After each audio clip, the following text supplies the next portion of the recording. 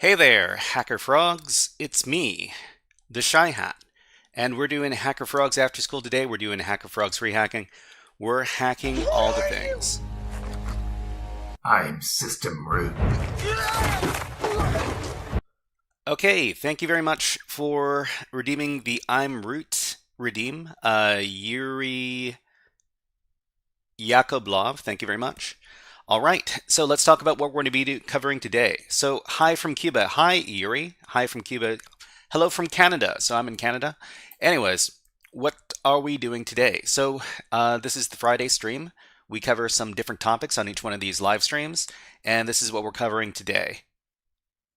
So, the first thing we're doing is we're going to be talking a little bit about a new little project I started up. Learning Godot game development. Some people call this Godot, but apparently a lot of people prefer to call this Godot. It's an engine for game development. I'm going to be talking about what I've learned in my very limited time learning about this game engine, and that's going to be the first topic of the day. In the second topic, we're going to be doing some web app hacking demos. So the web app hacking demos are going to be over at OLIcyber. OLIcyber is an Italian CTF platform for learning about cybersecurity skills, but we've got translation functions that we can do with our web browsers, so we can translate all the challenges over there. And the general hello over here, and La Epic HackerFrog, hello, nice to see you. What is going on, the general? And hello, Sky Renbrook, hello, nice to see you here as well. Port Buster says, no worries. If you want, you can take a beginner's approach with Dogbolt. Gotta go. And yeah, hope to see you. Hope to see you again soon, Port Buster. Thank you very much.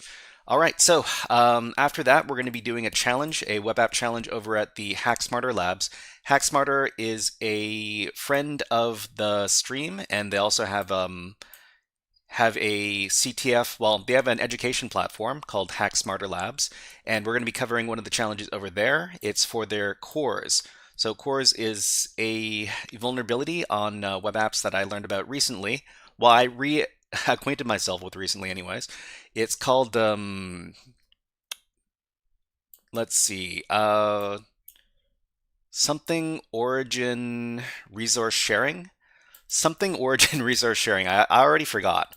But anyways, we're going to be covering that challenge over at HackSmarter, and that's going to be the third hour of today's stream. In the fourth hour, we're going to be going back to some Windows-related stuff. This is going to be PowerShell. We're going to be learning about some PowerShell commands from the UnderTheWire website with their Sentry Labs. That's going to be the fourth topic. The last topic of the day is we're going to be doing a Windows CTF box from the Vulnyx platform. It's the SRV. SRV stands for server or service, one or the other. We'll see. And DevGeek says, hi from the Bahamas. Hello, nice to see you here, DevGeek. And Cypher. Cypher says, it's Saturday morning and watch all day this time. Well, I hope you have a good time watching. Okay, so Yuri says the topic cores is essential for managing APIs. So you definitely need to worry about whether or not people can take advantage of your web app through stuff like cores, and we're going to be talking about that later. All right, so let's start into the first topic, and we're going to be talking about my experiences with Godot. Or, sorry, it's not Godot, it's Godot. Godot. Let's put 60 minutes on the clock. I'm probably not going to use up the whole 60 minutes talking about this, but let's talk about it nonetheless. Okay, so I recently started up a new little project. I wanted to learn about game development. Why? Wanted to learn game dev to create education games. So why do I want to create education games? Well, I want to make games to teach fundamentals or tech fundamentals for people who want to get into cyber. Okay, and well, one of the great things about about AI LLM technology in general is that it LLMs, so that is AI tech like what does everybody like to use? They like to use Claude. They like to use ChatGPT, etc., etc. So these are good for learning new novel skills like coding and all sorts of other stuff, coding or tech in general. And I think these are really good. These are really good tools for education. Well, I mean, tech in general. You can also use them to learn like language skills. Well, IRL language skills. For example, English, French, etc., etc.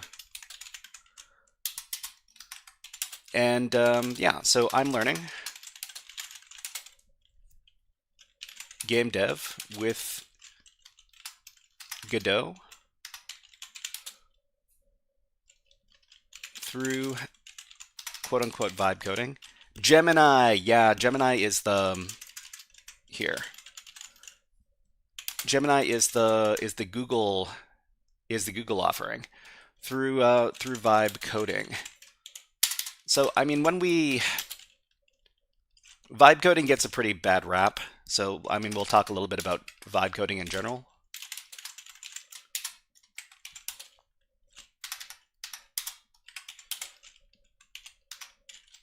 People who vibe code are vilified because they're getting the tool to do all the work for them. But I think vibe coding can be a great tool for learning new languages, the new coding languages, and specifically.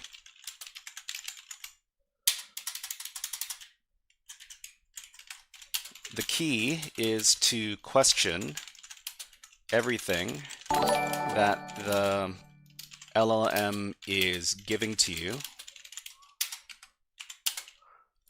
and learn about the language / game engine as you go along.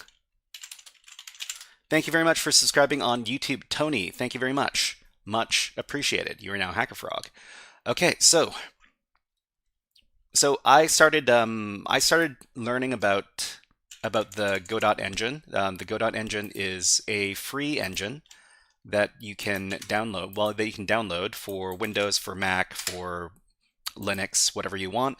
And thank you very much for subscribing on YouTube, Craig H. Thank you very much. Much appreciated. So you can find it over here at the Godot website, and I'll talk about a little bit about what I've learned about Godot or Godot engine. I'm gonna keep on making that mistake. I really want to call this Godot for some reason when people call it Godot. Okay, and Eddie, hello, nice to see you here. What is up with you? We're just talking about game development, vibe coding, all that other good stuff. Okay, Yuri says, do you think low code and AI will replace developers in the long term? That's the biggest fear of developers. I mean, the biggest fear of developers, yeah, that makes a lot of sense. Well, we'll talk about this as well. The great AI replacement in the tech industry. So I don't know what is actually going on. The really big companies have been looking to downsize their workforce or their tech workforce because they believe that AI, well, that fewer numbers of developers assisted by AI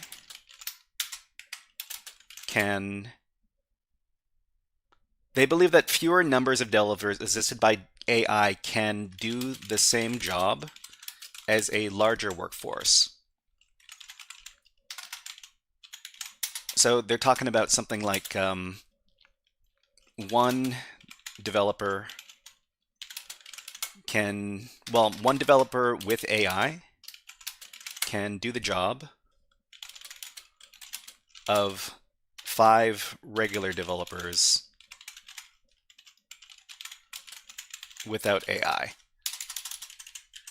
I don't know if this is actually happened, but this is the fear that people are going to get laid off, and the companies are not going to replace those workers that they laid off. And the people that are most at risk for this kind of replacement, the most at risk positions are junior developers. Or I guess we'll just call them junior devs. Whether or not the numbers are going to be like this, like 5, they'll lay off 80% of the workforce, and the last 20% is going to do the job of the remaining 80%. If they're assisted with AI, I'm not too sure if that's actually the case. But this is the fear. I hear that hiring in tech in general should pick up in the next couple of months. So maybe in March and April, we're going to see larger tech companies start hiring again. But this is just something that I've heard from other people that I've talked to. This is not, something that I'm basing on empirical evidence or anything like that. Okay, so let's talk a little bit about the Godot engine. So the Godot engine is a popular game dev engine that features a scripting language that feels a lot like a combination of Python and TypeScript. Thank you very much for following on Twitch. Brosagave. I'm not too sure how to pronounce that name, but thank you very much. Much appreciated. And Freddie, thank you very much for subscribing on YouTube. Okay, so a popular game dev engine that features a scripting language that feels a lot like a combination of Python and TypeScript. So the name of this scripting language is called GDScript.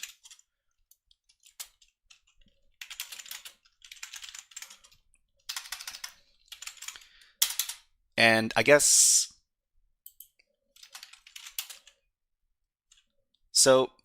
we can go back to talking about vibe coding to learn about game dev. So vibe coding to learn about game dev is all about shortcutting the learning process. So where previously,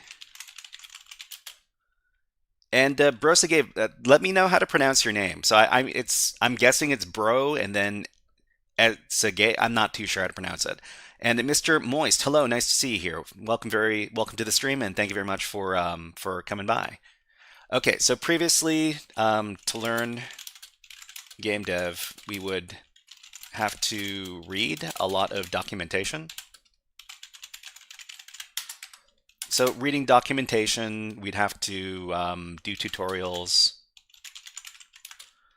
and start very small. I mean, as far as I'm concerned, I'm also trying to start very small, but I'm also trying to shortcut the learning process by using the AI to write code for me, and try to figure out what the code is going as I go. Brosa Gave. Okay, thank you very much for letting me know. So I'm skipping I'm skipping the tutorial project. The tutorial project step of learning a game dev engine and going straight to making a little game. Okay, and burner email. Hello, nice to see you here.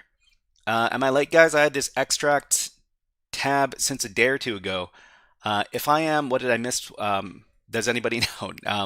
I mean, I can tell you right now. We just started, and we're going to be talking about vibe coding. I've got a new little project I'm trying to do, learning about game dev through the Godot engine, and I'm just talking about my process, the process, how I'm thinking about it.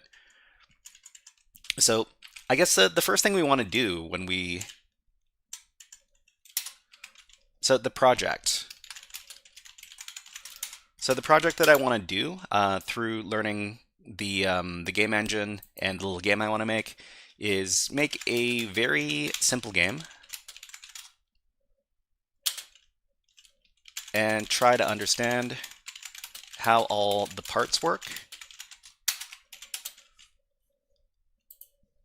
So the interface, well, I guess the big difference between types of games that you develop these days are 2D games versus 3D games. We're just going to make a very simple 2D game with a tile, well, with a tile/grid interface.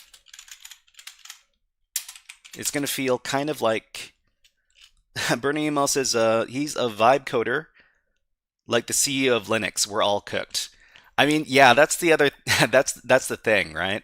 One of the reasons why vibe coding is becoming more legitimate is because Linus I don't even know how to spell his name. Torvalds,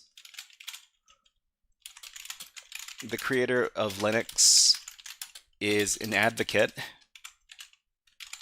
of vibe coding. Well, I mean, why is Linus Torvalds an advocate of vibe coding? I think one of the reasons why Linus is okay doing vibe coding is because Linus knows how to code, and he can identify if the code he's getting back from the LLM is bad. So also because Linus is a experienced coder, he can debug any bad code he gets from the LLM without problems. So this is the opposite of people who know absolutely nothing about coding and try to do vibe coding. They ask the AI to code something for them, and then they copy paste it into a window and try to compile it. And if it doesn't work, then they don't know how to react. They can go back to the LLM and ask it to fix their code, but even if they're just it's basically like trust. It's trust in the LLM to not do a bad job. Rob Vo, hello, nice to see you here, man. What is up? What is up? Okay, so yeah, Linus Torvalds is an advocate of vibe coding. That's one of the reasons why vibe coding is becoming more and more popular and more legitimate. Okay, so my project in Godot is to make a very simple game to try and understand how all the parts work. We're making a 2D game with the tile or grid interface. We are taking inspiration from old school RPG interfaces. So that means we're walking around a map. We are talking to NPCs, and we are, I guess maybe we're managing an inventory. Managing an inventory of items. maybe we're going to get experience points and level up. Who knows? Okay, so Burner Email says, I'm later experiencing the drawback of vibe coding. I'm on daily driving Linux and I'm having to deal with stuttering and freezing gray screens. From day one, nonstop, I'm trying to fix it. This is why I'm against vibe coding. So when you say that you're daily driving Linux, what kind of vibe coding have you implemented into your Linux system? So I mean, the thing about vibe coding is that it's hard to the more experienced you are at coding in the language that the vibe coding is being done in, the safer it is, and the less you know about the language that is being vibe coded in, the more dangerous it is, and the more inconvenient it is to try to troubleshoot any potential problems. Okay, so let's see. Burn Email says all the help I can't do boot parameters, pcom config, etc., etc. I mean, I think this is a good opportunity to, with whatever code you get back from the AI, you might want to ask, what does this setting do? What does that setting do? How does this all work together? And try to plug some of the gaps in your education regarding those boot parameters and all that other stuff. I think it could make for a good learning experience. Of course, some people just want the vibe coding to get done so that they can move on with their lives. But it's yeah. Sometimes you just want to copy and paste and then and get the thing done, but it's kind of dangerous at that point. Okay, so this is the project over here, and yeah, so I decided to ask the AI to help me write some code to make my little simple interface RPG game, and yeah, and the result is this. So I created a few different scripts inside of the Godot engine over here, the Godot engine. Okay, Bravo says, how do you recommend it to reverse engineering game? Sorry, let me catch up with the other message. Bernie email says, I can't get actual people to help me.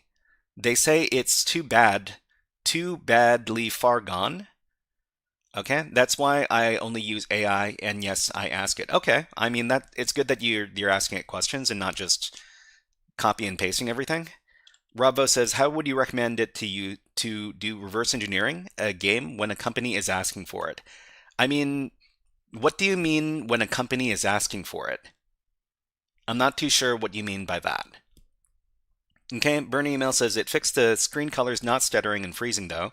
I mean, anytime you're, are you working on a VM, or are you working on like a bare metal system? Because I mean, anytime you're messing around with your system settings, you need to be careful to be able to reverse those changes. Because if you're not able to reverse the changes, then you can end up with a system that is unstable and doesn't work anymore, right?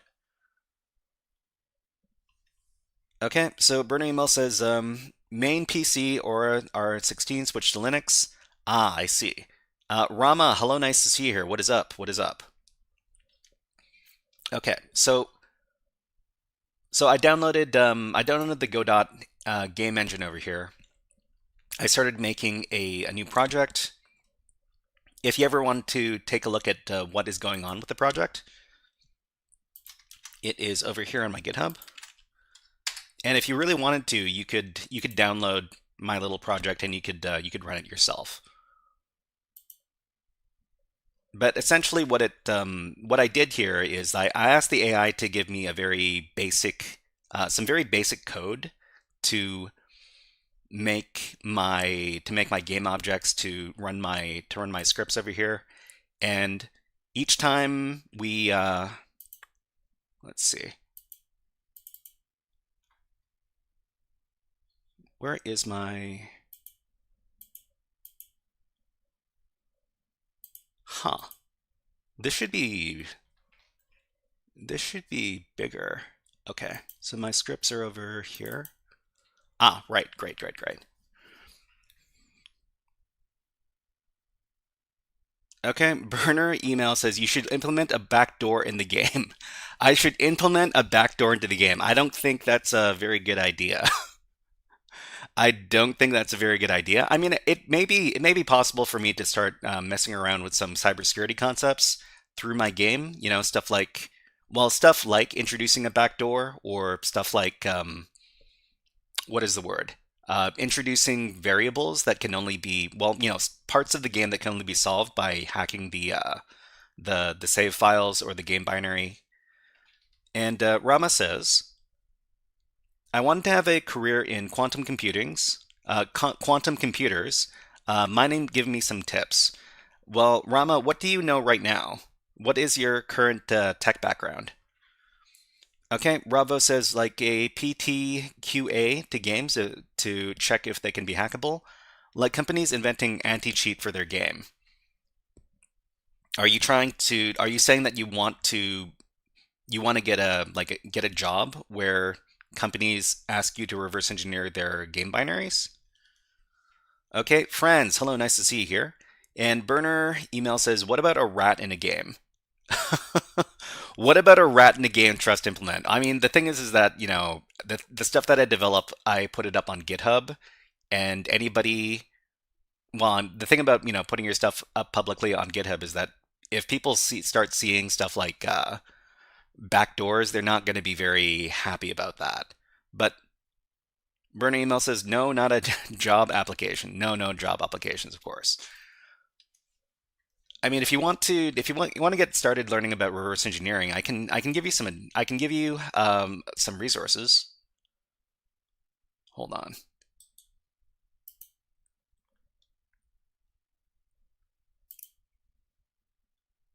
So reverse engineering in particular, we got a bunch of learning resources here on HackerFrogs.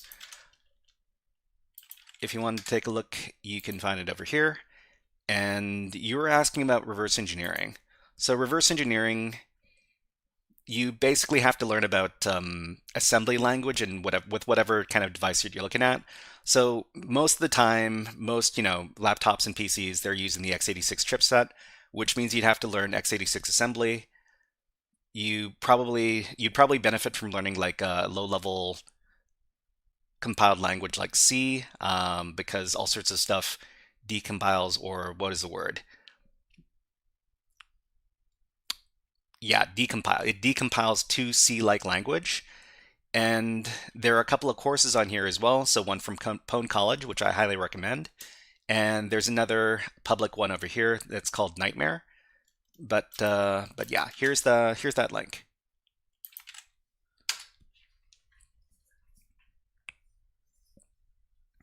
Okay, Rama says 16. Oh, 16, okay.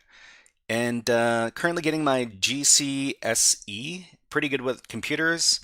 I know HTML, CSS, JS, Python, Linux, especially from quantum computing. I mean, the thing about quantum computing is that I don't know too much about quantum computing, aside from the fact that quantum computing is supposed to be the future. Quantum computing is supposed to let you be able to crack, what is the word? Encryption, all currently implemented encryption very easily.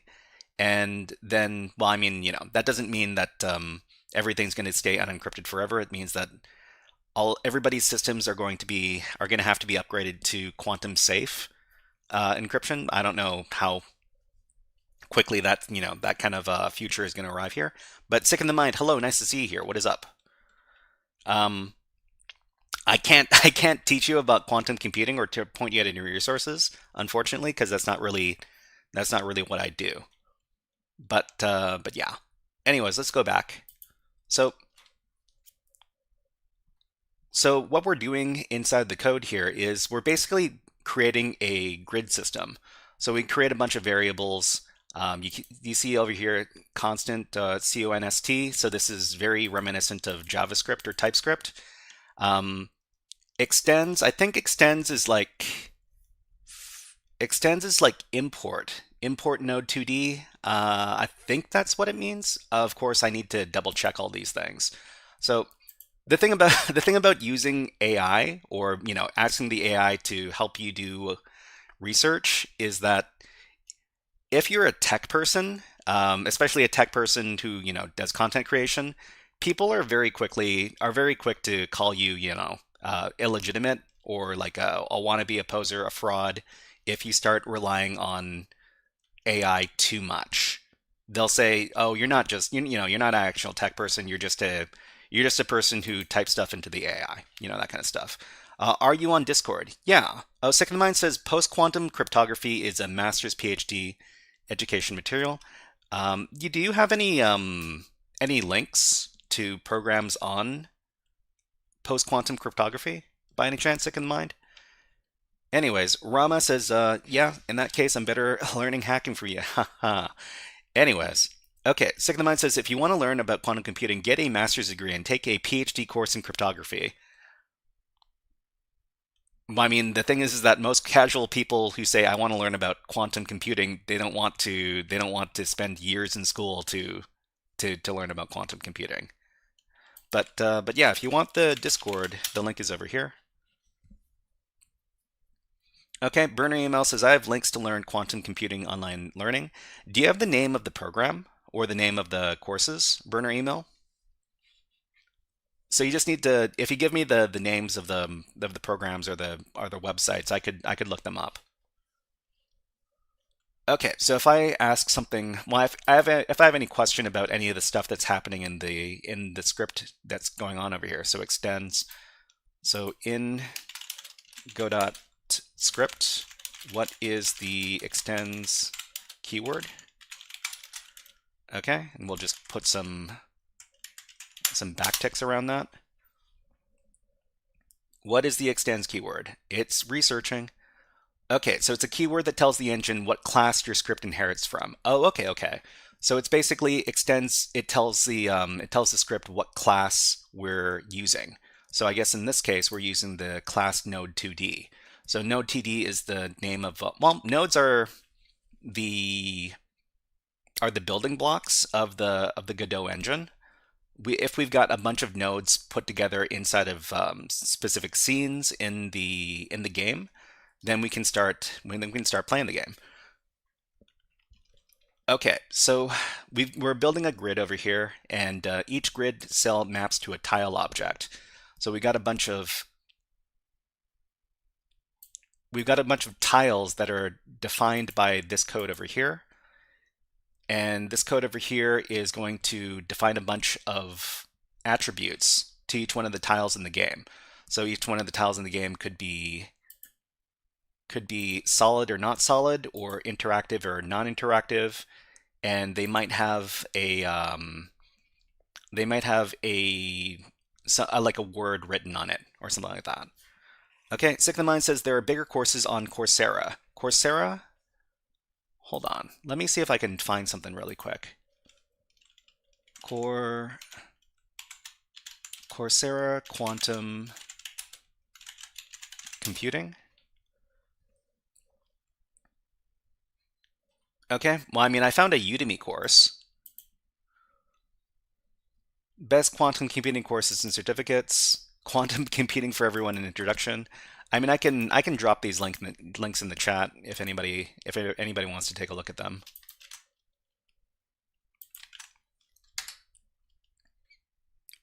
Wow, why is that link so big?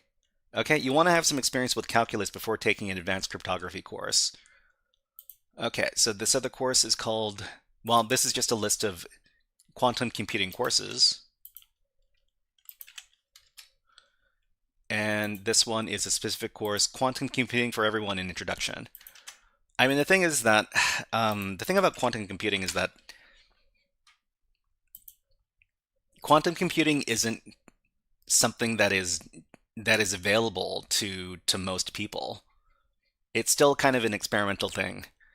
I think it'll become like a really big topic once it becomes widely adopted, but that day is not here yet.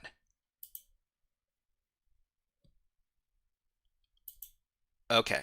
So yeah, so we got a tile class over here that we applied to each one of the grid cells that we're creating in our game. which is defined over here. And then what else is happening? We also created a little function to determine which way our player is facing, so facing up, down, left, right, etc., etc. Okay, so there is a YouTube channel called 3 Blue 1 Brown. That's pretty good for quantum computing or for game development. Which one, Rama? Second of mine says it's kind of realistic as certain financial institutions are already in the process of implementation. So, I mean, financial institutions are probably going to be the first ones that are financial institutions and like government and like government applications are going to be the first organizations to adopt quantum, what is the word? Quantum safe cryptography because they don't want to be they don't want to have a rude awakening when suddenly a bad guy is attacking their systems with quantum quantum, what is the word? Quantum encryption breaking programs, right? All right, so we create a little function for which way our player is facing over here with these. One thing that I really learned pretty early on when I started learning about Godot is that there are these objects called vectors. So vectors in this case, they're just a set of coordinates. So these are coordinates you can apply to your game objects. Okay, so Rama says he's a maths guy, explains some theorems. He also made his own coding language for animations, but he can check them out for quantum computing too. So 3 blue, 1 brown. 3 blue, 1 brown. Okay, let's check this guy out on YouTube.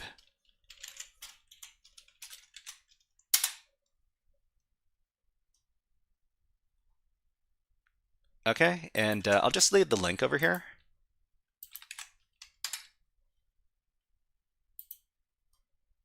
In case you are interested in quantum computing and like math stuff. Anyways, okay, and we wrote a little helper function to figure out which cell is in front of the player. So the player cell plus facing direction, and we get those coordinates.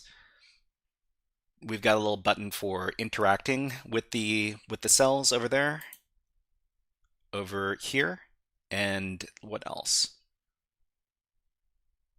So there's also a function that we run when we initialize the game, which figures out which tiles are interactable and which tiles are solid and cannot be passed through by the player character, that kind of stuff. And I guess, oh, the other thing is the input handling in the game. So controlling the player in the game is handled by this function over here, and it essentially is a big if. It's a big if statement depending on which player input button is put in. So for example, the action button, the move up button, move down, left and right, that kind of stuff.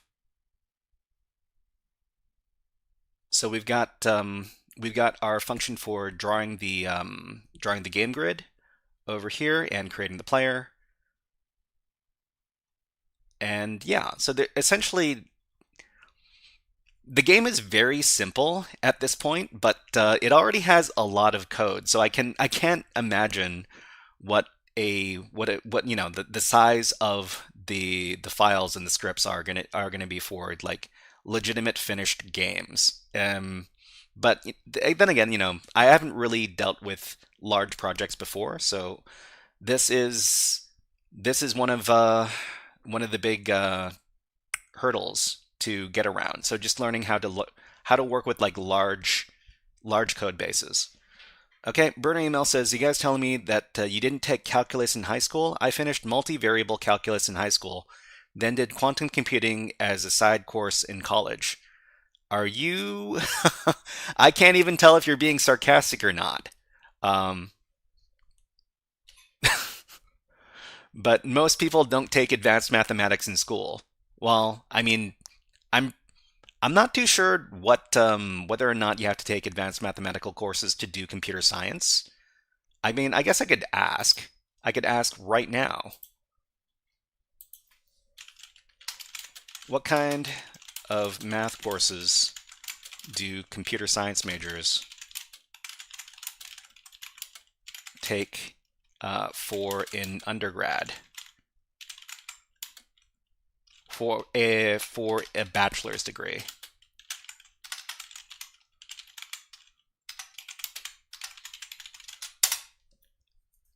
Okay, Sick of the Mind says at least geometry and calculus. Sick of the Mind says I'm throwing a follow on three blue, one brown guy. His neural network video is sweet. Sorcerer says I am. Oh, you're taking multivariable calculus and or are you taking quantum computing courses in college right now? Okay. Okay, Rama says math is important for computer science, but you can get your way around it. Bernie ML says pyrotechnics. Pyrotechnics? Sick of the Mind says geography, trigonometry, and calculus. Slyborg says I only got through pre-calculus. Can you though? So Sick of the Mind is probably talking about getting around the math, which is important for computer science. What does our good friend Perplexity say? So most computer science bachelor's programs require 4 to 6 core math courses, typically focused on discrete math, calculus, etc., etc. Slyborg, hey, hello, nice to see you here. Did you know that Slyborg is a InfoSec streamer? She streams InfoSec stuff like programming and hacking materials. So let's go ahead and give her a shout out. There you go. Please follow her channel. Okay, Sorcerer says, but seriously, discrete mathematics. I mean, I'm garbage. I'm garbage at math. So anything I need to learn about math, as it pertains to programming and computer science, that kind of stuff, that is all stuff that I have to learn on the fly. So most computer science bachelors include discrete math, calculus, linear algebra, probability statistics, commonly required math courses, discrete mathematics. So this is where I would struggle if I was actually taking a course, if I was actually pursuing some sort of degree in computer science. I did not get my degree in computer science. I got my degree in visual arts. So I learned about drawing people with pencils and not about advanced mathematics. So I guess that's a disadvantage for me there. Okay, so Sick of the Mind says discrete structures, discrete structures. Okay, Slyborg, what up? What up? And it does say discrete math. Okay, Sick of the Mind says linear algebra is way easier than calculus. I don't even know what the definitions of most of these things are. Okay, so how much math overall? Across US programs, most CS majors take roughly 5 to 6 math courses with discrete math and calculus, linear algebra. I mean, the thing is that even if these math concepts are being taught in the computer science bachelor's degree programs, how much of this actually makes it into the computer programs that they code? Because there's a difference between learning the math and applying the math. How much of this mathematics is applied when you start doing computer science development work or app development work in general? Depends on what you're coding. Okay, that makes a lot of sense. Anyways, let's go back. So I'm making my happy little game over here and trying to understand all of the different elements of the code that are being thrown at me when good old ChatGPT says that you need to use this code to build the game. So as far as what the code actually does, let me show you. Let me show you what the game looks like right now. So inside of the Godot engine, you can start playing your game by pressing the little run button. And it's very, very primitive right now. So I'm not really focused on making the game look nice. I'm only focused on getting the skeleton of the game to work. So I've got the start screen over here. We've got 2 buttons that say close game and start game. So I click on start game, and then we've got our grid. So basically, the only thing I have as part of the game is my little player character, which is the green square, which moves around and has a facing, depending on which direction that the arrow is facing in. and we've got this little grid that we can move around in. So the only thing we can do is we can't go through these question mark blocks over here because we've coded them so that we can't pass through them as the player character. And the other thing that we've coded is that if we can interact with each one of the squares that we're facing. So if I'm facing the corner square over here, we see a debug message that says no interaction at 3, 0. So 3, 0 is this is the grid coordinates. Okay, so let's catch up with chat. Sorcerer says, check out the streamer e to the pi.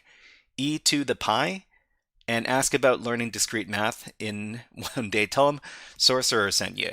Um, yeah, you can leave the link in the chat if you want to, Sorcerer. You can do that in Twitch chat.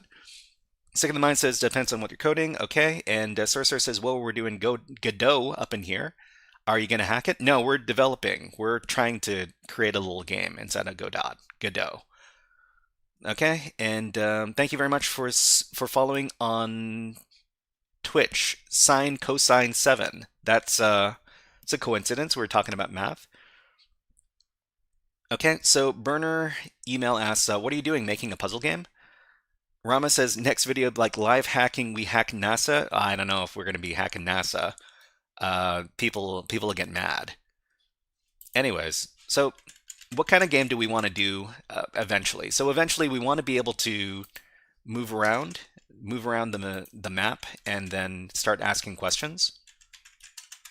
So we can interact with these objects over here, and we can pass through some squares. We can't pass through other squares. Eventually, what I want to do with this first game is just make a little quiz game where we can practice our networking knowledge. So learn about stuff like what private IP addresses are versus public IP addresses. What is a proper format for an IP address, and other like basic networking questions, like the different protocols and identifying them. All that fun stuff. Okay, so Sorcerer says, cool, worlds collide. Been surfing the Godot streamers too. That's great. But I think we're gonna stop here.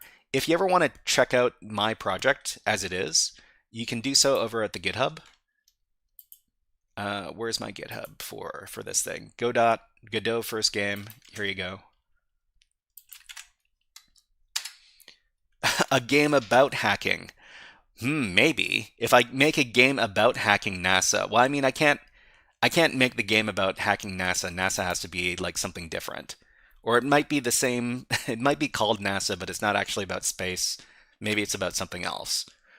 All right. But anyways, I think we might start our next topic early. And what are we doing today? So we talked about our first topic. We talked about Godot game development, and we're going to be moving on to our web app demos. So how do you hack web apps? Well, I'm going to do some demonstrations on how to hack very, very specific web apps, starting in just a few moments.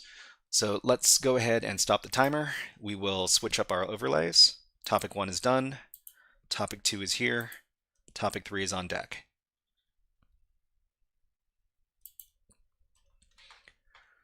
And we're going to be working on this platform over here. So if you ever wanted to start doing some easy, well, they've got all sorts of challenges over here. Careful not to get your account banned if you work over at this platform.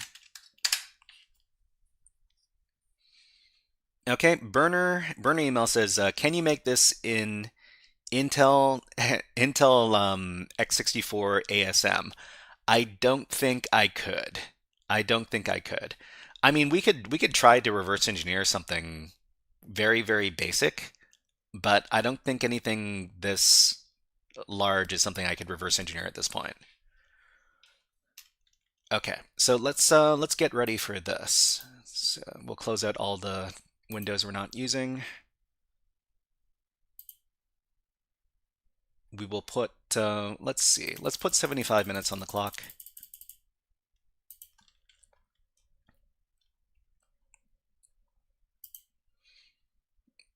Okay, and we're going to be doing a walkthrough for OLIcyber web app stuff.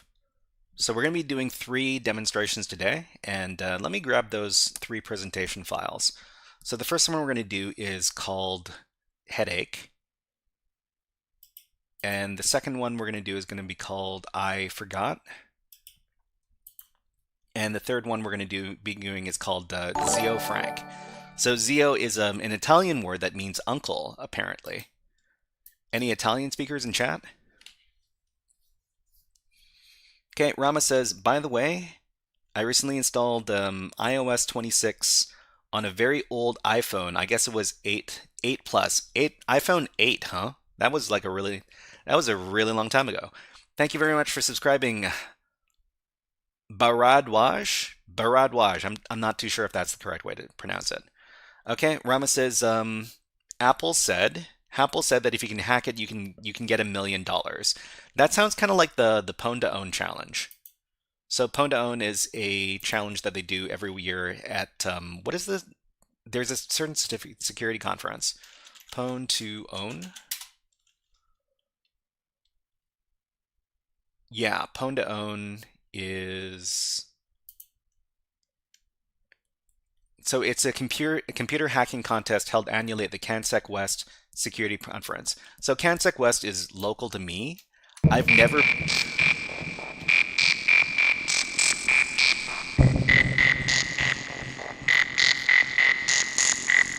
Slyborg, thank you very much for redeeming the frog song. It's a little music bite or a little sound bite that I thought sounded like a frog.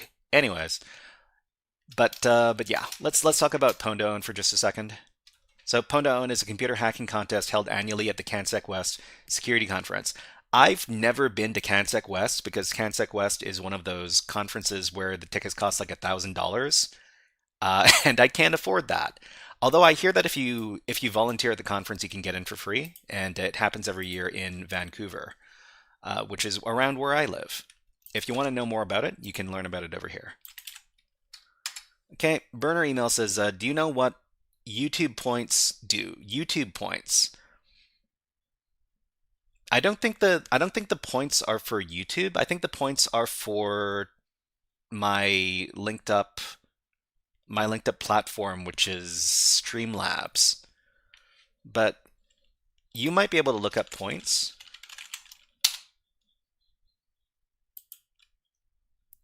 Yeah, that's that one should be linked up to the Streamlabs platform. Anyways, okay. So let's so yeah, that's Pwn to Own. It's all about hacking stuff and getting prizes. As far as like Apple is concerned, Apple does have a bug bounty program. Apple bug bounty program, and if you were to find any really large security issues in any Apple products, you could probably get paid a lot of money to disclose it to them instead of selling it to somebody else. But yeah. If you're interested in taking rewards reaching $2 million, well, I mean, if you're an elite hacker, maybe you can make that money. But anyways, let's get into our challenges over here. So remember, when you're logged into the OLIcyber website, everything is in Italian, but most of the browsers these days have a translation feature. So I'm just going to go over here. I'm going to translate everything from Italian to English.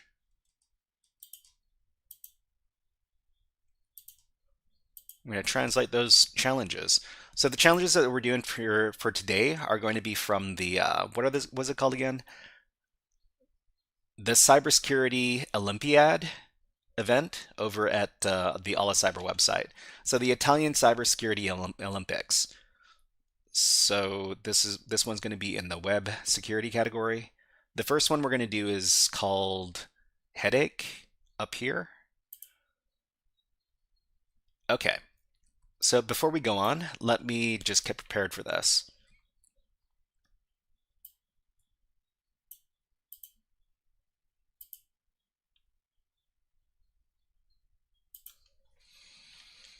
What's the link to the Italian site? Yeah, I can give it to you right now.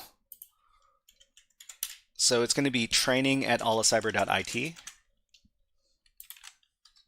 This one right here. Okay, let me do my YouTube intro.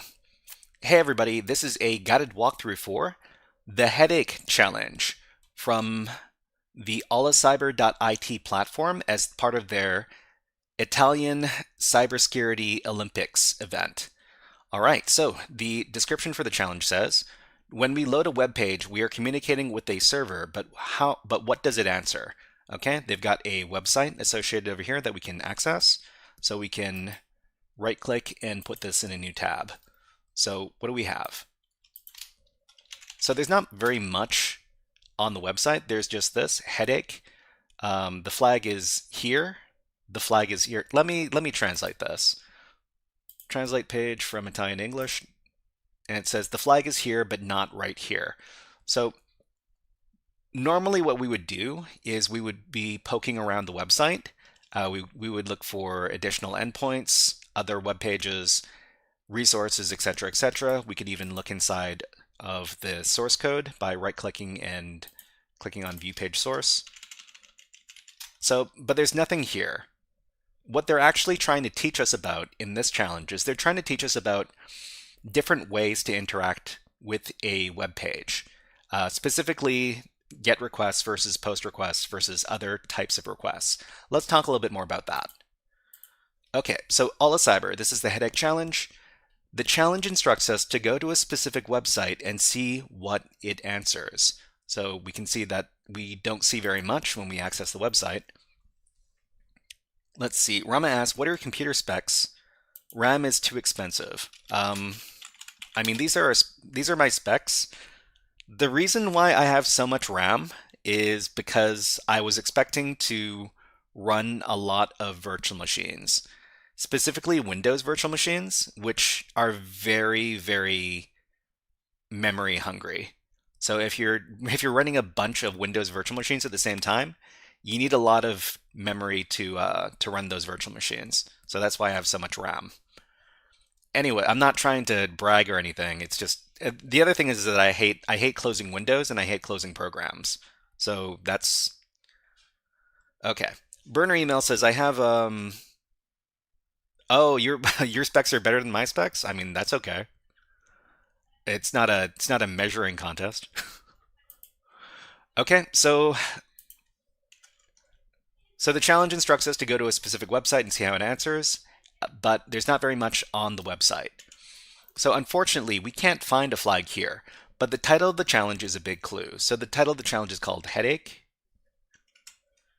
And what we're really talking about here is HTTP methods. So whenever we request a web page with any device, for example, our web browser, we have to use a specific HTTP method. So HTTP methods are also called HTTP verbs. And we've got some example HTTP methods over here. So we've got the GET method, the POST method, and the HEAD method. So generally, the GET method is the most common method that devices use to interact with web pages. And that method simply retrieves the web page contents. There's also the POST method, and the POST method is also a very common HTTP method.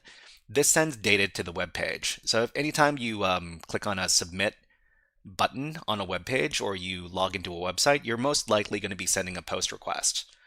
And the last method we're going to be talking about for today's challenge is going to be the head method. So the head method is going to retrieve a web page's response headers. So each time you send an HTTP request or receive an HTTP response, you receive a bunch of headers with different information. And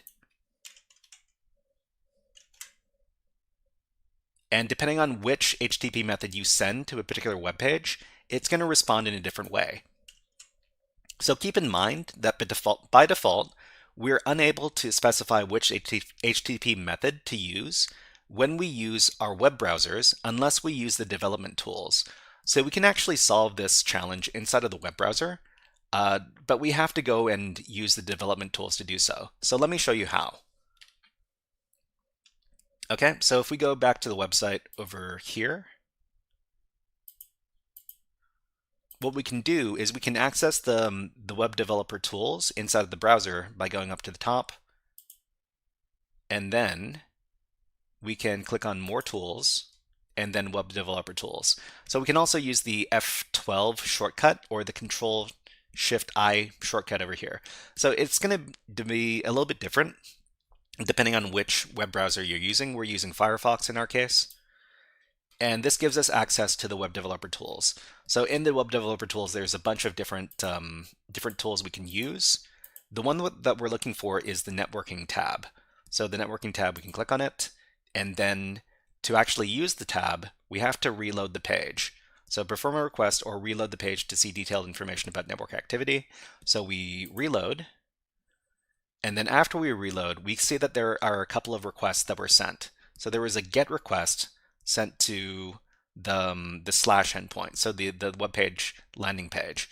So we can click on it, and it'll show us all sorts of information about this request, such as the headers, the cookies, and some other stuff. Okay, so what we want to do is we want to change the method that we use. Instead of the get method, we want to use the head method because the challenge is called headache. So we can right click on the request, and then we can select edit and resend from the menu here. Okay, and so the final thing we need to do is we need to change the method over here from get to head. So we can choose any of these methods over here, and we'll choose head, and then we will click on the send button. Okay, so after we do that, we send the head request, and in the result, we can see some cookies over here. So not cookies. Let's see. So the headers are over here. These are our request headers. So request headers are what we send to the server, and what we want to actually see is the response. So the response is going to be over here. Hold on. Headers. Oh, the response headers are here. Sorry. I thought that the request headers and the response headers would be in a different place. Okay, so we can see here in the response headers, I don't know if I can make this much bigger. I can copy the contents though, and then I can put it in my text editor.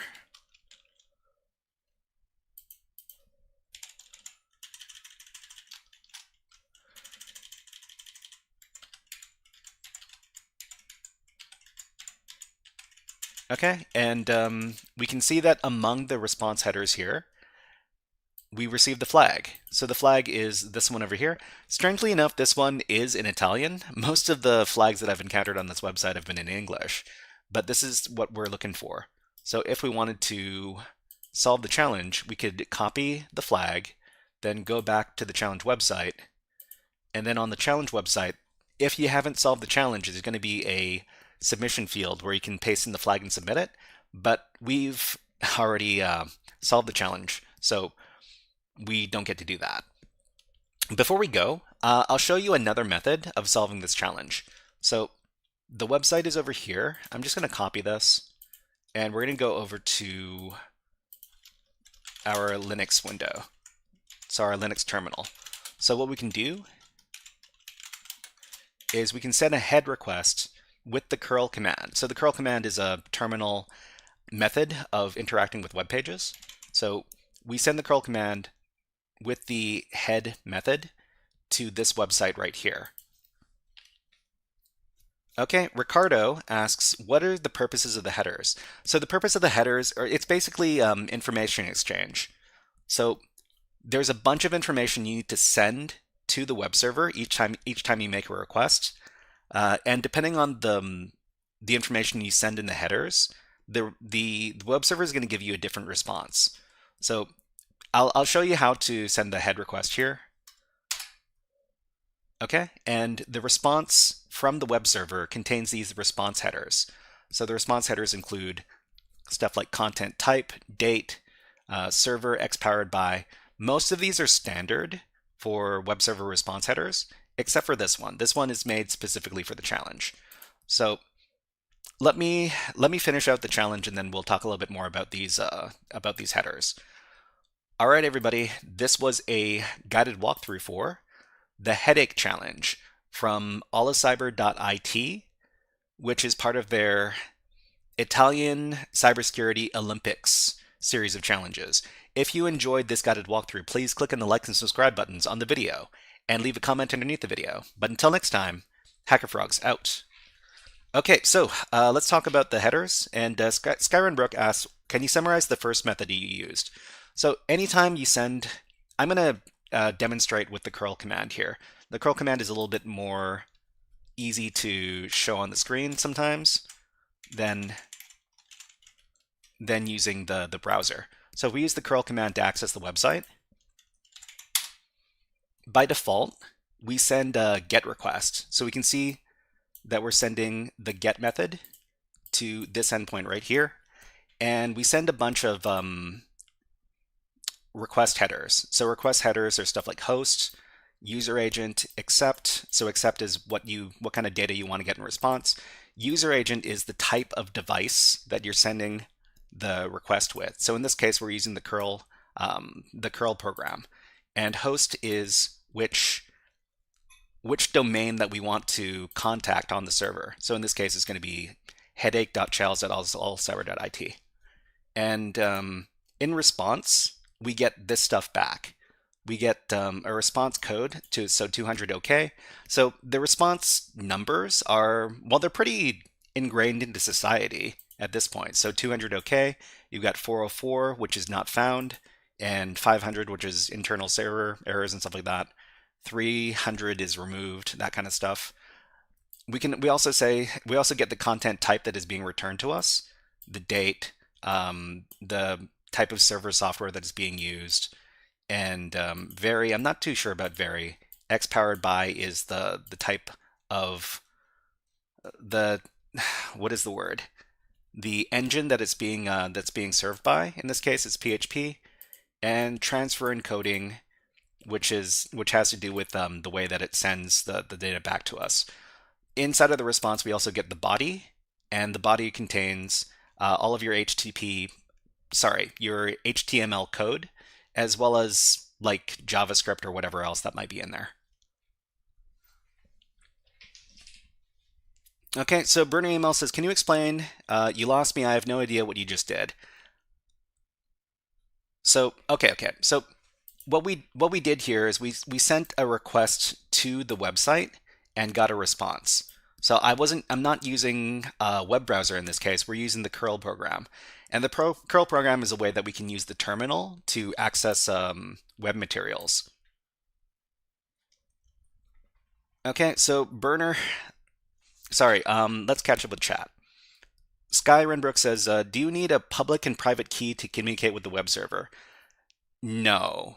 Generally, you don't need. I mean, if these were encrypted web pages, maybe, but we're dealing with unencrypted web pages in this case, and even if they were encrypted, we wouldn't see most of what was going on. What we would see in the output is everything after it's been decrypted. So in this case, we send a GET request by default, but we can also send other methods if we wanted to. So using curl, we could send like a head request. So if we go in here, we do curl head. Then we see the type of request that we send to the server changes. So we send head. So head is the method here. And in response, the server sends us different information.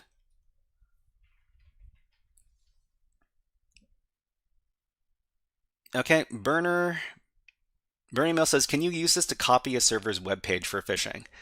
I mean, yeah.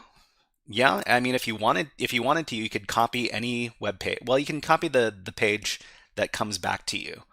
So, for example, here, the page contents are not super complicated. If we go inside and just take a look at the page source, we could recreate a web page that looks exactly like this by just copying the source and hosting this web page somewhere else with this code. Of course, this is just the stuff that comes back to us. The stuff on the back end that's different code. Okay, so this is the response if we give the web server a head request. So the head request doesn't actually give us a web page body. It just sends us the headers, and that's it. Okay, let's move on to the next challenge. So the next challenge is going to be a little bit more difficult. Let me get that set up.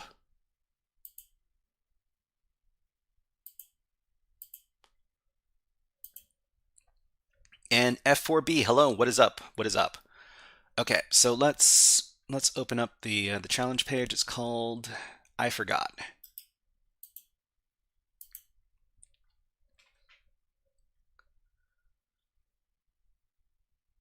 All right, let me do my intro for YouTube, and then we'll start. All right, everybody, this is a guided walkthrough for the I Forgot challenge from OLIcyber.it as part of their Italian Cybersecurity Olympics series of challenges. So, looks like we need to translate the web page. Just a second. We'll translate from Italian to English. Okay, and it says, so the challenge is called I Forgot. The challenge description says, someone is really very confident that they eliminated everything you need to solve the challenge, but maybe there's still something hidden around. And they've got a little website that we can access, so we can go to the website and see what's going on. So the website's very cheeky. It says, nothing here, with a little smiley face. Rama says, good night. It's midnight in Dubai, going to sleep right now. Good night. Hey, no problem, Rama. Thank you very much for coming by, and hope to see you next time. So what can we do? So typically in these kind of beginner cybersecurity challenges, especially in the web category, what we want to do is we want to find different endpoints. So different endpoints means different parts of the website. And a very common part of the website for beginner web challenges is the robots.txt page.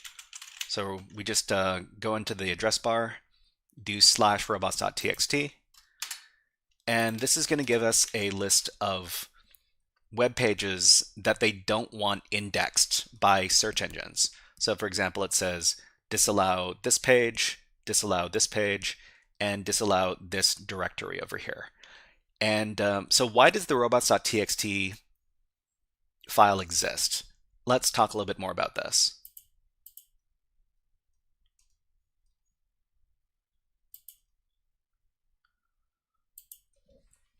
Jordai, hello, nice to see you here. And thank you very much for following Matnology.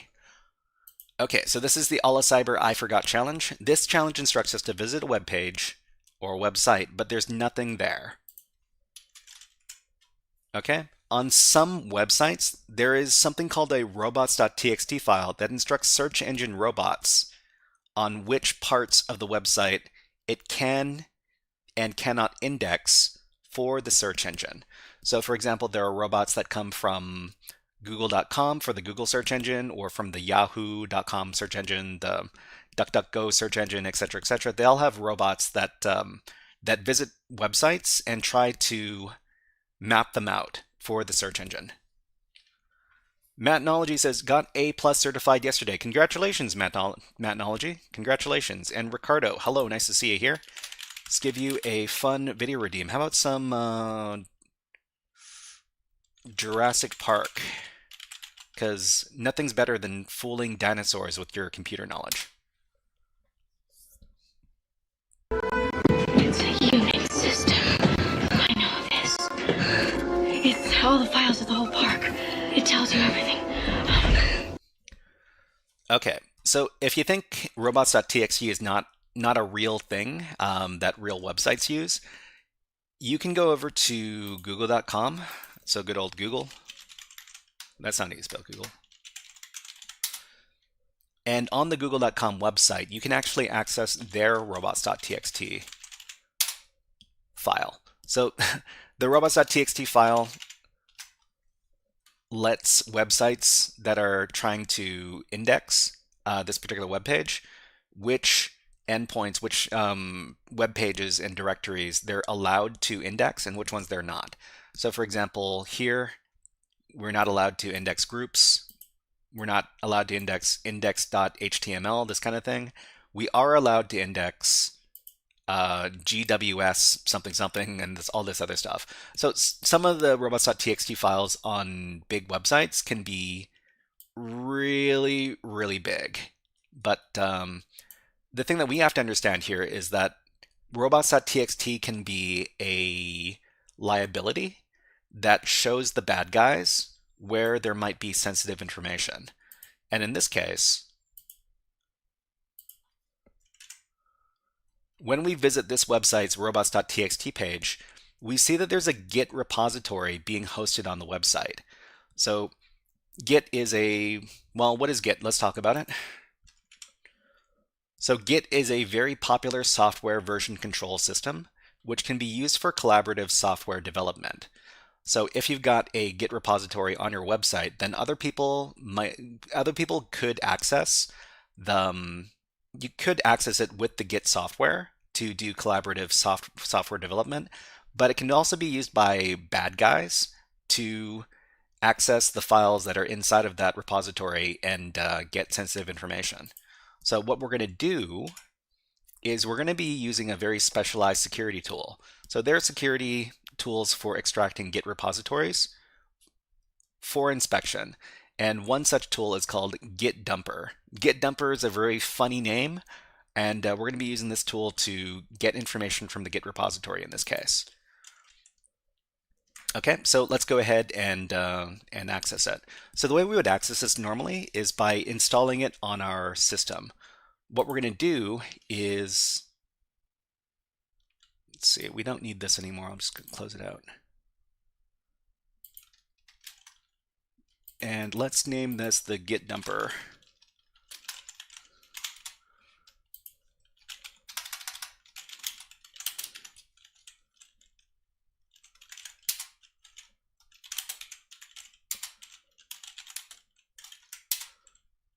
Okay. So what we're going to do to install the Git Dumper tool is we're going to create a virtual environment. So the reason, the Git Dumper is a Python tool. So the reason why we want to access these Python tools in virtual environments is because keeping track of module dependencies inside of Python is a big pain in the butt. So what we prefer to do is we try to run specialized Python software inside of virtual environments to keep it away from the rest of our Python libraries and such. So we're going to create the virtual environment here. We're going to activate the virtual environment, and then we're going to install Git Dumper from here. So we can do pip install Git Dumper to install the tool. Okay, it's going to take a couple of seconds to install, and then we can use the tool Git Dumper on this Git repository over here. We have to reference the start of the Git repository. In this case, it's iforgot.shells.olicyber.it/.git. And we're going to output all the files into this directory called iforgot. Bernie email says, was I supposed to do this in the temp HF directory? Now what do I do? Pigro says, what is the best Kali or Parrot OS? Use either. Use either Kali or Parrot OS. They're functionally the same. There are some people who are going to get who are going to say that they're very, very different. They're not very well, as far as I know, they're not very, very different. Okay, so Bernie ML says, was I supposed to do this in the temp HF directory? You can, I would say do it in the temp directory so that you can get rid of the files after you're done. You don't have to use it. You don't have to do it in the HF directory if you don't want to. Okay, so we're going to run Git Dumper. After we run the tool, it's going to download all of the files from that Git repository. Den Kyako, nice to see you here. What is up? Okay, so now we've got an I forgot directory in here that we can move into.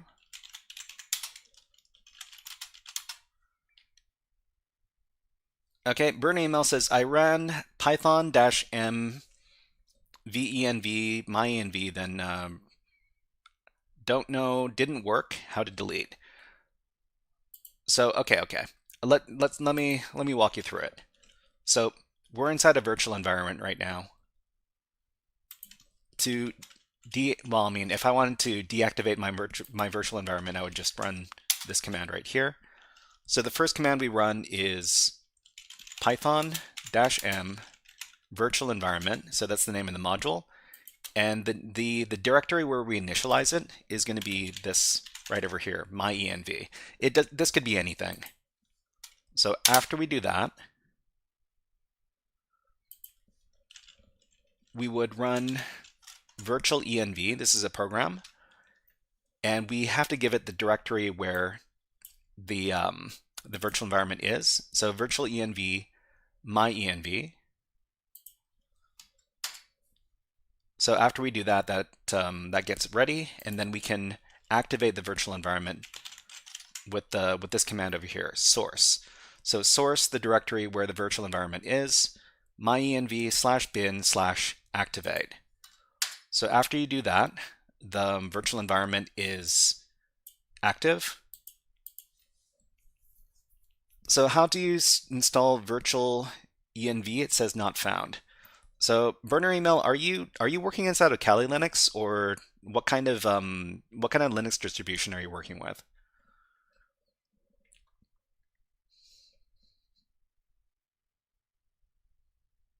Jordan asks, random question. But do you create the slides yourself? Yeah, I create the slides myself. They're not very professional looking. It's just white. It's just black text on a white background with some pictures.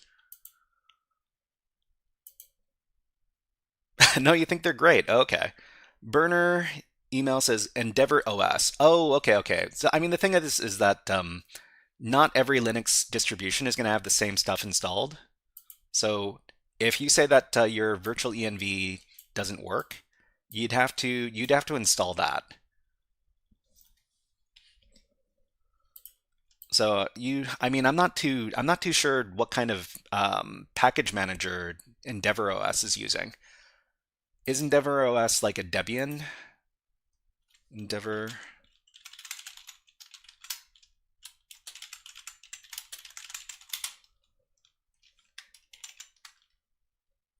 Okay, so if you're looking for, no, it's not graphical.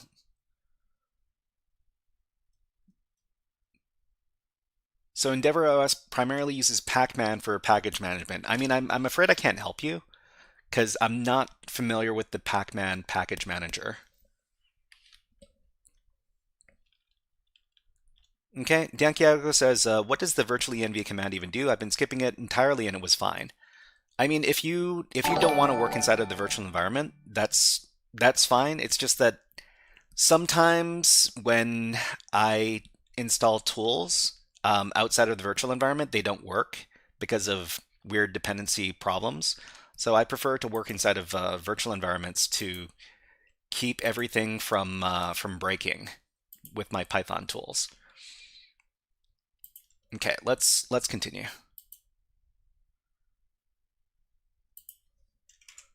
Okay, so after dumping the Git repo, we can find the flag in the Git log. So basically, this is going to be a very, very basic interaction with Git, but inside of the I forgot directory over here, we got the .git file, which lets the Git program know that this is a Git repository. So you can run the git log command with -p to print out all of the previous commits that have been logged by the system. So if we do that, we get this one over here. So we got, what do we got? We got this commit over here by Super Hacker, of course, and it says removed flag. So they removed the flag from the system but we can see the information that they removed. So the information that they removed was the flag for the challenge. So it's flag, oh, really, did I forget to remove this .git repo? I guess you did. And we can copy the flag. Then we can go back to the challenge. And then on the challenge page, if we haven't completed the challenge, we can submit the flag and then complete the challenge. But in my case, we've already submitted the flag, so we don't see that option. All right, everybody, this was a guided walkthrough for the I Forgot challenge from OLIcyber.it as part of their Italian Cybersecurity Olympics set of challenges. If you enjoyed this guided walkthrough, please click on the like and subscribe buttons on the video and leave a comment underneath the video. But until next time, HackerFrogs out. Okay, so burner email says, I just found out how to do it. Let's see. I just do it, do the creating, then do source. It's way easier. I mean, do whichever method gets it done is what I like to say. The reason why I work inside of the virtual environment when I do this stuff is because sometimes I experience what is called Python dependency hell when I don't work inside my virtual environment, and it's yeah, it's a big pain in the butt for me sometimes. Anyways, let's deactivate this.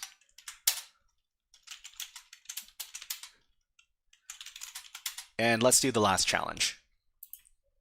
So the last challenge is a little bit harder. If you don't come from like a coding background, the next challenge is going to be a lot harder. But let's talk about it. All right, so challenges here. Web security, and this one is called Uncle Frank.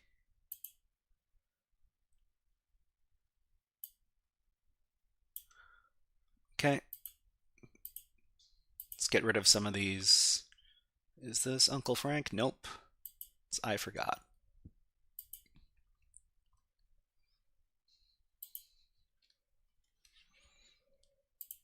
Okay. Let's go back to the challenge and we can start. All right, everybody, this is a guided walkthrough for the Uncle Frank challenge, known in Italian as Geo Frank. I'm not too sure, I don't speak Italian, but let me know how my pronunciation was. This is the description for the challenge says Uncle Frank has sorry, let me take that from the top. All right, everybody, this is a guided walkthrough for the Uncle Frank challenge, otherwise known as Geo Frank, over at the OLIcyber.it website as part of their Italian Cybersecurity Olympics set of challenges. So the challenge description says, Uncle Frank has a nice site, but to find the flag, you have to be an administrator. Okay, and they've got a website over here. So what's going on? Oh. Hold on, everybody. I solved this challenge earlier, so I need to delete my cookies. Let's see, storage, session, we'll just delete everything. Okay, restart. Okay, so when we come to the web page, we've got a login page with the username and password. Okay, and it says login. Don't have a login, we can register. So one important thing about this challenge is that we need to look at the challenge description carefully, because when you look at the challenge description carefully, you're going to see that there is an attachment that you can download. So when you do CTF challenges, make sure to examine the challenge description thoroughly to make sure that you're not missing anything. Because if there's something super important, like an attachment file that you need to take a look at, and you miss it, you'll never solve the challenge. So click on the attachment, that's going to download the file, and then what you can do is you can put it back in your own directory. You can unzip it and you can take a look. Okay, so what we're doing is we're going to move this GZ file that we downloaded over to our current directory. From here, we can unzip it. So this is a GZ file. GZ files are unzipped using the gunzip utility. So gunzip frank.tar.gz. And then after we've done that, there's another zip layer over here called frank.tar. So tar files are, what does the T stand for? So it's something archive. But anyways, it's an archive file. We can do tar xvf to unzip the file, or to, what is the word? Decompress it. Okay, after that's done, it's going to decompress these files. So gem file, main.rb, static. This is basically the website. This is the entire website. This is the entire website code. So all the files involved in the website. Denki Echo says you can do tar xzf or -z decompresses gzip archives. Yeah, I mean, basically what I do when I encounter stuff like this is I just if I don't know the exact command to unzip the thing, I'll just do a quick search online, but I should really remember these things after a while. Okay, so we've got all the website files that are involved with the website. The one that we need to really pay attention to is this one right here, main.rb. So RB is a Ruby file, and Ruby is a programming language. And in this case, the Ruby programming language was used to create the web server. So if we take a look at the main.rb file over here, we've got a bunch of code that basically tells the application how to build the website. So we've got code for a flag that we eventually want to get, and we've got a bunch of information for MySQL. So MySQL is a database system. So there's the database variables over here that are defined. There is a user table that is created in SQL with these commands over here. And then there's a bunch of different functions. So different functions that are associated with different actions you can take on the web page. So in this case, so if the user sends a GET request to the landing page, then it starts up a session. It tries to start up a session with the username. Otherwise, it's going to redirect you to the login.html page. And the important thing that we need to do is we need to understand what these two interactions here do. So there's a post request to this endpoint /admin/init, and it's going to set up an admin user is what it does. So if we send a post request to this endpoint, it creates an admin with a random name, and then it sets up a random password, and then it inserts this admin user into the database table. Okay, and it also gives us the username of the administrator as well. So this is a really big no-no.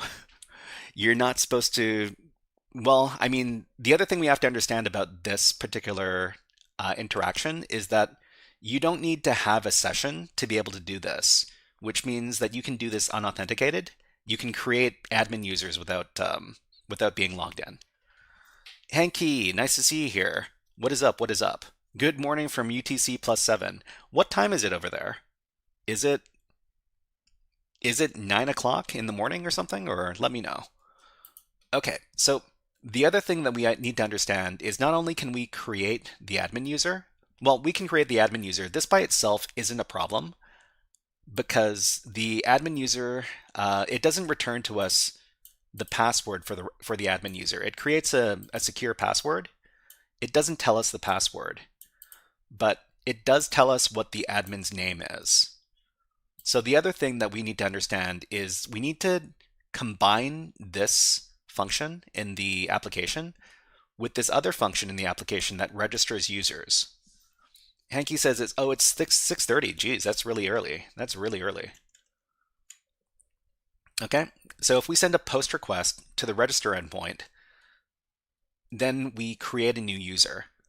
So we basically, we set up a username and password, and then we insert that into the database. So the problem is that there are two problems. The first problem is that the admin creation function doesn't check whether or not you're authenticated to use it. The other problem is that the register function doesn't check if the user exists or not, which means you could take whatever admin user you create over here and you can re-register them with another password. That means we would have access to an admin account with whatever password we want. Okay, so let's do a summary of this before we do the actual attack. MK, hey, nice to see you here. What is up? So in certain CTF challenges, there are source code files to download and analyze. We must always read challenge descriptions carefully. If for some reason you skipped straight to the website and you didn't take a look at the challenge description, you might have missed this and you would never be able to finish the challenge. So we're talking about the source code analysis. So in the source code files, we find out that the web app is running on Ruby code. So the server is actually running on this file right here, main.rb. Hanky says that function isAdmin is vulnerable for injection. Let's take a quick look at it. So isAdmin, client prepare, select isAdmin. Well, I mean, I'm not sure. It might be vulnerable to SQL injection, but I'm not too sure where you would interact with this. We can interact with these other two functions, but I'm not too sure where we would interact with this one. Okay, Mava asks, why do you hide your face? Because I don't want more video of my face on the internet than is absolutely necessary. I mean, my face is on the internet. I don't want any more of my face to be on the internet because people can do stuff with your face. People can do stuff with your face and they can make videos. Anyways, that and it's well, also I also don't have to worry about what I look like when I start my stream. It's one less thing to worry about. Okay, let's go back. So what we're dealing with here is a web app vulnerability known as broken access control. So the broken access control is in this admin user creation function. So this app includes an unauthenticated function that creates an admin level user. This by itself is not vulnerable since the response doesn't include the password for the account. The only thing that happens when we run this function is that it gives you the name of the admin user that you create. But the next function, which is used to register new users, doesn't check whether a username already exists in the system or not before creation. Which means that we can overwrite the password for a created admin user account by using the register function. So let's go ahead and do that. So back at the application here, we can actually send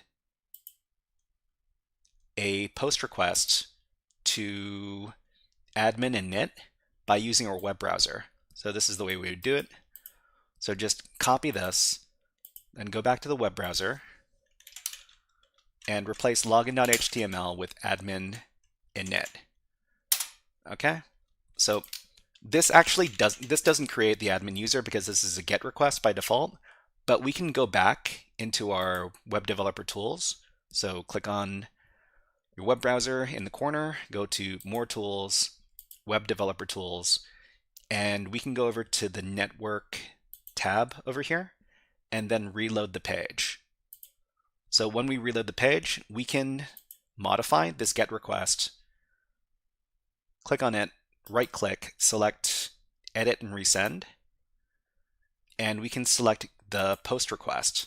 So we can turn the GET request into a post request, click on Send, and in the response, we're going to see this JSON information that has the new user that we create. Okay, let me copy that.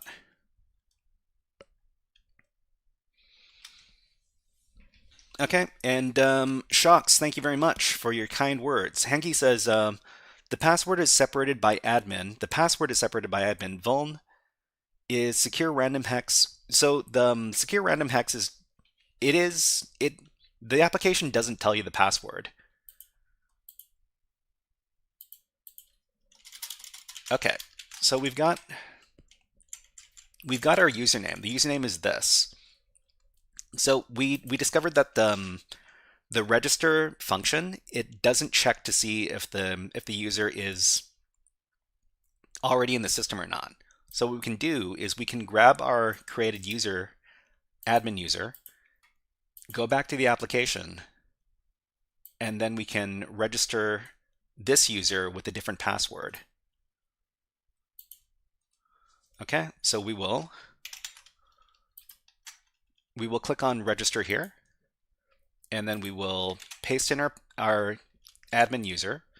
We will use a very simple password, and we will register right here. Okay, so this redirects us here, but now we can log in as the admin user with the password. And we get the flag. So the flag is simpler than expected, but Ruby is cool. Yeah. So we can copy the flag and then go back to the challenge. So in the challenge, if we hadn't solved it before, there'll be a field where we can paste in the flag and submit it to complete the challenge. But we did it, so we've already done this challenge before, so we can't do that. All right, everybody. This was a guided walkthrough for the Uncle Frank Challenge, otherwise known as Zio Frank, from the OLIcyber.it website as part of their Italian Cybersecurity Olympics set of challenges. If you enjoyed this guided walkthrough, please click on the like and subscribe buttons on the video and leave a comment underneath the video. But until next time, HackerFrogs out.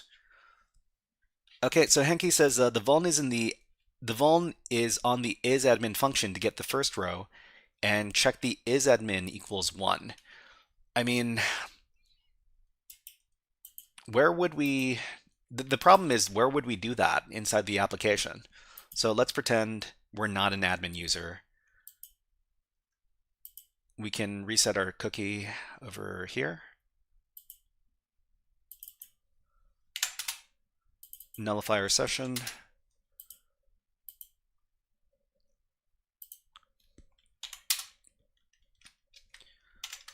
So the only endpoint that we know of in the application is the login endpoint. Well, there's login endpoint. There's also the registration endpoint.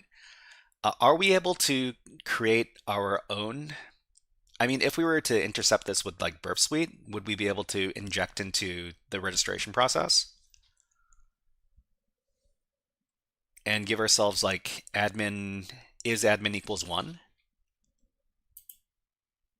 Because let's take a look. So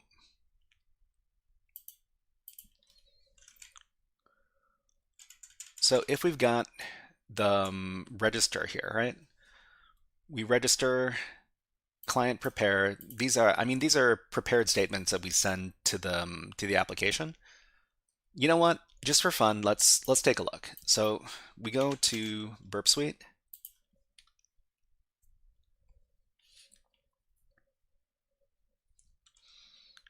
So look at the isAdmin, it's limited by 1. So if you register the existing user, it will take that first row. It will take the first row that has already been initiated. I think you might be thinking to yourself, like, when would you ever have access to the source code for an application? I mean, sometimes source code for the application might be sitting around on the web server in some directory that nobody expects you to go to. The other scenario where you might see the application source code itself, or the backend the backend source code, is if you've got like a client that is asking you to do a security test.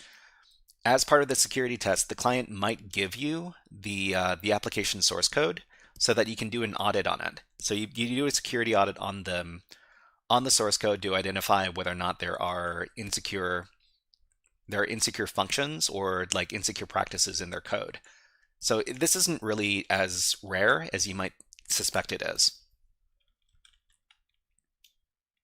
Right. The registration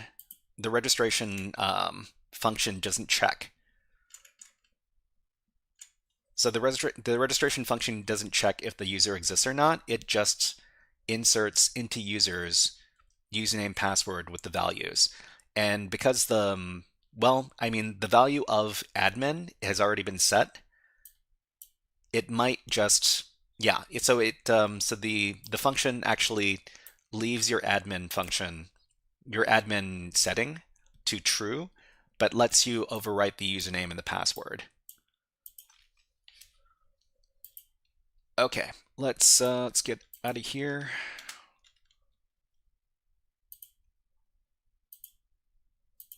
And what's next? We got 18 minutes left.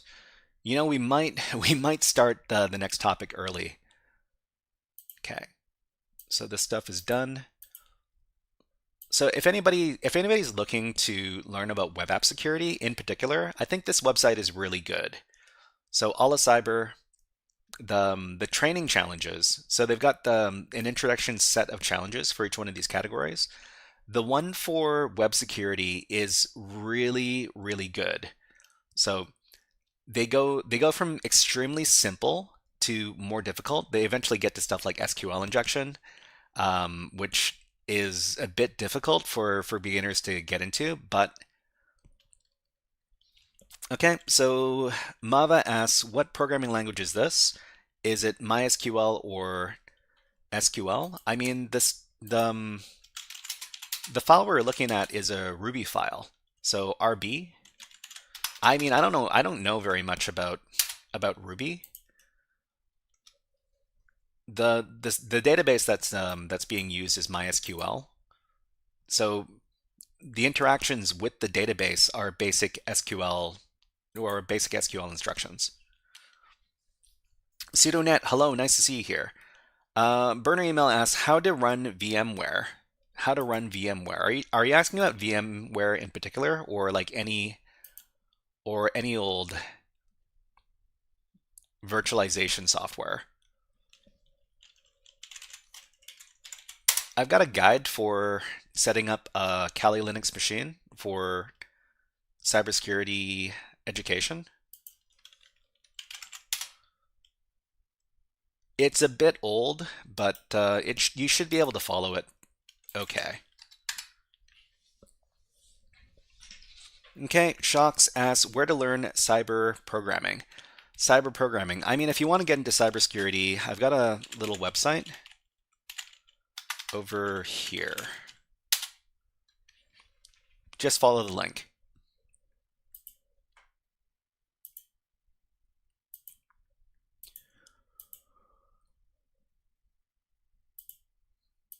Okay, and I think we might move into the next challenge a little bit earlier today. So the next challenge is the HackSmarter challenge. So HackSmarter is another one of these platforms where you can learn about cybersecurity content. Some of the materials on the website are paid, some of them are free. We're going to be taking advantage of a free module today. Okay, Cypher asks, does Windows not let you run Windows VMware? I can only find Linux ISO files. Oh, are you asking about how to create Windows virtual machines? I mean, Windows virtual machines are tricky. Microsoft used to let you download Windows ISO files. I don't think they let you anymore.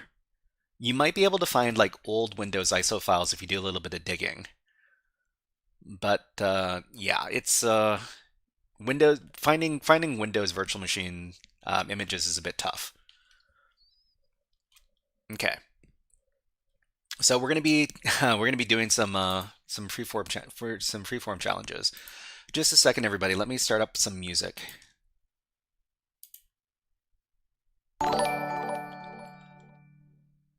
The burner email says, who wants a Windows 11 ISO? I have one. Okay. So we got some music going on. Let me turn that down a little bit. Thank you very much for subscribing on YouTube at Just Some Life. Thank you very much. Alright, so what challenge are we going to be doing today? Let me change up my overlays, and then we can get started. So topic 3 is here. Topic 4 is on deck. And let's put 75 minutes on the clock. We'll see if we can get it done in a little bit. So Psycho says, my channel is Pontagonist. Hello, nice to see you here, Psycho. Nice to see you. Psycho says, I have walkthroughs on my channel about verbose and stellar comms. Oh, you mean from this website? You mean from HackSmarter? I think, yeah, I think you sent me some messages last stream.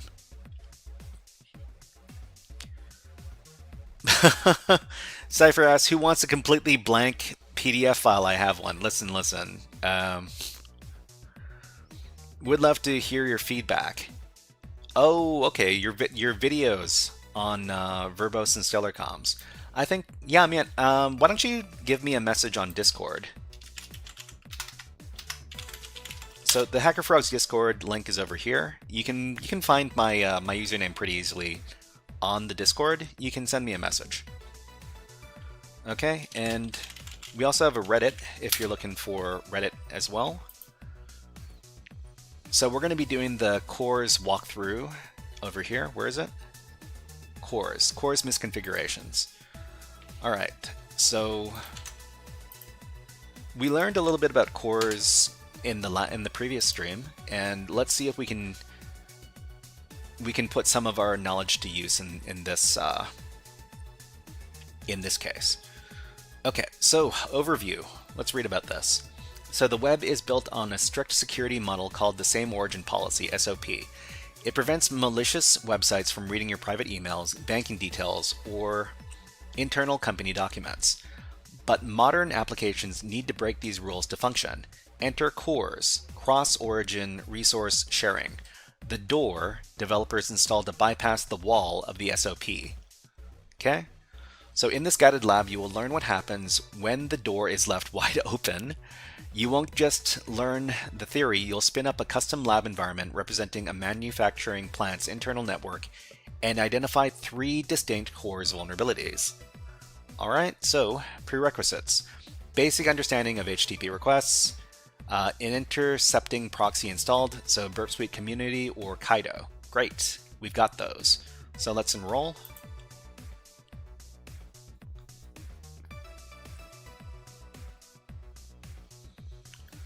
Okay, thank you very much, Psycho. And yeah, I can take a look at your videos after the stream is over. Thank you.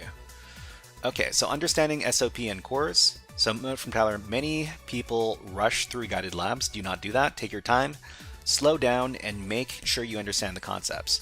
So the web is designed to be open, but also secure. By default, browsers enforce the SOP to prevent malicious interference between websites. So the concept.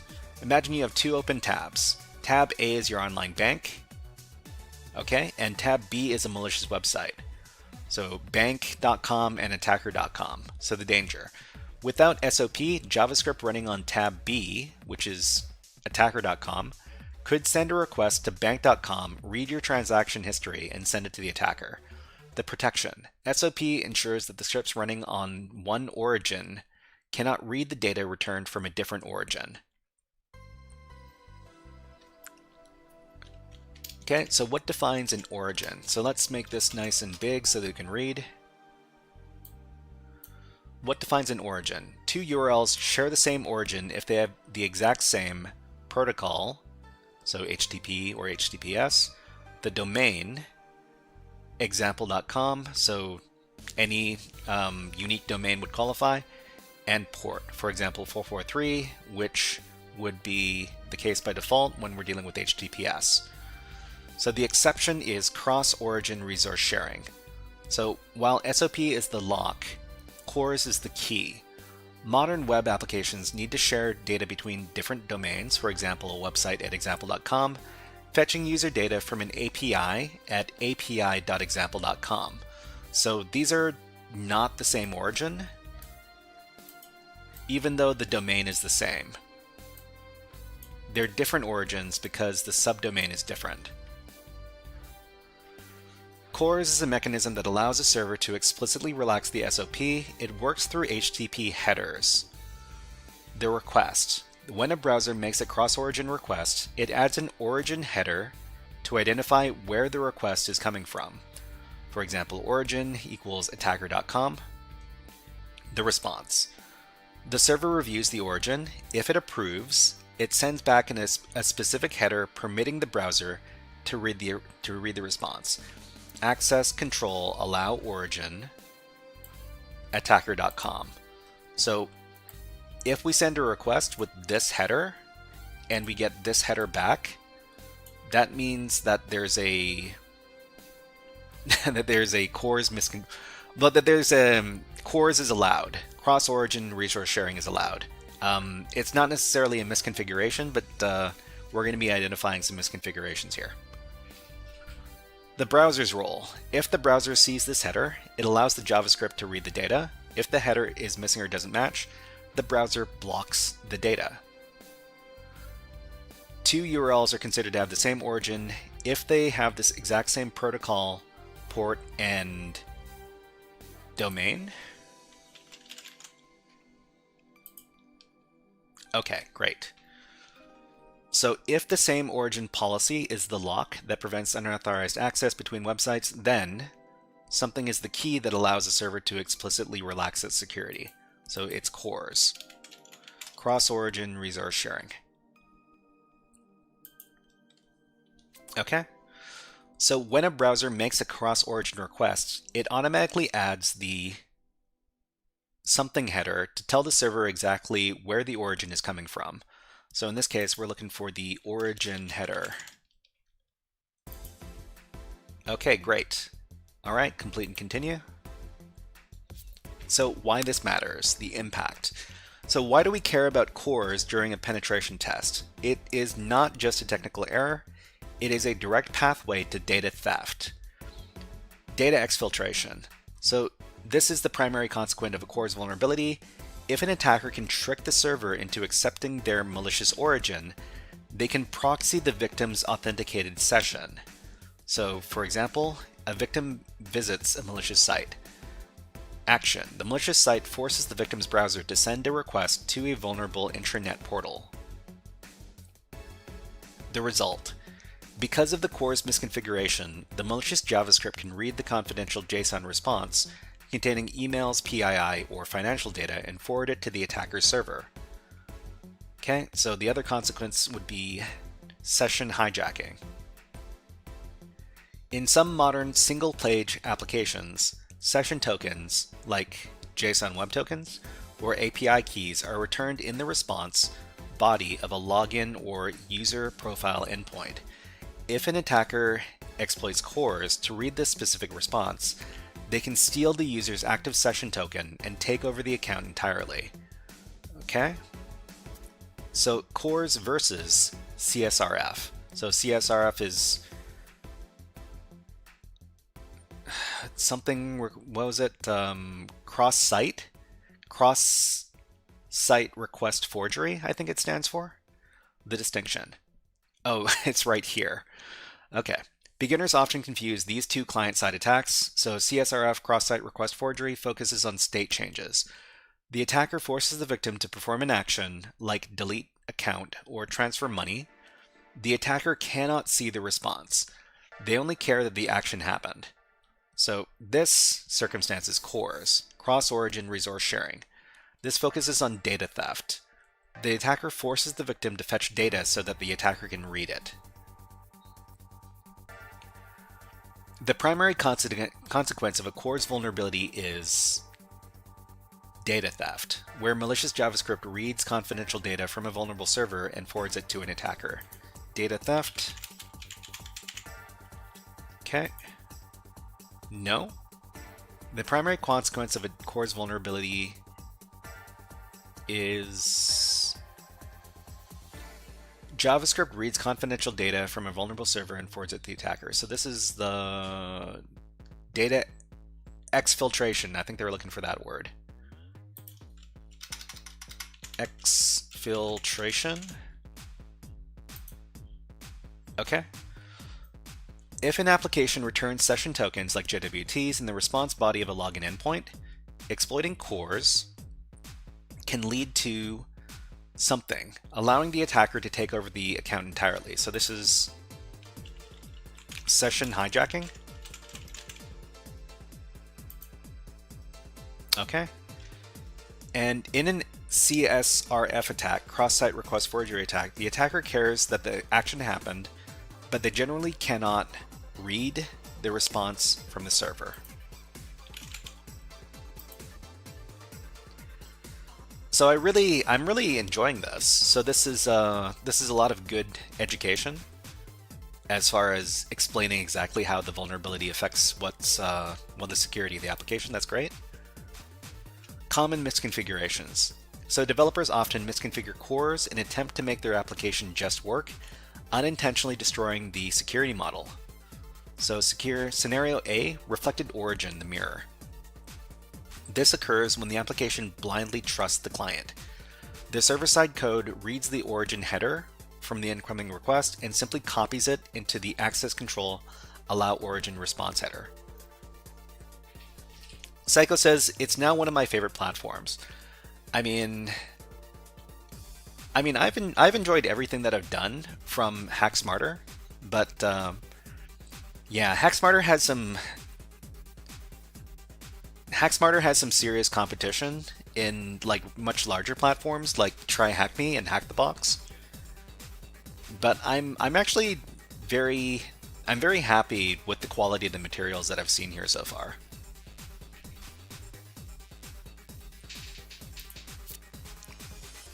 Okay. So vulnerable configuration. If a request comes in, just echo the origin back so the browser accepts it. So the danger of credentials. This becomes critical when the server also sends access control allow credentials true.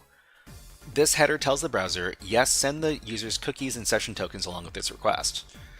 Exploit. If an attacker hosts a script on evil.com, the victim visits it, the browser sends the request with cookies, the server reflects evil.com and allows credentials. The attacker steals the data.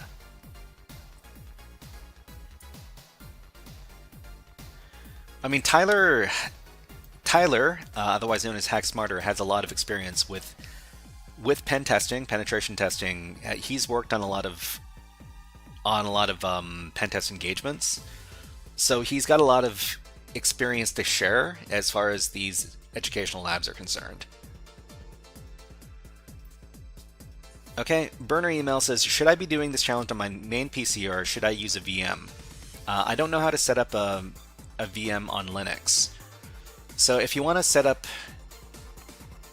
so your Burner Email, you're running your Endeavor OS on as your main system, correct? So I mean, if that's the case, you could probably install something like VirtualBox.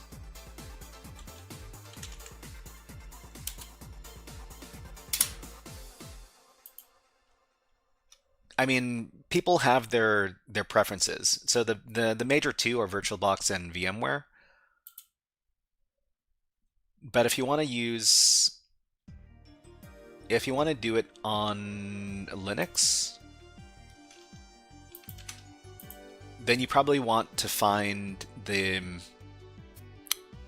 version that's associated with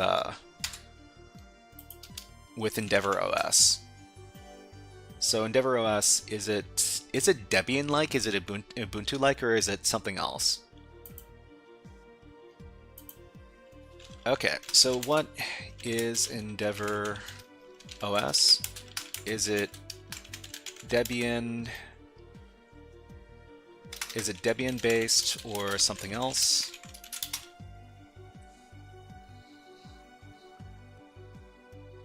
Okay, Endeavor OS is an Arch Linux-based distribution. Oh, wow. Okay, I don't know. Okay. So how would you install it on Arch Linux? I don't know very much about installing stuff on Arch Linux. You probably you're dealing with like Pacman, right?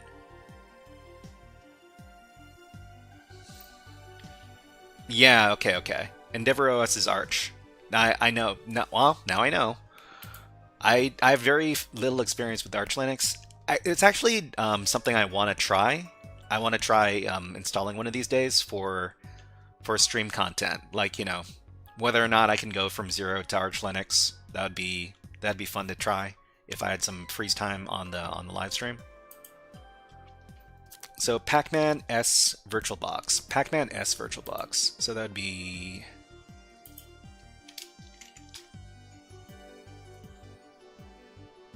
I guess, all distributions over here. Oops, I don't want to download that. No siree, Bob. Okay. But if you're asking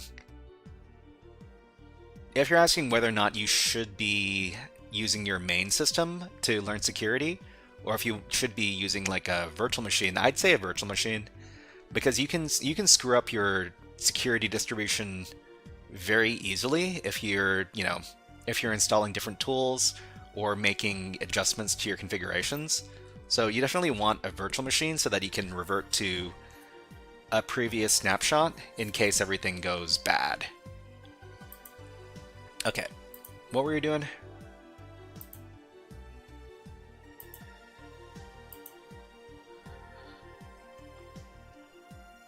Okay, scenario B, weak regex, the partial match. So developers may try to implement a whitelist when using regular expressions, but fail to anchor the search correctly.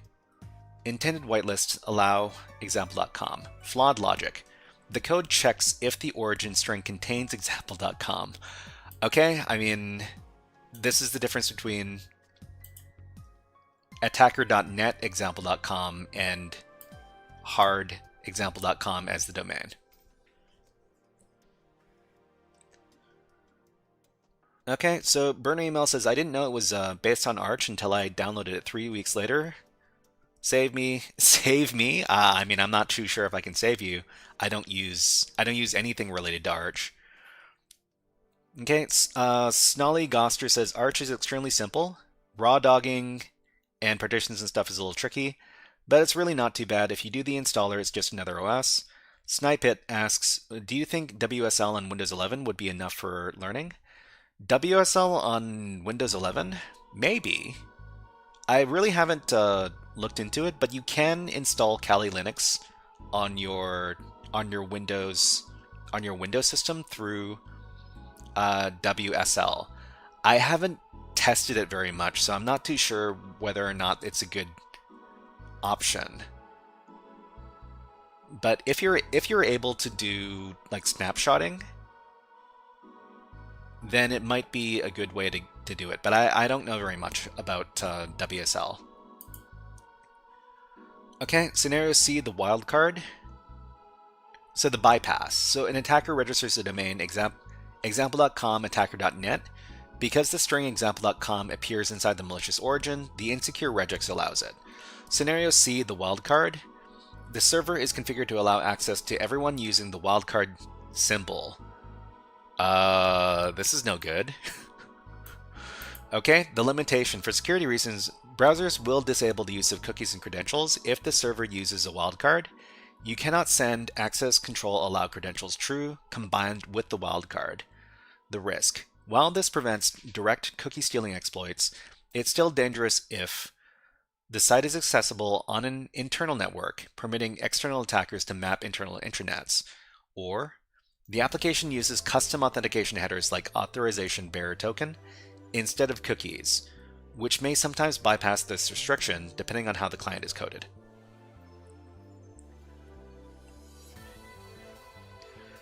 Okay, so Burner Email says, I just looked up how to install a VM. The tutorial is 2 hours and 30 minutes. Hanky says, in some cases, WSL has problems on port forwarding. Okay. Snollygoster says, WSL is completely fine for learning Linux. Windows specifically made it nice to try and keep devs on their OS. Yuri Yakoblov says, for me, installing Arch is good for understanding the Linux boot process and configuring everything yourself. It's risky for someone who doesn't know what they're doing, but it will help you. I mean, I think it would be a very good learning experience because it really encourages you to understand all the parts that go into the Linux file system. Okay, so in a reflected origin attack, the vulnerability becomes critical, allowing the attacker to read the victim's cookies only when the server also sends the header access control allow credentials true. Okay.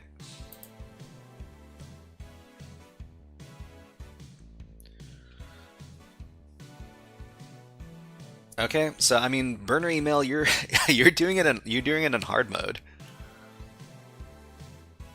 But I mean, if you really want to use Linux as your daily driver, then I'm not gonna, nobody's stopping you. Testing methodology. So knowing the theory is great, but how do we actually find these bugs out in the wild? You can't just guess. You have to actively probe the application. To test for cores, we use a technique called origin reflection testing. The tool of choice. You cannot test for cores effectively using just a web browser's developer tools. You need an intercepting proxy like Burp Suite or Godot. These tools allow you to pause a request in midair, modify the headers, and send it to the server to see how it reacts. The workflow. So here's an exact step-by-step process we use on a real engagement. Step 1. Capture a legitimate request. Browse the application normally, look for requests that fetch sensitive data like API calls, JSON files, and user profiles. Why? Cores only matters if there is sensitive data to steal. Step 2. Send a repeater/replay. Send the request to your tool's manual testing tab. So request in repeater and burp, replay in Godot. This lets you modify the request and send it as many times as you want. Step 3. Add the origin header. This is the key step. We need to see if the server trusts us. Test A, the basic probe. Add origin.com https evil.com to your request headers. That's okay. And test B is the subdomain probe. If the site is example.com, try origin example.com evil.com to test for weak regex. Step 4, check the response. Send the modified request and look at the response headers. We're looking for two things. Reflection.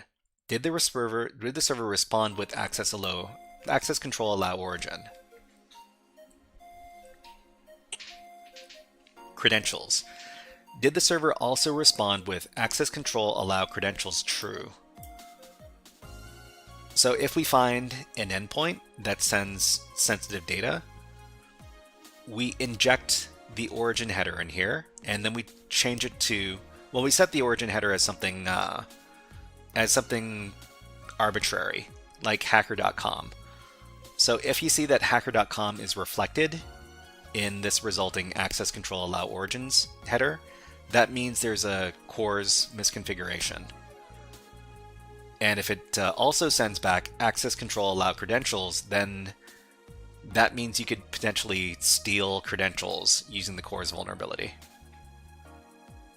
Okay, so the golden rule of cores testing: if the server reflects your malicious origin and allows credentials true, you have a high severity finding. If the server reflects your origin but access control allow origins is missing or false, the exploit is much harder and often impossible because the browser won't send the user's cookies. So we can test by lying to the server about where it's coming from via the origin header and seeing if the server is gullible enough to believe us. Okay? So you cannot effectively test for cores using standard browser developer tools. Instead, you must use a proxy like Burp Suite or Godot to pause requests in air and modify the headers. Okay, so I mean, yeah, there's a reason why Burp Suite is the ubiquitous web app security tool. So the core of this testing methodology involves lying to the server by manually adding the origin header. For example, setting it to evil.com to see if the server trusts it. Okay.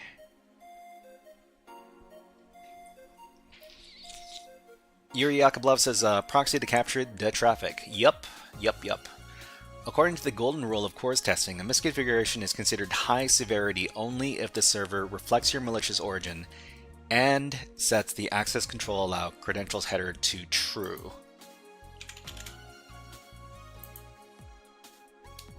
Okay, if the server reflects your malicious origin but the credentials header is missing, the exploit is usually impossible because the browser will refuse to send the user's cookies with the request.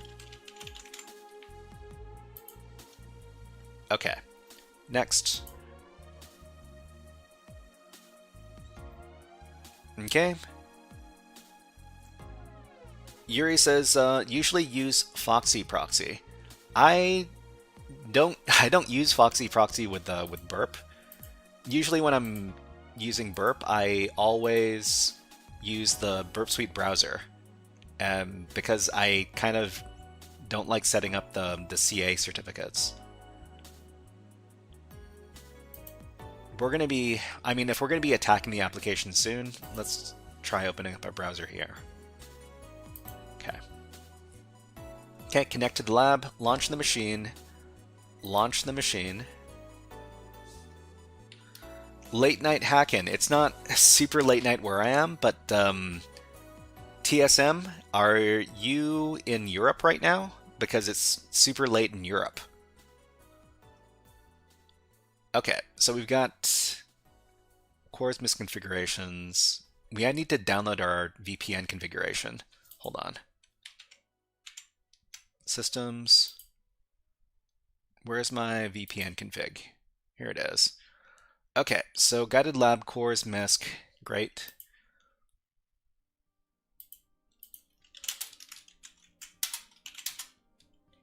We've got our VPN key over here. We've got a directory where we keep all this stuff.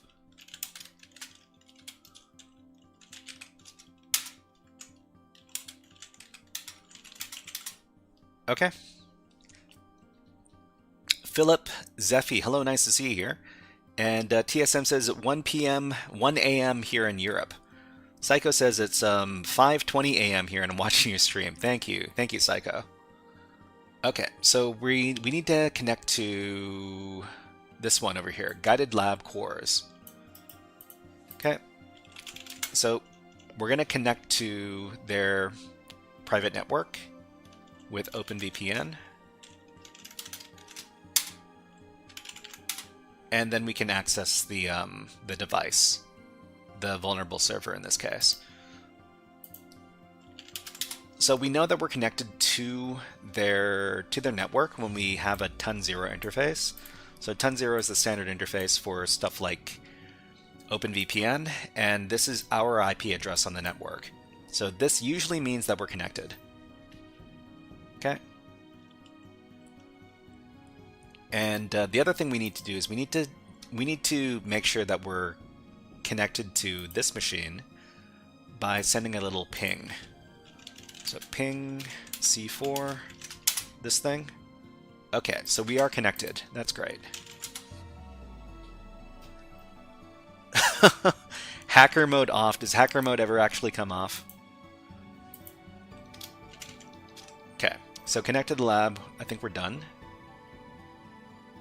HackSmart. Oh, you know, this is good. This is good to... It's good to read the description so that we don't miss anything important. Add HackSmarter manufacturing.hsm to your machine IP to the etc. host on your virtual machine. Okay, so how do they know we're using a virtual machine? Anyways, let's copy this. It's a pretty important step. So sudo nano etc. hosts. Okay, and what window manager is this? So I think this is Qt. Yeah, so the name of this terminal manager is Qt. Okay, so let's add another IP address. I think we can get rid of some of this stuff over here. We don't want our etc. host file to be filled up with too many IP addresses. but I think it's okay if there's some just sitting around. Okay, so that means that anytime we type in HackSmarter manufacturing.hsm, it'll resolve to this IP address right here. Okay, save that out.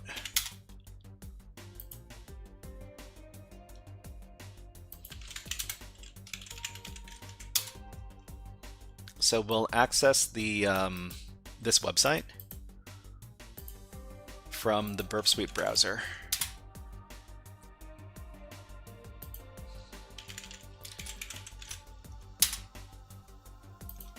Okay, here we are. Comrade Soul, hello, nice to see you here. What is up? What is up? We're just doing a little hacking exercise on HackSmarter.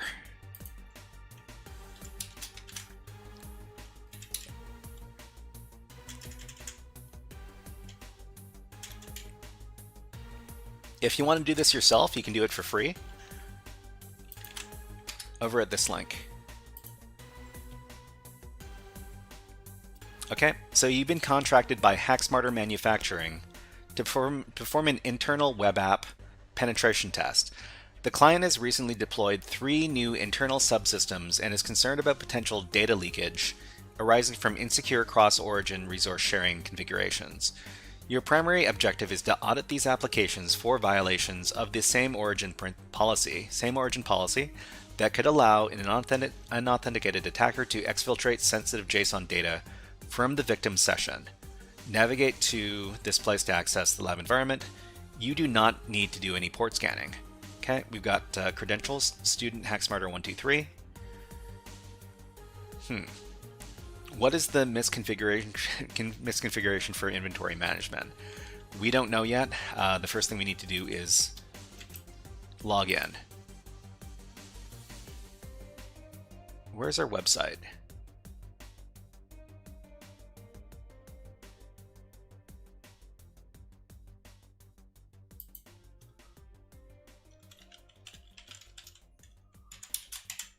Sorry, what was the name? Oh, it's here. It's here. Okay, so inventory management, we will log in. Invalid credentials. HackSmarter123, log in. Okay, so what we need to do first is we just need to walk. Just Some Life asks, are these considered basic level exercises? I'd say that Cores is not especially beginner friendly. You do need to understand. You need to understand a good amount about how websites work and the specific systems in place that prevent these Cores misconfigurations from happening. You know, that kind of stuff. There was the educational part at the beginning of the lab over here. You could learn about Cores misconfigurations through this lab if you were a complete beginner. But I think for the complete beginner, it'd be kind of difficult for them to get the lab working because it involves so much fiddling around with configurations like etc hosts or like accessing the network through, you know, VPN keys and stuff like that. But I mean, theoretically, you could just follow all of the. Well, the other thing you need to know is you need to be able to use like a proxy program like Burp Suite. So I guess the answer would be no. I don't think a beginner would be able to finish these labs, even if there was, you know, heavy hand-holding.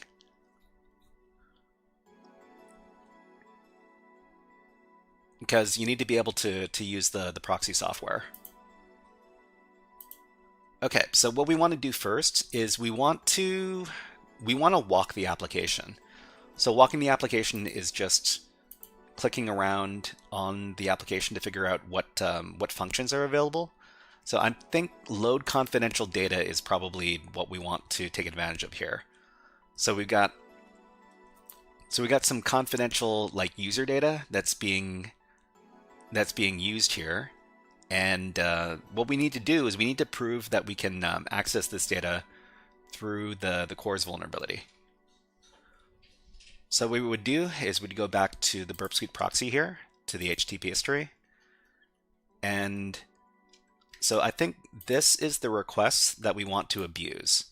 So this was the get API data endpoint. We would put it in the repeater. Aslan, hello, nice to see you here. What is up? Okay, and what we want to do, well, if we just send the request normally, we see here that we get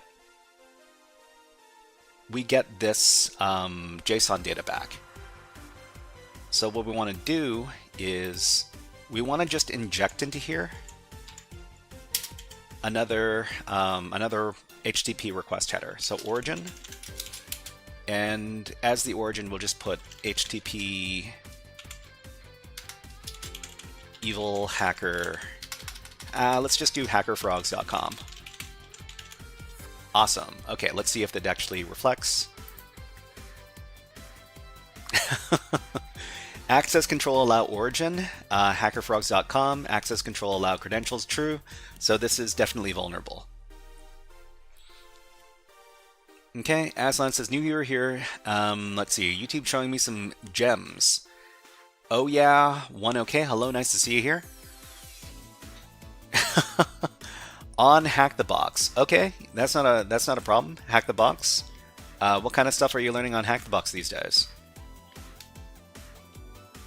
Okay, so I mean because these HTTP response headers came back, we know that this is vulnerable to cores. So we can go back to the lab and we can answer the questions. What is the misconfiguration for inventory management? It is reflected origin. Oh, do we get to submit this afterwards? Okay. So we go to the next one. What is the misconfiguration for blueprint archives? Okay, we're gonna go there next. Okay, we'll log out. Aslan says, just into red teaming and forensics. Oh yeah, okay, iframe, maybe, yeah. Okay, so I think, so lab 1 is done. We're doing lab 2. So lab 2 is blueprint archives. We need to log in again.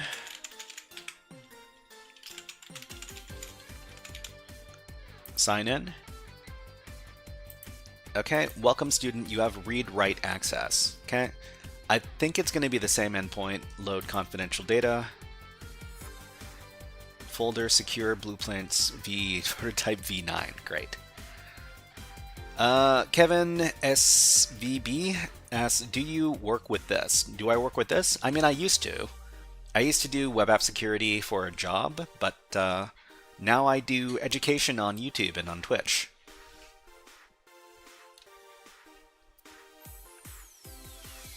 Okay, Aslan says, new into learning a property was just a script kiddie. I mean, we all start off as script kiddies. We all start off by just copy pasting stuff. We hopefully get better at learning the actual systems involved and learning to understand what's actually going on.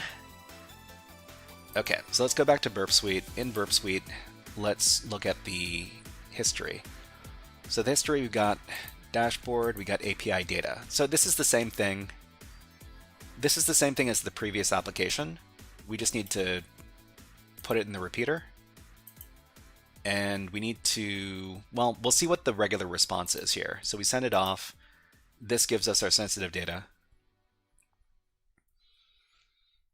Okay, Yay Security asks, which roadmap do you prefer to be good at AD? Which roadmap do you prefer to get good at AD? Okay, I'd probably sign up for a monthly membership over at Hack the Box, because Hack the Box has a lot of Windows machines, or specifically Windows Active Directory machines to hack against. So Shadow Dragon says, I used good Git tools, but I still learned Python for Black Hat. Skyrim Brooks says, how do you get over the fear of doing cyber? In general, the fear of doing hard things that's also meaningful. Yay Security asks, what do you think about the CPTS course or TCM security? CPTS is the CPTS is Hack the Box, right?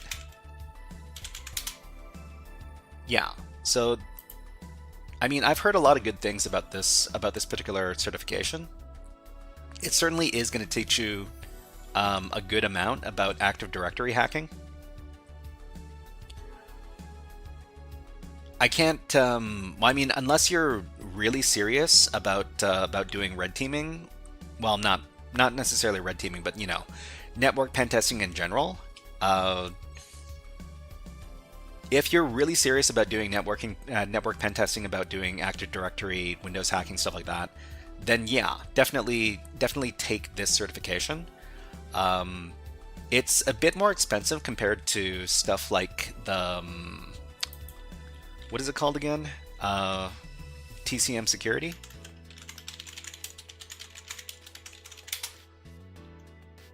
So this one over here, I don't know, is it PNPT or is it something else? I haven't looked at this stuff in a long time. Aslan asks, anyone deep into cryptography? I mean, if anybody's deep into cryptography, tell us, tell me, because I really need to get better at that. Okay, Snelly Oster says the CPTS course is very well fleshed out. Some things are a bit outdated, but it's like change one tool for another, and it's perfectly applicable. Principles primarily, okay. And how do you get over the fear of doing cyber? You have to love cyber to do it as a profession. If you don't love cybersecurity, if it's not something that really that you wake up and you're super enthusiastic about learning, you're gonna burn out very, very quickly. Just a channel is just subscribed on YouTube. Thank you very much. Okay, so what were you doing here? Okay, let's go back. We'll try injecting our origin header. The origin header, let's just do HTTP HackerFrogs.com. Okay, it's probably not going to be, yeah, it doesn't get reflected back. So this is probably like the bad regex. So the bad regex, we're going to need to include this host right here, HackSmarter manufacturing.hsm. So if we put this as a subdomain for our malicious domain, which is hackerfrogs.com, let's see if it comes back. Okay, that worked. That worked. Okay, Aslan says, I feel like understanding super basic computer concepts are very useful. And low-level stuff. I mean, I recommend to anybody who's trying to get into a technical job in cybersecurity to start with stuff like the A+ certification and the Network Plus certification. So I've got a little website for people who are interested. Just follow the link. Okay, so this is the bad regex one. Let's go back. So what's the misconfiguration for Blueprint Archives? That's the faulty regex. And I'm guessing that the last one is going to be the wildcard origin. Okay, so let's go to the last application. We'll log out of here, and then we'll go over to user admin. So the login as student, HackSmarter123.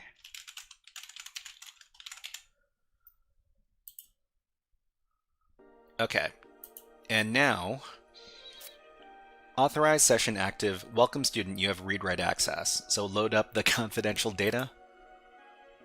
Okay, and we've got all this stuff here. So we're just going to go back to Burp Suite. In Burp Suite, we're going to locate that request, get API data, put it in the repeater.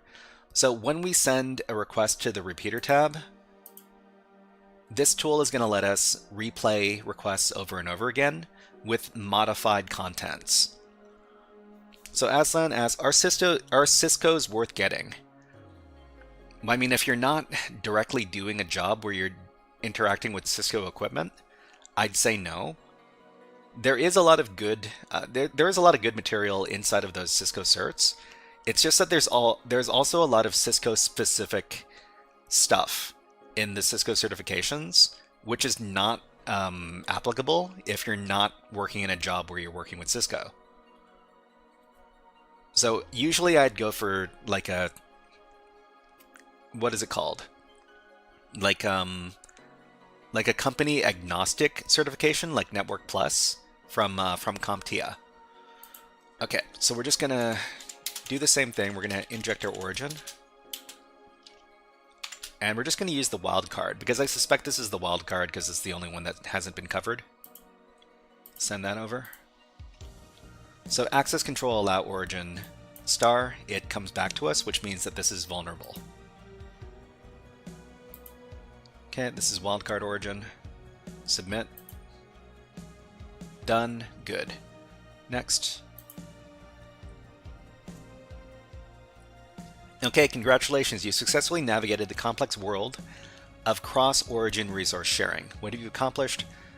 Understanding the SOP. You learned why the web blocks cross-origin requests by default.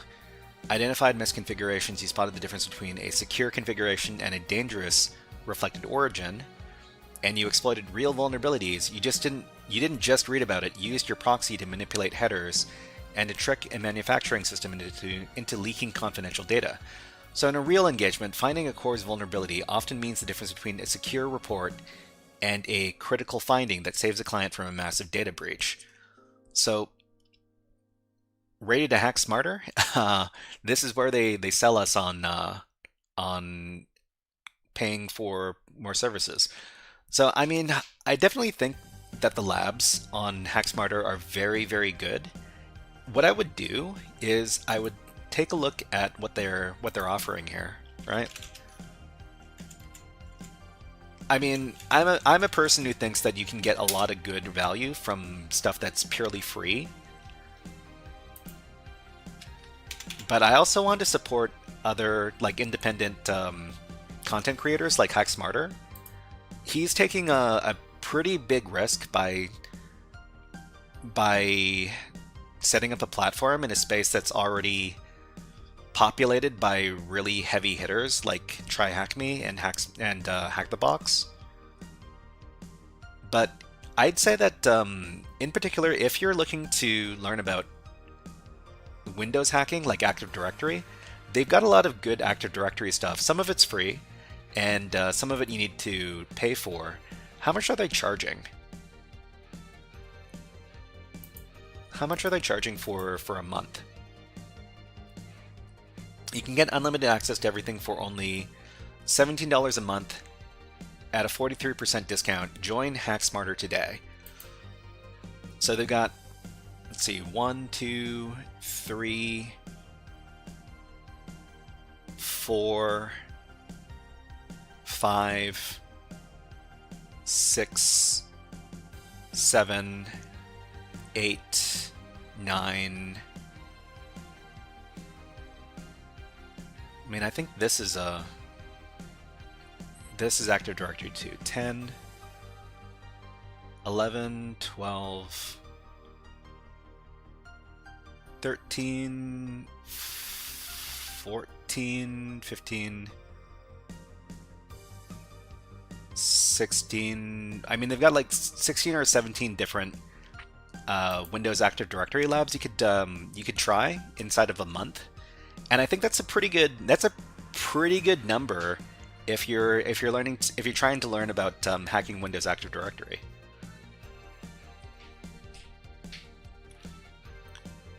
And you're also supporting a independent content creator like HackSmarter. I recommend. Okay, so how much more time do we have left? We got 26 minutes. I think we might be able to do some other hacking exercises before the next thing starts.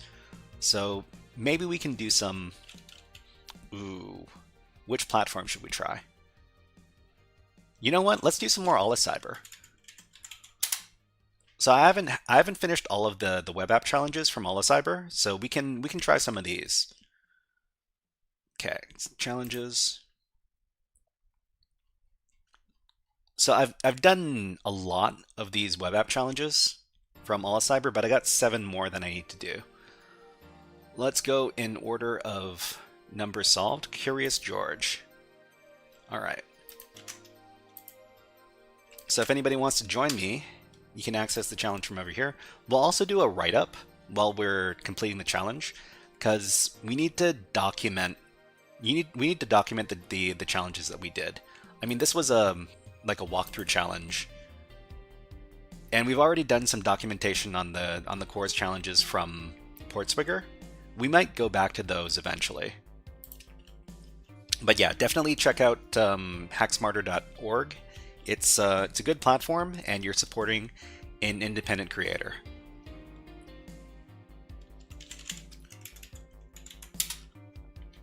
The Conductor, hello, nice to see you here. What is up? Okay, so let's do a write-up for OLIcyber, web app hacking, and let's create a new file. So I think this one's called Curious George. Yeah.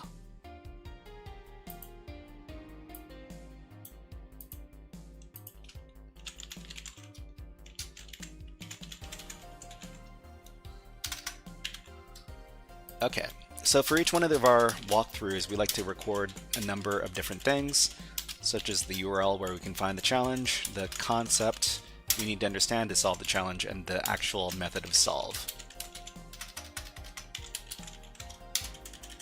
So the URL for the challenge is where? It's here. The concept for the challenge we don't know yet, the method to solve, we'll figure it out. Let's take a look at the challenge.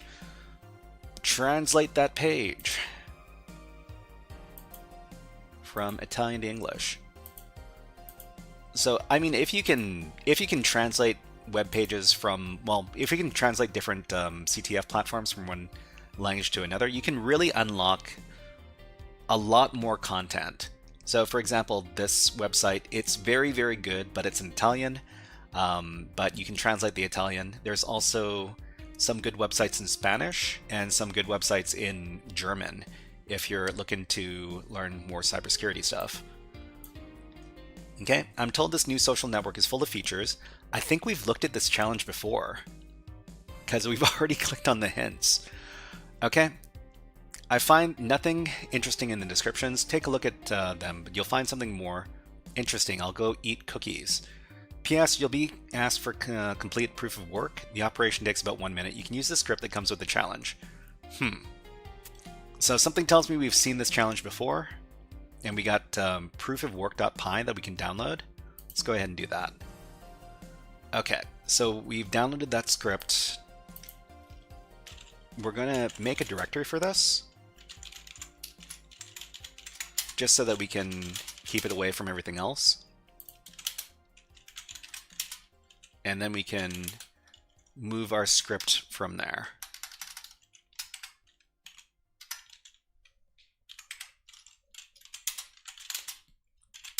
Okay. So what's going on this application? I think what we're going to do is we're going to take a look at this on our Burp Suite browser, because we might need to do some inspection.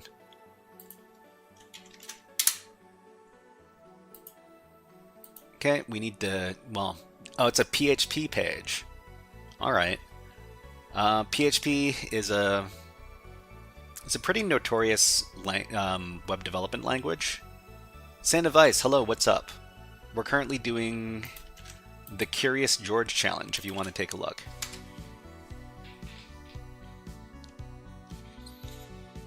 Okay, username and password.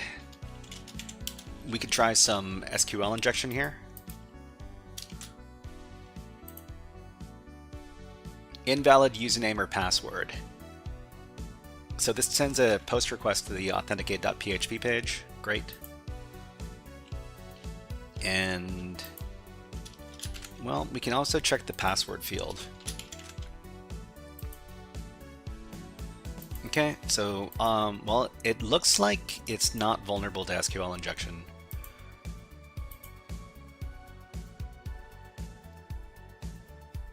Aslan asks, how good are you with SQL? I wouldn't say that I'm super good with SQL. I do know how to do a bit of manual SQL injection. If you're just learning about SQL injection, I don't recommend using automated tools. You should learn how to do it manually first.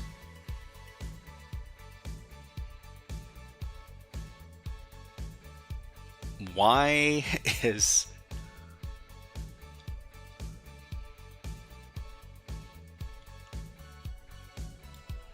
The request looked really weird for a second.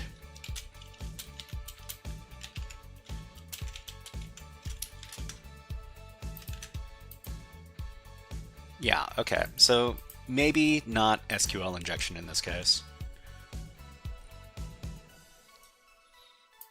So let's take a look at our burp suite. So let's see, we got a bunch of get requests to login.php and post requests to authenticate.php. Okay. Do you have experience with Cobalt Strike? I don't use Cobalt Strike. Most people who use Cobalt Strike are either red teamers or criminal hackers. I am neither. Cobalt Strike is also a paid tool, which means if I want to use Cobalt Strike legally, I would have to spend a bunch of money. So no Cobalt Strike for me. I mean, if I wanted to use like a C2 framework, I would probably use Sliver instead, because Sliver is available for free. Okay, so we've already clicked on these hints before, huh? It seems that the user description does not carry out any checks, but have you tried writing something interesting? User description doesn't carry out any checks. And the second hint is, it seems that the admin is a curious type. Click everything that is reported as bugs. Can you steal something from him? So are we supposed to be doing cookie stealing? That might be the case. Aslan says everything is free if you can find it. I mean, I don't endorse software piracy on this channel. Just in case anybody was wondering, especially people who are watching my Twitch live streams. Okay, do you know anything about UFO Net version 2? No, what is that? What is UFO Net version 2? Okay, Curious George. You'll be asked to complete proof of work. The operation takes about 1 minute. You can take the script that comes with the challenge. Okay, and you know what we haven't done? We haven't done very much.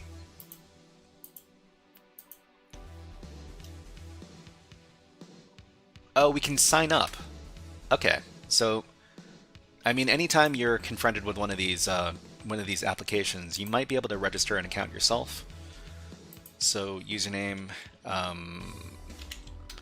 HackerFrogs, password, something super secure.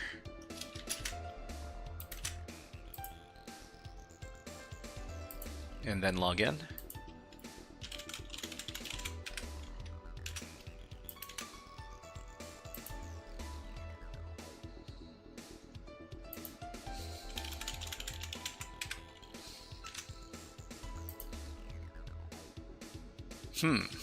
Did I not register correctly?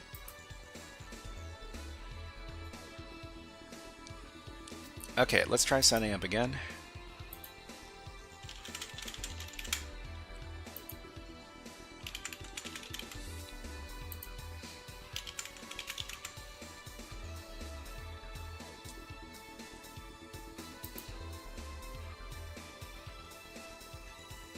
Okay, and then we'll try signing in.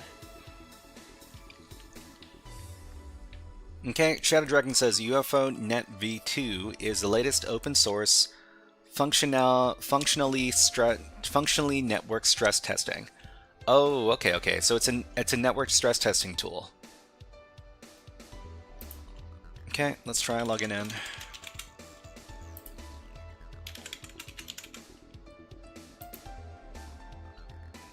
Okay, we're logged in now. Great. And let's see. Edit profile, log out, report a bug, admin contact. We got our user ID, description. We can edit our profile. Oh, interesting. Okay, let's go report a bug. So bug here. Oh, okay. Yeah, we have worked on this this challenge before. Skyrim Brook says, personally, there are a lot of tools, and I'm early in my journey. I want to learn how to do everything without tools. I mean, that's probably the way you want to do it. Definitely don't need to. You don't need to do automation before you learn how to do it manually. Okay, try change the ID of a user. Change the ID of a user. I think, well, I mean, the hint that they gave us over here says that the admin is the curious type. Clicks on everything that is reported as bugs. Can you steal something from him? So I'm assuming that we're stealing cookies. Can you change the ID of the user in the URL? So we go back to the URL.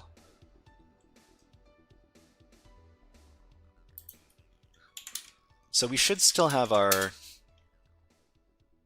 Okay, so edit profile, user ID. So user ID is HackerFrogs. Let's go to Burp Suite. So in Burp Suite, we're logged in here. So ID equals 172. And we send that to the repeater. We could change this to, well, let's see what the regular response is. The regular response is this. Okay, and so this, we might change this to some other number. I don't know, number 1.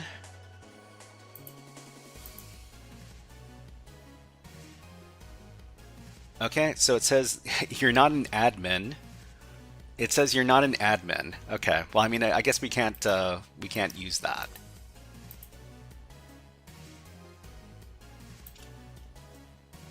Actually, let's translate this.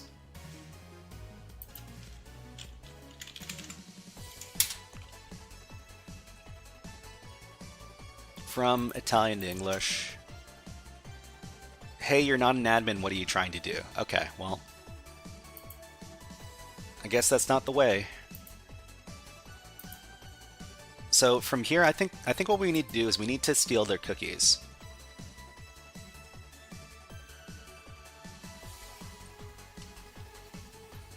Okay, Burner email says, what's happening now? So we're trying, I think what we're trying to do is we're trying to do a cookie stealing attack.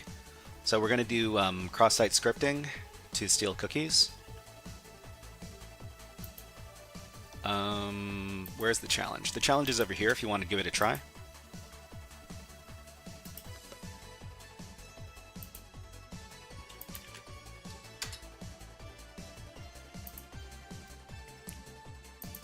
So if we're stealing cookies, then we need to set up a server to catch the cookies. But the problem is that we're not on the same network.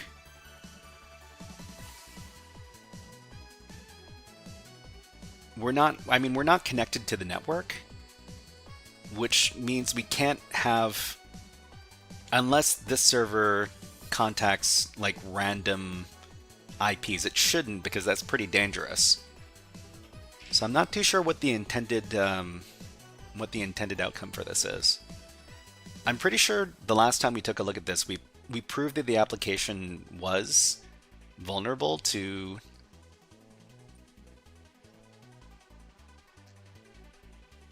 what is it called? Cross-site scripting. Can you nmap scan websites or SSH? I mean, we could. I don't think that's the way we're supposed to be doing this challenge, though, because it's a web app challenge. So in web app challenges, usually the whole challenge is done inside the website.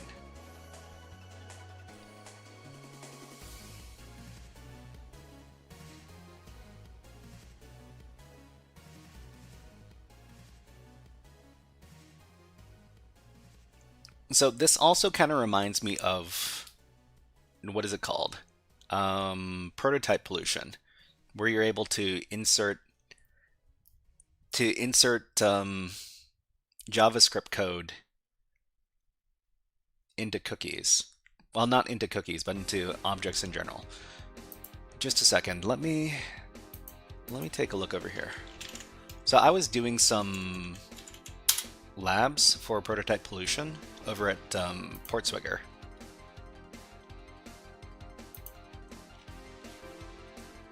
Usually, well, it's not very likely that we're supposed to be attacking stuff that's not on the web.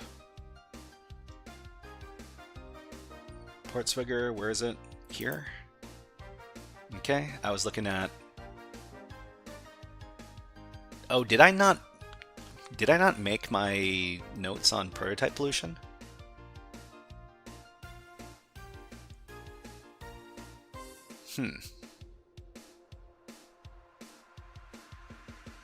Hold on. Okay, let's go let's go back to Portswigger then. Okay, Portswigger web security. If you're trying to learn about web security stuff, this is probably the best website to learn about it.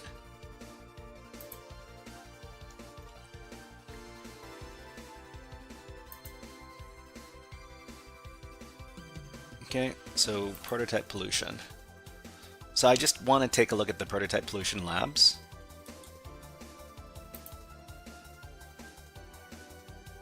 Okay, client-side prototype pollution via browser APIs.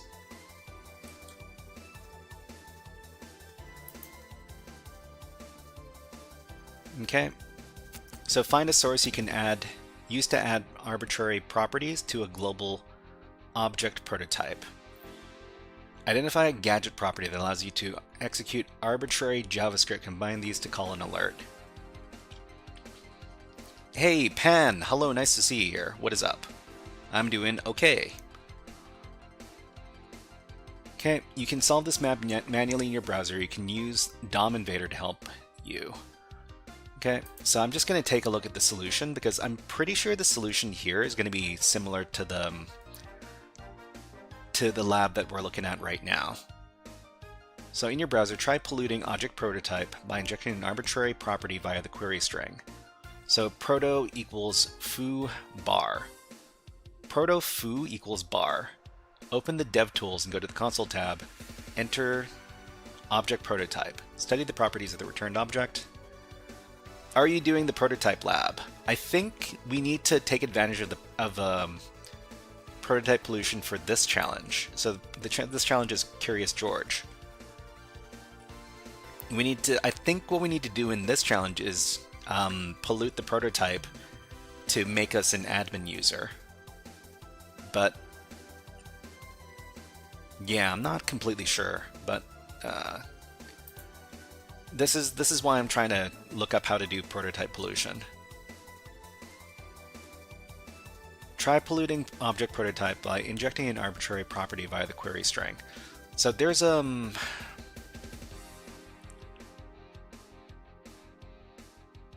prototype foo equals bar. Well, I mean, we could give this a try on over here. Do you need Burp Suite for this lab? I'm pretty sure you need Burp Suite to do this lab. Okay, bug goes here.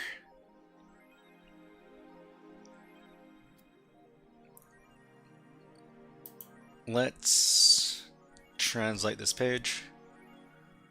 Oh, they don't give me the option to translate.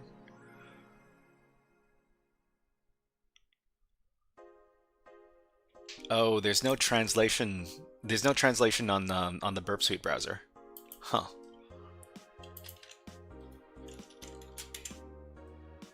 Okay, let's go back here.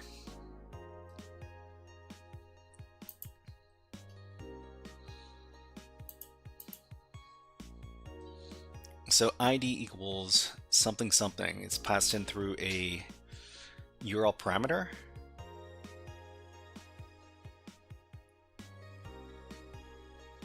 let's read the first hint for this challenge. So the first hint is, it seems the user description does not carry out any checks. Have you tried writing something interesting? The user description doesn't carry out any checks.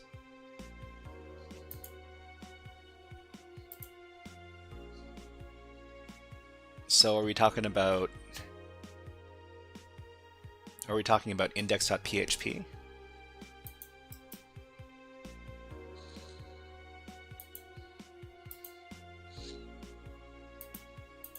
If we send this request, we just get something that looks like this. It is Italian, yeah. Streamlabs, let's see. Thank you very much for following Gramitno. Thank you. Okay, Bernie email says, is it possible to disable one JavaScript block from running on the browser and letting the others run? I'm pretty sure you can do that. You can do that through the console. Of course, you would need to...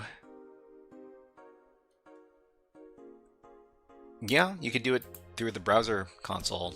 Go over here,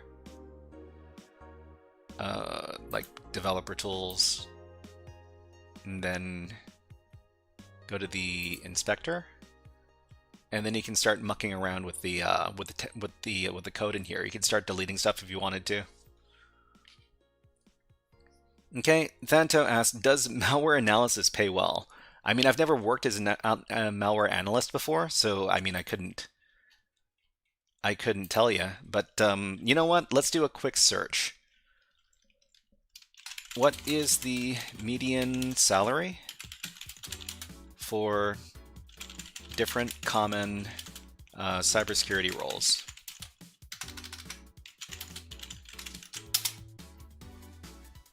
Should be able to get an answer pretty quick. Skyrim Brook says, I've seen people get super absorbed into hacking or coding. It's cool, but it can get unhealthy if you forget to eat. Okay? How do you personally avoid burnout? I think I'm in the middle of a little bit of burnout myself, so it's hard for me to answer. I'd say that the way you avoid burnout is you do other things. So do exercise, watch movies, go and hang out with friends, go to other in-person events. But okay, so we got SOC analysts. Let's see if we can identify like malware analyst. Oh, we don't see malware analyst here. Okay. What if we compare malware analysts as a role with these others? Okay, Aslan says, I never get burned out. I'm pure schizophrenic when I get to the keyboard. Why do you prefer Perplexity? Well, Perplexity is usually pretty fast. I also have ChatGPT, but ChatGPT usually takes a while to answer. Sometimes Perplexity is the better way to do it. Okay, so SOC analyst, InfoSec, malware analyst. So we've got, it's slightly higher than some other roles. We got SOC analysts at 70 to 90. 70 to 1005. I'm not too sure why this is, but we got analyst at 85 to 110.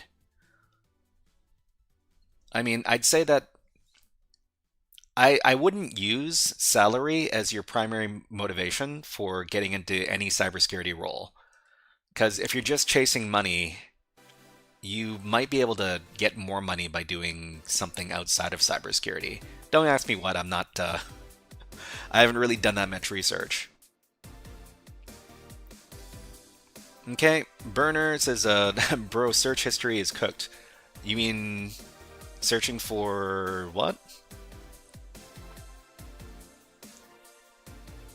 Okay, but Thanto, there's your answer.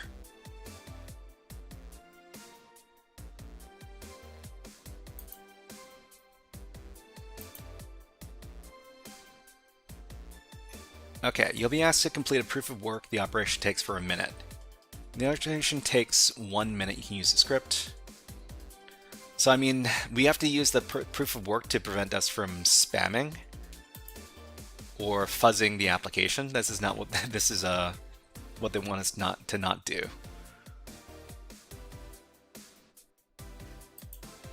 So this says, it seems that the user description does not carry out any checks. Have you tried to write something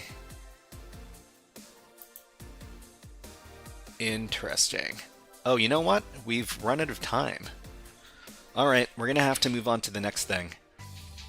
I might come back to this challenge later, but we're going to have to pause to move on to our next thing.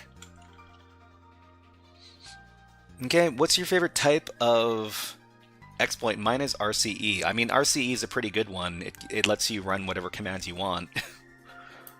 But usually the method of getting to RCE is different.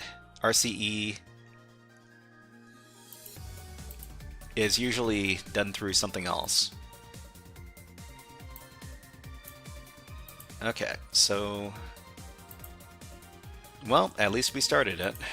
We're going to have to come back to this later.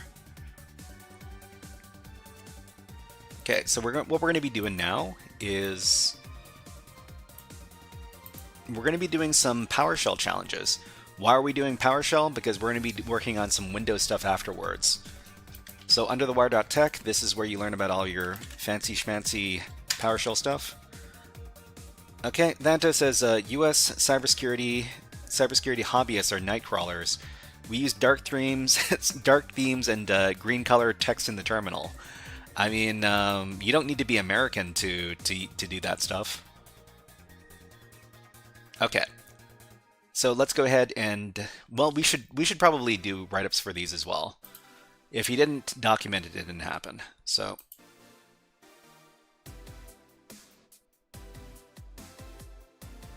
UnderTheWire Sentry. Oh, we've done some of these already. Okay. So I guess what we need to do is we need to start off on level 4. Sentry 4 password 123. That seems not not optimal. Anyways, let's see if we can access the server. So SSH. What is the name of the user? Sentry 4.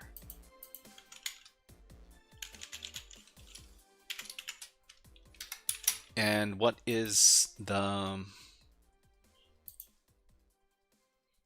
we're going to close out our burp suite right now because we're not using it.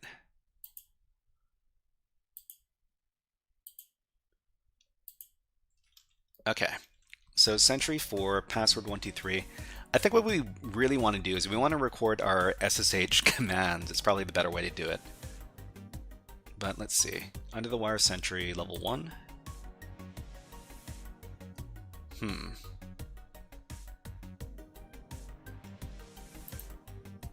Okay.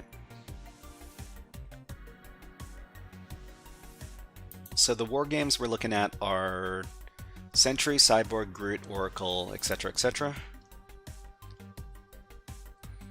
Okay, Burner says, I mean, what if you live in England? You post online. You post online, I know XSS, then you were never seen again. Is that what happens?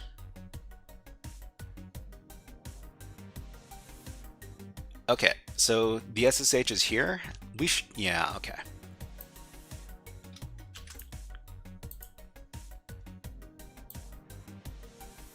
So sentry.underthewire.tech. I guess this is on port 22. It's a bit unusual to see.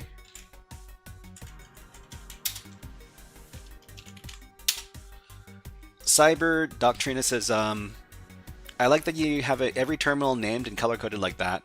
You have to set it up manually every time. Yeah, I do set it up manually every time. I've tried to figure out how to do it using a script. I haven't figured out how to do so. Okay, we're in PowerShell. Okay, so there's a description, of course, right? So level 4.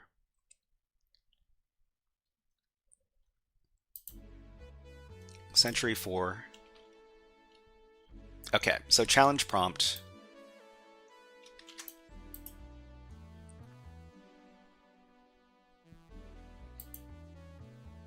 Okay, so so we're looking at Century 4.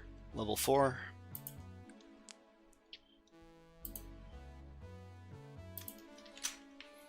So the password for Century 5 is the name of the file within a directory on the desktop that has spaces in its name.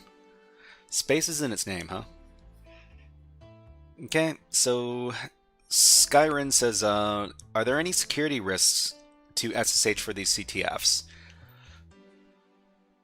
Well, I mean, when you SSH into a server, it's the server that would have the security risks. I suppose that one security risk that might be that you might encounter on these exercises is that it might expose your IP address. So your IP might be logged. I mean, your IP being logged is pretty normal, but it's more like a what is it called? A security issue for me, because I might accidentally leak my IP address on the live stream, which would be kind of embarrassing. Okay, so the password for Century 5 is the name of the file within a directory on the desktop that has spaces in its name. So I guess, well, okay, this is the description. That's the description. The objective, I guess the concept in this level is going to be searching for files with spaces in its name with PowerShell. Okay, what is the name of your terminal? The name of our terminal? You mean the software? The software of this terminal is Qt. So this program uses Qt version 6.8. I think it's called like Qt Terminal or something, or Qt, or like Qterm or something, right? About Qterminal 2.2.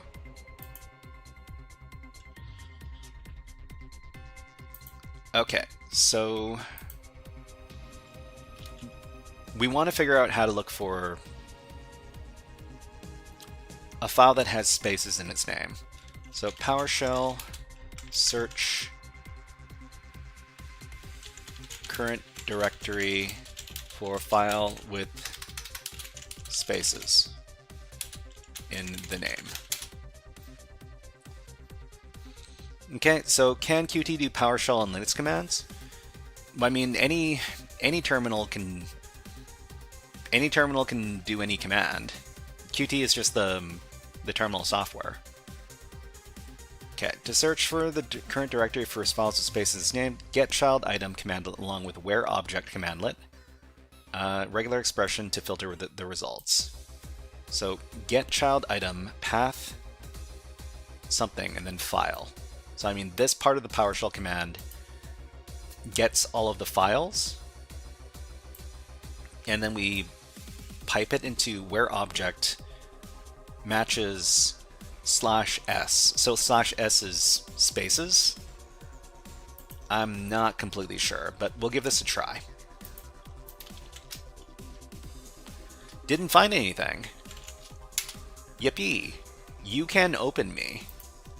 Okay, so this is the current directory. Maybe we need to look recursively.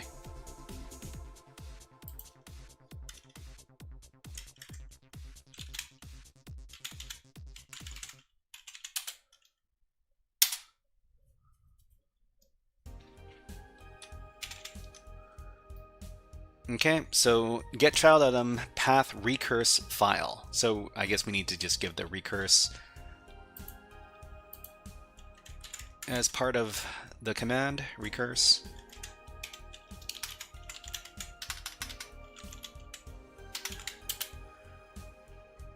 Okay, Just Some Life says, will accidentally leaking your IP address be a problem if you use a VM?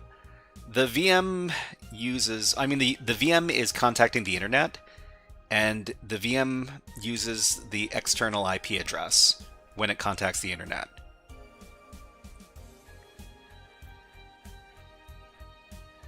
Okay, so Lily Garden asks, is it the same for hacking Instagram account? I can't talk about hacking Instagram accounts because hacking Instagram accounts is definitely illegal behavior. so I won't be talking about that. It didn't return anything.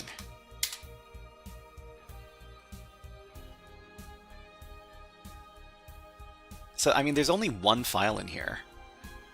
What was the challenge description one more time?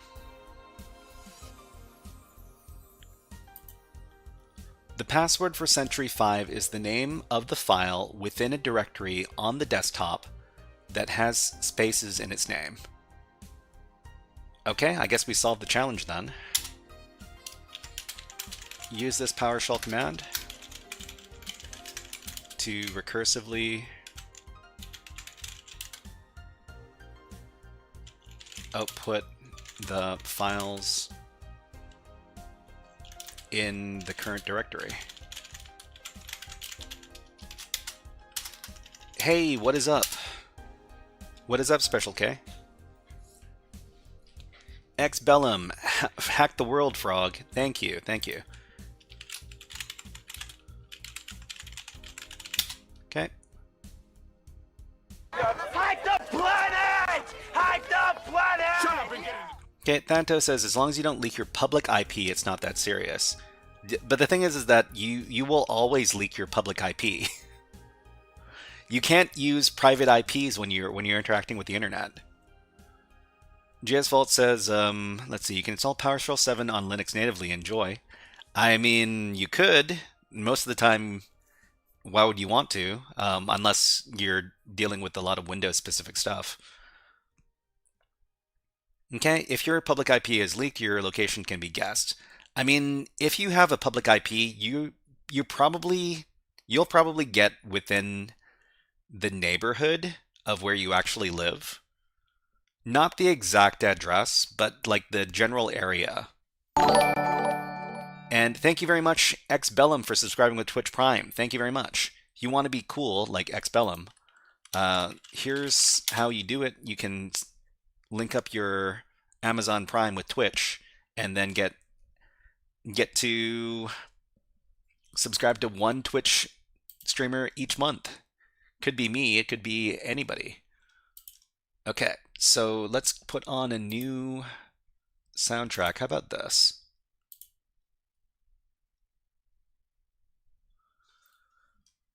Okay, Special K asks, how do I get my Wi-Fi to work? I don't know how to answer that. But thank you very much, Xbellum. Let's give you a fun video redeem. How about some all the things?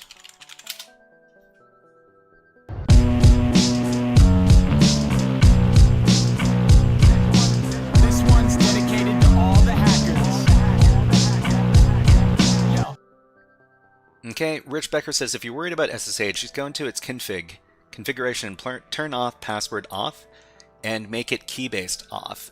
Are you talking about your SSH? Most of the time, we're not dealing with hosting an SSH server. We're just dealing with logging into other people's SSH servers. Okay, GS Vault says, I watched the Hackers movie the day before yesterday, and it was so well done. They even dropped the Dragon Book in its script. Amazing. I mean, it's a classic movie for a reason. Okay, so we use this PowerShell command to recursively output the files in the current directory, and this is the command over here. Well, it's just this one.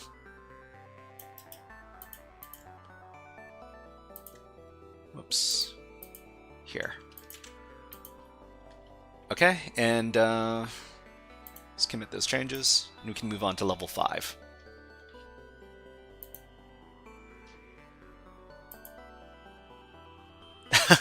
The Hackers movie? Nah. Okay. Okay, Matthew Davenport asks, what's the most complex thing you can do? I'm not sure. I'm not sure what qualifies as complex. I mean, I can do some binary hacking. That's that can be a bit tricky.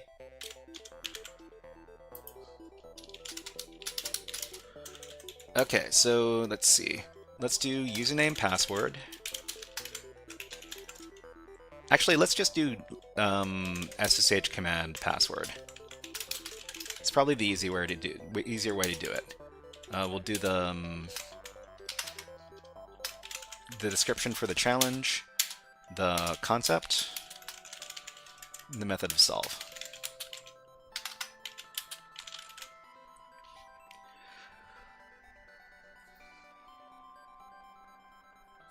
Okay, let's see. Matthew Davenport says, "What is the coolest thing you can do?" The coolest thing I can do? I can write code. And I don't know. I don't know if you're looking for like a super cool answer. I don't think I have one for you. Keep on watching you. We might do something cool. Okay, let's see. Atvow says, "Are you self-taught?" Mostly self-taught, yeah. I haven't paid for very much training. Most of the training that I've done is just, stuff that I've learned.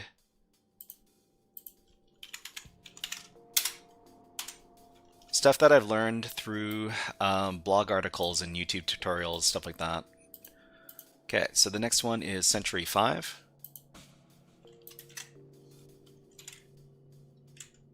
And the password is what? This number.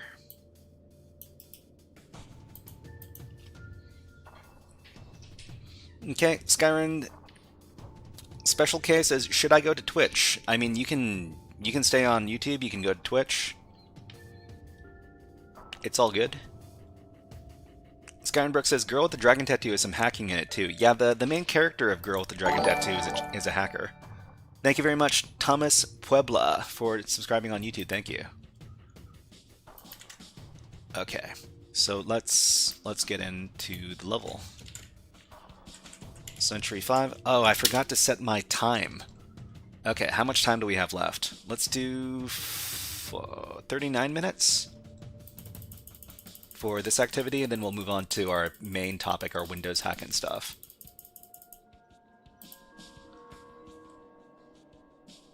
Okay, so Matthew says, "I'm learning web dev. I agree that coding is cool. Do you know C?" I know some basics of C. Most of the time when I do coding, I'm coding in Python, but I'm learning a few different languages. I'm trying to learn C. I'm trying to learn JavaScript. Atvow says, "I'm excited to be here." Hello, Atvow. Nice to see you. Okay, so Black Teacup says, "Hoping to be one of the best hackers in the near future." I mean, it's a lot of dedication. I wish you luck on your journey. Tanto says, "In the past few days, I've been lost on my learning journey. Can't find anything I want to specialize in cybersecurity. I seem to love reverse engineering and malware analysis." I mean, if you like reverse engineering and malware analysis, then what's preventing you from following your passion? I mean, yeah, you're free to to talk and ask questions over here. Okay, so what are we supposed to do in this level? So the description for the level is Century 5. So the password for Century 6 is the short name of the domain in which this system resides in, plus the number of the file on the desktop. Okay? So I guess we should keep track of these notes as well. Hold on.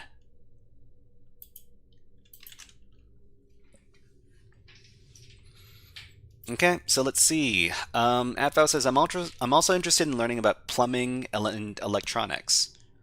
Plumbing and electronics. I know a lot of hackers are really interested in electronics. Because it's a very common hobby for people in the infosec space.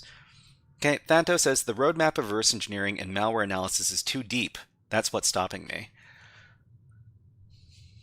I think what you want to do first when you're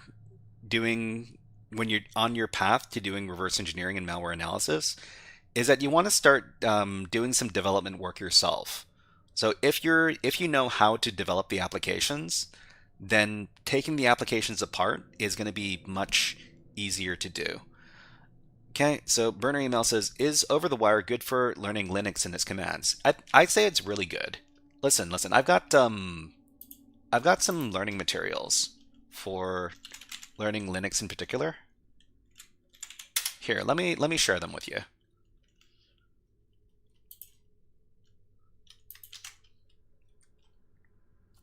Okay, so Abraham says, how often do you partake in these CTFs in live sessions? I do very little active CTF stuff. There's only a few. There's only a couple of CTF games that I do live every year. One of them is Pico CTF, and the other one is, oh, what is it called? Try Hack Me Advent of Cyber. But most of the time, I'm concerned about making stuff for my channel, and most of the live CTF stuff can't be I can't cover on my channel. Okay, so Linux courses and modules, we got a few different ones over here, and they've also got some challenges here. So Over the Wire Bandit is really good. Command Challenge is a bit advanced, but it's also very good. And Hack My VM Venus, I would say Over the Wire Bandit combined with Hack My VM Venus it's a very good combination for learning about learning Linux in a security context.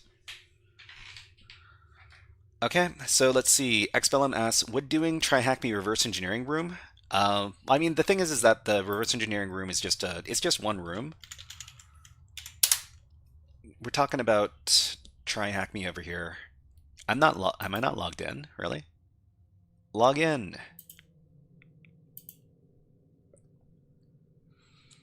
Okay, @vow asks, what is the point of learning to hack when one cannot do any of it legally? But you can. You can do hacking legally, @vow. You just need to work for somebody. So what? Okay. Let's clear up a misconception about hacking. So the misconception is all hacking is illegal. This is not true. Hacking someone else's stuff is likely to be illegal. Hacking someone else's stuff when hired to buy the owner is legal. And hacking your own stuff is always legal. it's called being a sponsored state hacker. Hacking when employed by your government is always legal until it's not. Okay, Abraham says, I've been in those Pico CTF things for almost a month, but I've never understood anything. Never understood anything. I think, listen, I've got a list for Pico CTF where I talk about how to solve the challenges, and I also try to talk about why we're doing the stuff we're doing. Okay, so let me give you my playlist. So on my channel, I do a lot of walkthroughs. I try to explain what's going on these CTF challenges, and hopefully it helps people learn. Where's my list for Pico CTF? Here it is.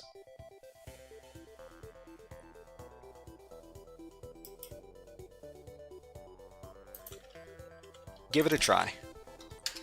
Athou says, isn't everything trackable? Everything that you do on the net? Yeah, I mean, there's a lot of footprints that you leave when you do. Oh, when you're talking about state-sponsored hacking? State-sponsored hackers have their own methods of concealing themselves. I mean, if you want to cover your tracks, covering your tracks while online. I mean, the primary tool that people use to cover the tracks while they're online is VPN services. So this gives you a different IP address. You basically log into the VPN servers, which might be in a different country. This gives you a different fingerprint IP address. There are a few different methods as well. I don't really I mean, I'm not super into privacy, but if you are super into privacy and learning to do stuff like super anonymously, there's a book out there. It's called The Art of Invisibility. Where is it?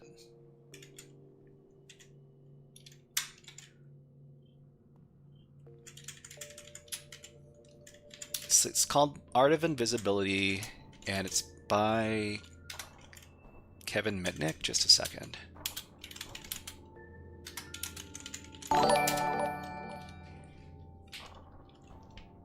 Okay, so this one right here, maybe.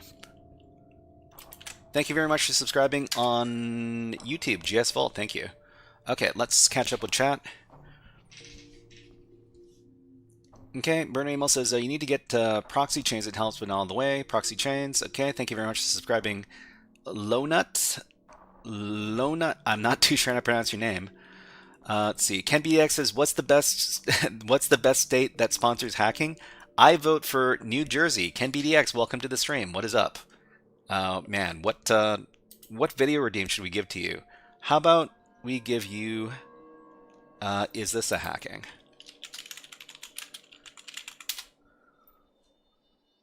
Is this a hacking?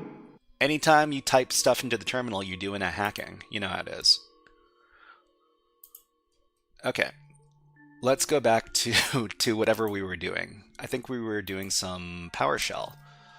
So PowerShell training for the people. Let's do the level. So the password for Century 6 is the short name of the domain in which this system resides. Okay, let's copy that.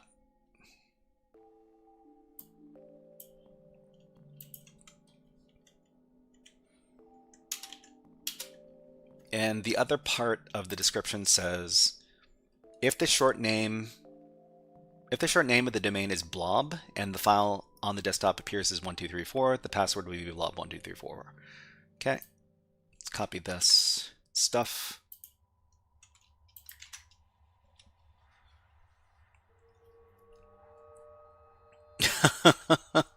Wow, guys, let's not.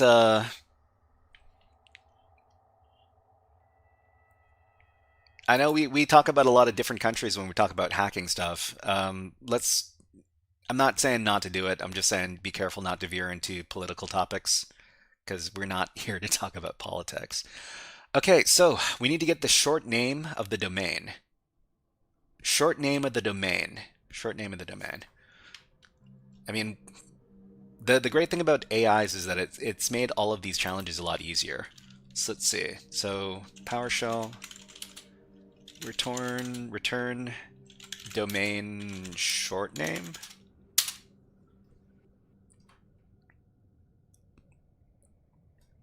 You can return the domain short name, NetBIOS name in PowerShell using the getAdDomain commandlet. Okay. So what happens if we just give that command by itself? What?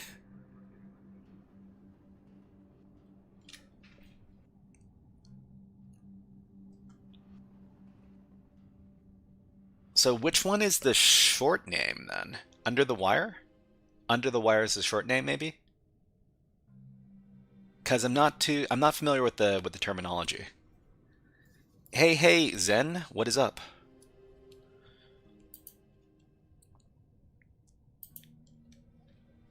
Okay, so using getAdDomain, sure. The command retrieves the domain object for the current computer's domain and selects the NetBIOS name property, which is the short name corp instead of corp.example.net. Which one of these is which one of these key pairs is the short name? Skyrim says, I think it has to do with DNS. And Alexi, hello, nice to see you here. What is up? So DNS root UnderTheWire.tech. I also see UnderTheWire and tech.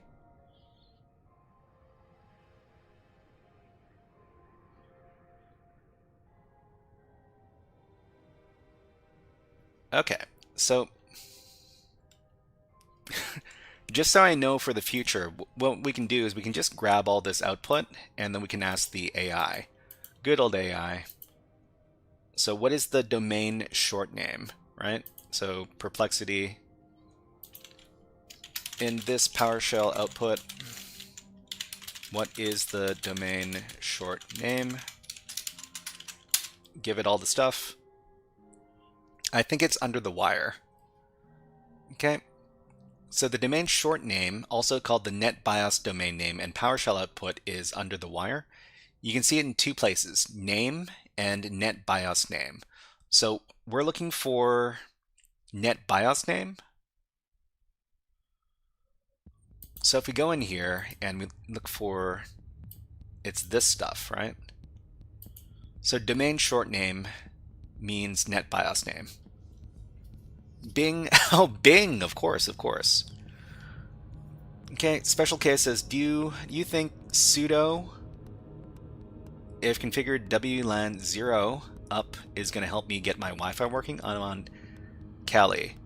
Never mind, you're doing something. I mean, most of the time when you want to do like tech support stuff, you're probably better off asking the AI, because I don't do Wi-Fi stuff specifically. Okay, so I guess what we could do is just run this command and then limit it to NetBIOS name.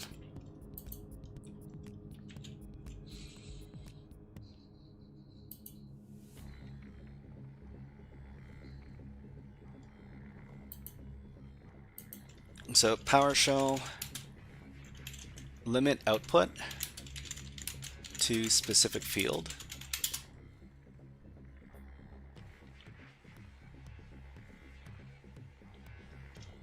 Okay, so select object property. So we just pipe it out. So your command, select object property, property name.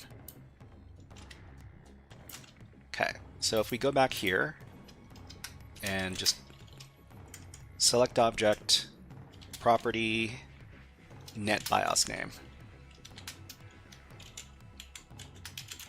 like this.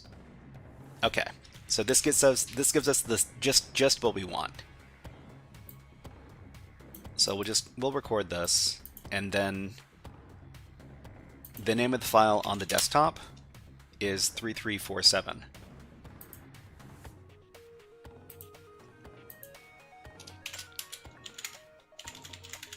So the concept in this case is retrieving a computer's short domain name that is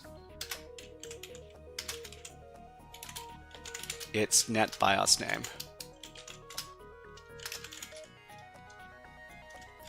Okay, so method to solve, we use this PowerShell command to retrieve only the NetBIOS name for the system. It's this command right here. We combine this with the name of the file on the desktop.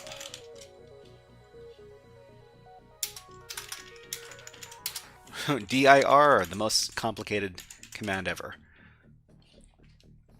Okay, @vow says, do you only know the English language? I speak a number of East Asian languages as well, but to different at different degrees of proficiency, of course.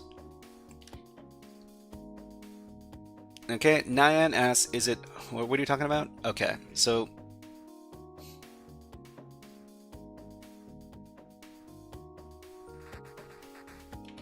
okay, I'm not too sure where the conversation is going in the chat right now. I think we're done here. Let's commit these changes and we can move on to the next challenge. So the next challenge is going to be level 6.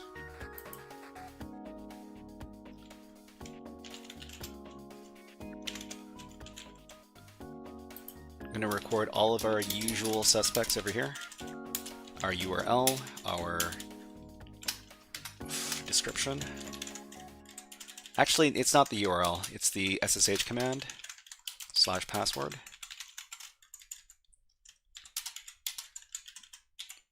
We'll record our concept we need to understand to finish the level and the method of solve. So for the next level, it's going to be level 6.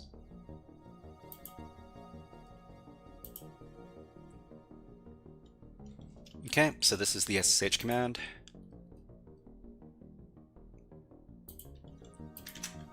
So what's the password? UnderTheWire.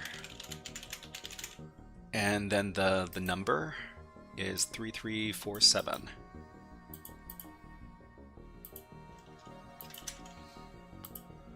So the description for the challenge, let's go ahead and get that. So the password for Century 7 is the number of folders on the desktop.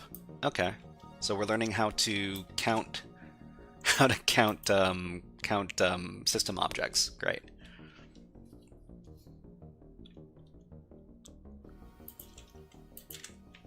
Okay, concept, counting, files/folders using PowerShell. The number of folders on the desktop. So, I mean, if we go into the challenge, actually, let me get that password first. UnderTheWire 3347. I'm just going to copy this.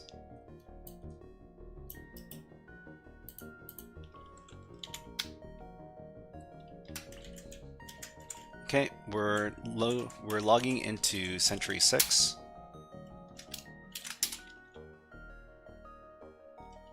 Okay, we're back. Oh. All right. There's a bunch of files here. What PowerShell command are we going to be using to count all of them? Okay. YG? Why? I'm not too sure how to pronounce your name. I'll just call you YG. Can somebody literally tell me what's happening? I joined late for today. Yeah, so we're currently doing some PowerShell exercises over at UnderTheWire. Here, let me give you the link. GamerYT asks, what is cybersecurity volunteer? Cybersecurity volunteer? Can you give me the context for that, GamerYT? 1 minute left. 1 minute left? Are you not too sure what you're referring to there? Okay, the number of folders on the desktop. So we're using PowerShell to count number of folders in current directory. Sure. Okay, to count the number of folders in the current directory using PowerShell, use the getChildItem commandlet with the directory switch and then access the count property. So getChildItem path directory count. Oh, okay. So adval was correct. So just go back in here and give this command. And 197. 197. That doesn't seem accurate. But then again, these files might be numbered incorrectly, right? So getChildItem path dot. So path dot means the current directory, only retrieve directories, and then return the count. So I think, I didn't know that you could, well, I mean, PowerShell is like a scripting language. So it makes sense that they have stuff like this. So this is the type of stuff you'd see in you'll see it in JavaScript, you'll see it in Python. I hope that's the actual answer. If it's not, then it's kind of disappointing. Anyways, let's go back. Okay, so counting files and folders, sure. Use this command to count the number of folders in the current directory.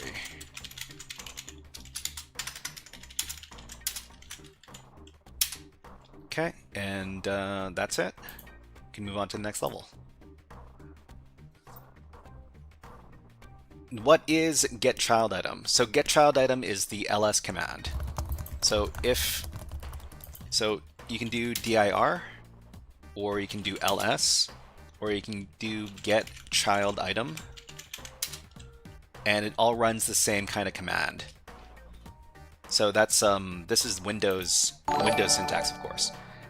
And thank you very much for following Anime T. Anime T, thank you. Wow. Quite the name, thank you. Thanks for following on Twitch. Okay, so what do we do now? I think we can move on to the next level. So the next level is level 7. New, okay, level 7. So we'll be doing PowerShell stuff for the next 15 minutes, and then we'll move on to Windows hacking. So we'll be doing a new Windows challenge, and hopefully we don't get too stuck. But who knows? We will see. If you want to take a look at it yourself beforehand, you're going to want to download and deploy this virtual machine from Vulnyx. It's called SVR. And thank you very much for subscribing on YouTube. Conche Cow? I'm not too sure how to pronounce that.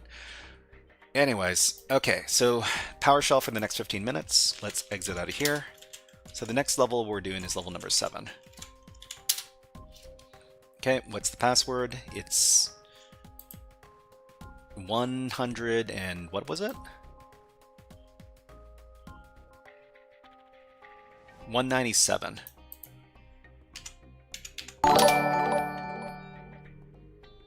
Thank you very much for subscribing on Prime, Anime Tees. Anime Tees, thank you very much. Much appreciated. Do you know the color to command? I can't say I do.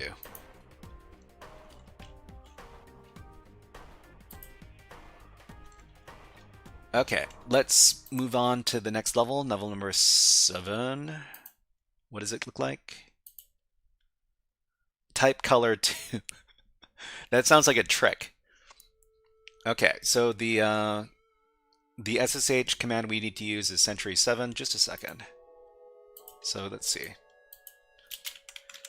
SSH command / password.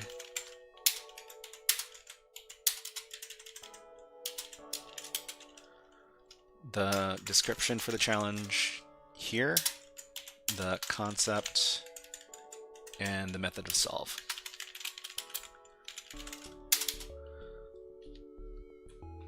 I don't think I will.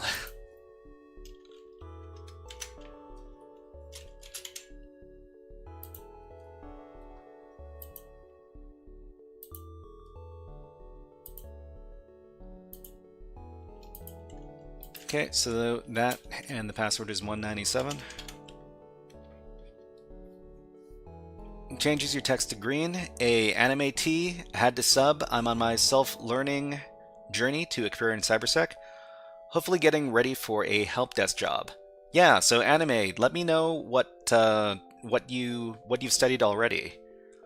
Have you studied basic networking concepts and stuff like that, like A+ materials? Yeah, I see your I see. It's just let's not do any live demonstrations we don't need to. So the description for this challenge is the password for Sentry 8 is in a README file somewhere within the contacts, desktop, documents, downloads, favorite music, or videos folder in the user's profile. So I mean, I think we're just looking inside of a directory recursively, right? Okay.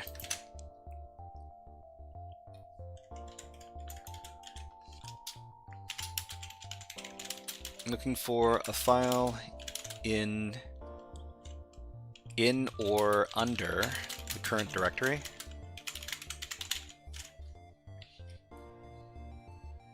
Okay, and then method of solve. So I think it's going to be the same basic principle as level number 4.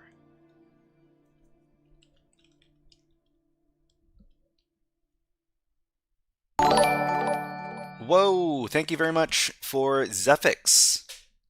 Has subscribed with Prime on Twitch. Thank you very much, Zephix. If you want to do something like this and you've got a Twitch, well, you've got an Amazon Prime account, you can link your Amazon Prime to your Twitch and then subscribe to any one Twitch streamer that you want. And you know what? Let's give you all some fun video redeems. How about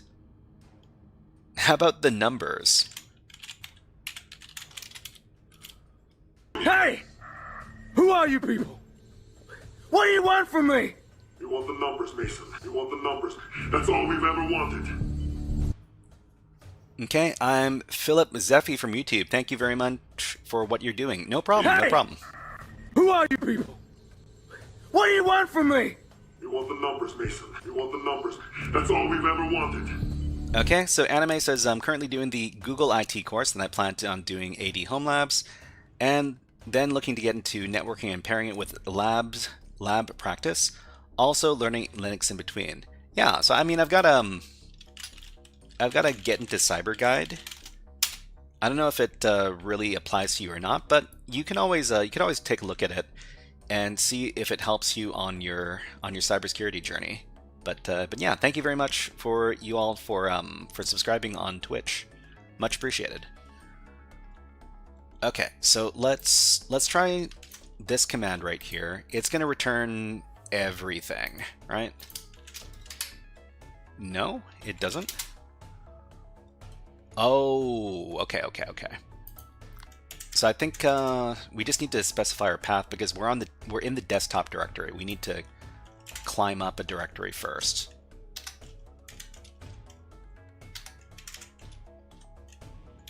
Maybe like this. Ah. There was only one file? There was only one file. Okay, well, we located it. So let's what was it? Type.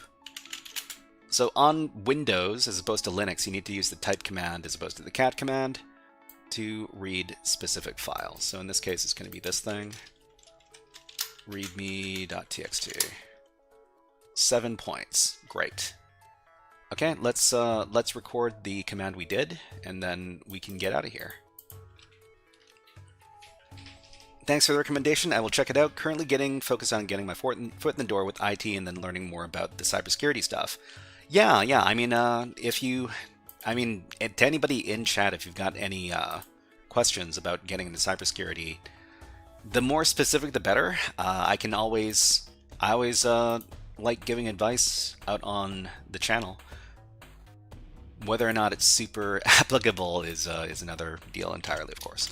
Okay, so method of solve. We need to locate the README file.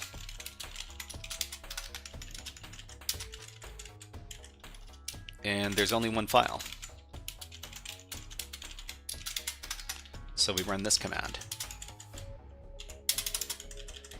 Okay, so here is the command we did. So the reason why we are documenting everything is because, well, I mean, even if the commands that we're using in this challenge are not super complicated, if we ever come back to challenges that kind of feel the same, we can always look back to our notes to, instead of having to look up the method of doing the thing all over again. Okay, let's get out of here, and maybe we can do one more level before we can, before you have to move on to the last task of the day. Okay, Zeffy says, I'm doing my master's in computer science in cybersecurity at the moment. I'm a script kiddie, sure. I also got the book CompTIA Security Plus 9th edition, plus the study guide for the System 0701. Any books that you can recommend? Okay. What do I know about elastic IPs? Elastic IPs. Oh, Zephy says masters in cybersecurity. I don't think I know anything about elastic IPs. I've never really heard of that term before. Masters in cybersecurity. You're looking for some book recommendations? I mean, I'm listening to a couple of books right now. I do like audiobooks. The first one is called The Hacker's Mind. And it's by Bruce Schneier. So this one's pretty good about talking about hacker philosophy and examples. And I mean, I'm not recommending people, buy the stuff from this, but here are some examples. So there's A Hacker's Mind, and the other book I'm listening to right now is called This Is How They Tell Me the World Ends.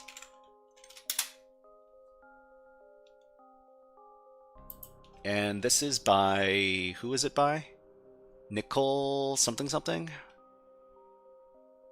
Nicole Perlroth. So these are my recommendations for books right now.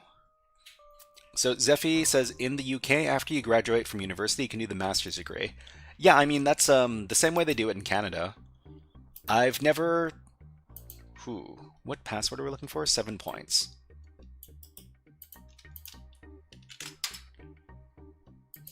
User authentication timeout. Okay. So let's try to do one more level before we have to stop doing this. So this is Sentry level number 8.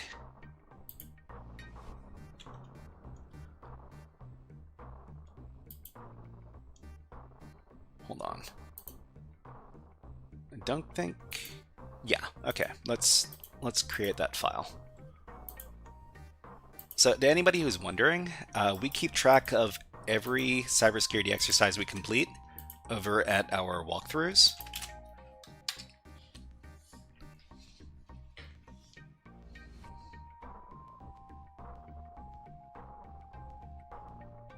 Clipsy, I'm not sure what your... I'm not too sure what your message is. Ava says, I read Windows is good, like they resigned it from XP and made it better. They designed it from XP and made it better. I read Windows is good. I mean, a lot of people have a lot of stuff to say about Windows.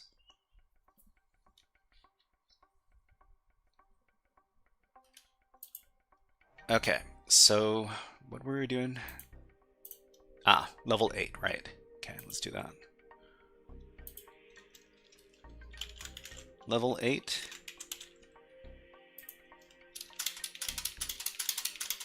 And you know what's going on right now? There's a break. There's an ad break going on in Twitch right now. So we're just going to take a little break and have some water.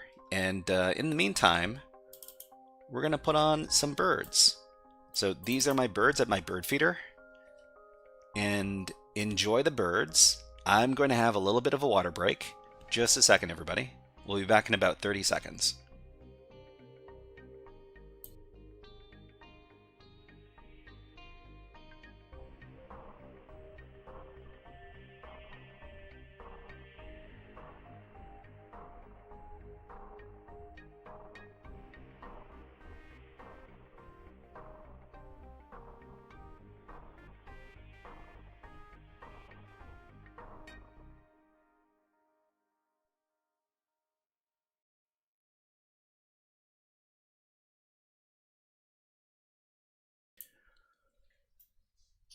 Okay, so let's put the birds away and let's get back to the hacking. So hopefully we can solve this challenge in the next minute or so. Well, we'll see. So we got our SSH command / password we'll put in here. And then the description of the challenge. And then the concept we need to understand. Then the method of solve. Okay. Okay, so let's get that SSH command. So it's here.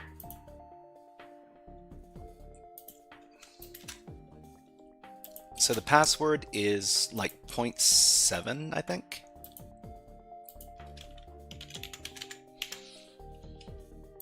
And let's get that description. So the description for the challenge says, the password for Century 9 is the number of unique entries within the file on the desktop. Unique entries within the file on the desktop. I think we're gonna have to do some sorting. It's gonna be a lot of fun. Okay, copy that. This is the description. So counting unique lines in a file.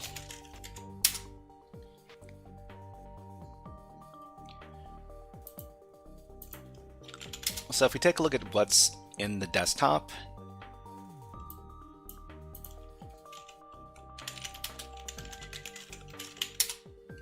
okay, so we've got a bunch. We have a bunch of words. We only want to get the number of unique words in the file.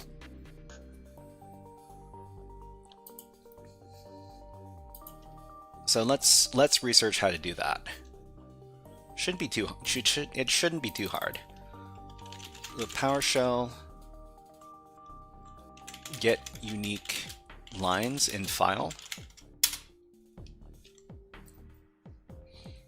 Okay, so to get unique lines from a file in PowerShell, use getContent to read, and then pipe it to sort object unique, and then optionally use setContent to save the results to a new file. Well, I mean, I don't think we need to do that. So getContent path, and then sort object. Let's give it a shot.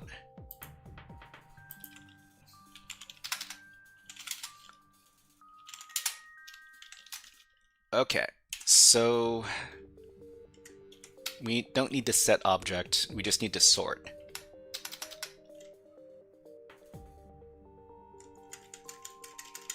So the path is, well, we're just going to use a relative path, so it's going to be unique.txt.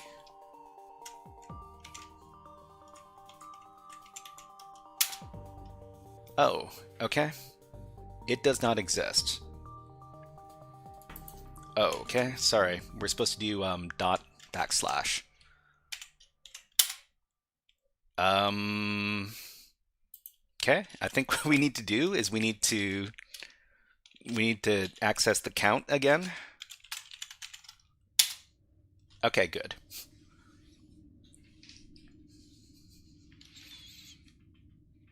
Sort U. Yeah, I think I mean Snollygoster, we would that's how we would do it in Linux.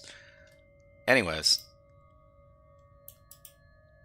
let's copy this. We'll record the password for the next level, and then we will move on to the next thing.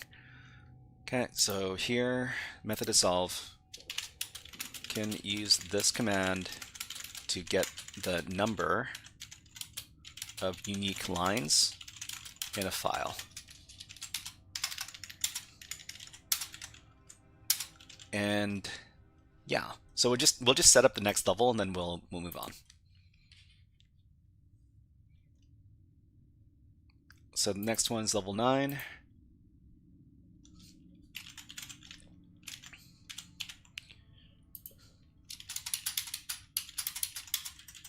Okay, so SSH command / password, then description. I think this is all we're gonna fill in right now, and then we'll move on.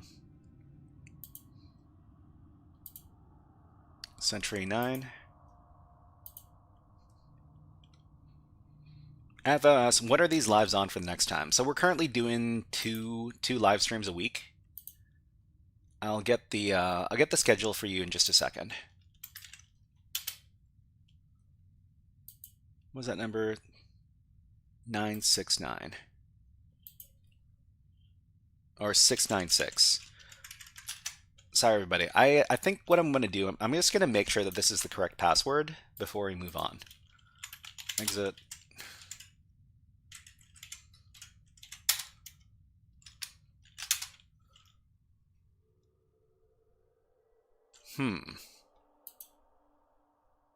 696. Okay, yeah, it works. Great. Don't forget to set up the timer. Okay, thank you. Thank you for letting me know. Just some life. So how long are we going to be doing this next exercise? Maybe 2.5 hours?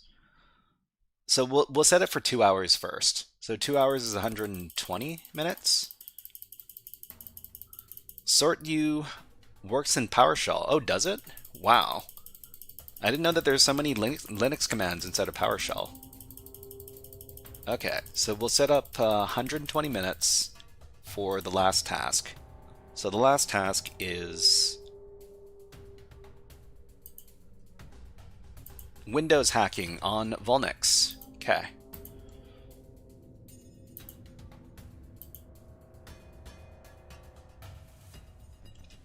So what we're doing here is I've downloaded this virtual machine. It's a Windows virtual machine. It's running some version of Windows 10. I think it's like Windows Server 2019. And we're going to be deploying it on our virtual machine network and then doing hacking against it.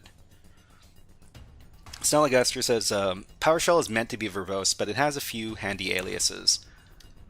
Okay, so let's go ahead and start up the machine. Just a second, everybody.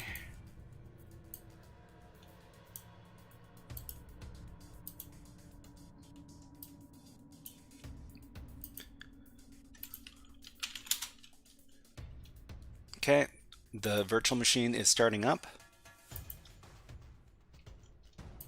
So what we have to understand is that when we do these kind of exercises, the first thing we want to do is we want to locate the machine on our network. Because the network, well, the machine doesn't tell us what its IP address is, but we know that our networking range is this one over here.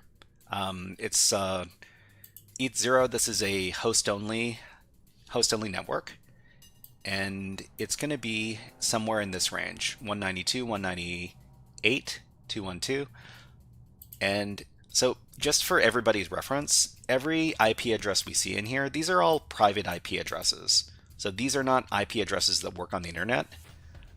These are special IP addresses. So they usually follow like a pattern. So 172, if it starts with 172, it's private. If it starts with 10 dot, it's private. If it starts with 192, it's usually private. This IP address is specifically referencing the host itself. This is known as the local host address. But let's go ahead and locate that machine.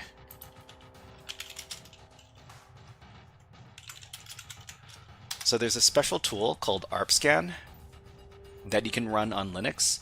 It's going to look for devices on the network, not through ping packets, but through the ARP protocol. The disadvantage of this, of course, is that you can't run this over a remote network, so you can only look for machines that are on your own local network. Advausins, private means you own the network. Private means that it's not public. So public means that you can access it from the internet. Private means that it's not internet accessible.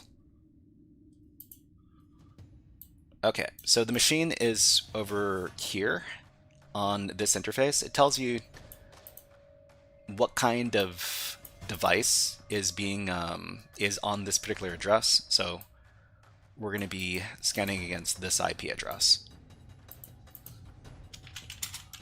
So we're just going to run good old nmap. Nmap is it's a pretty ubiquitous. Ooh, I'm in the wrong directory. I shouldn't be in Curious George. Hold on, let me get out of here.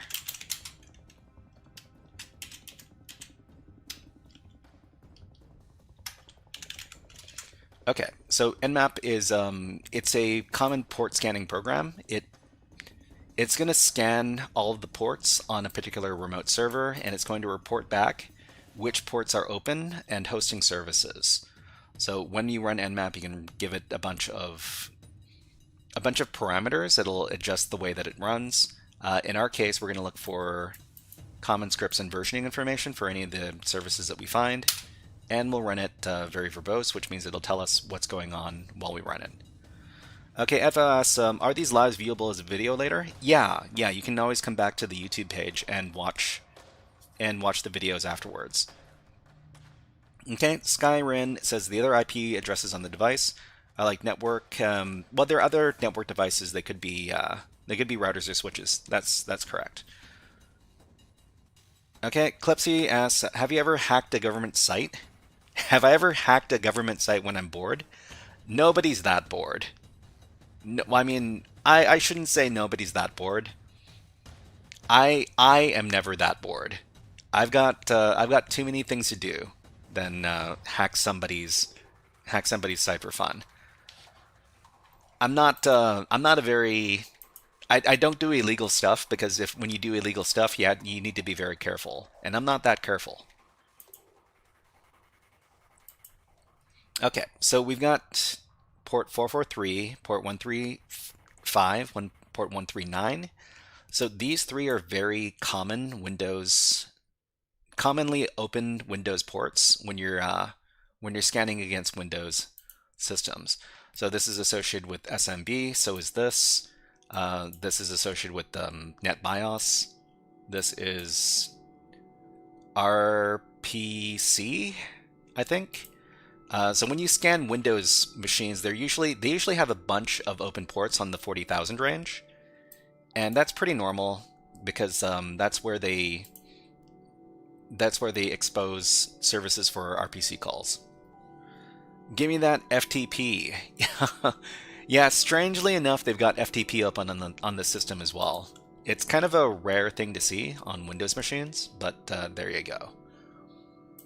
They also have a web page, which is something else you don't usually see.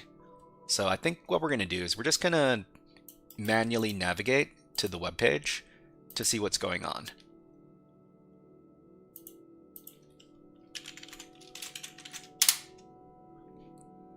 Okay, this is not helpful. This is Internet Information Services. This is the Windows Server software.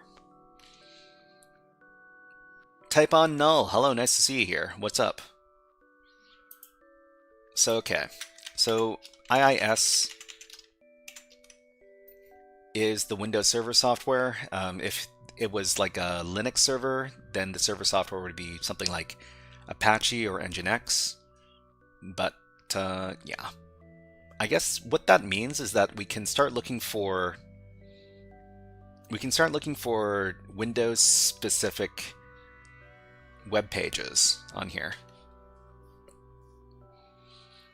Okay, AdVow says, are Linux magazines? What do you mean by Linux magazines?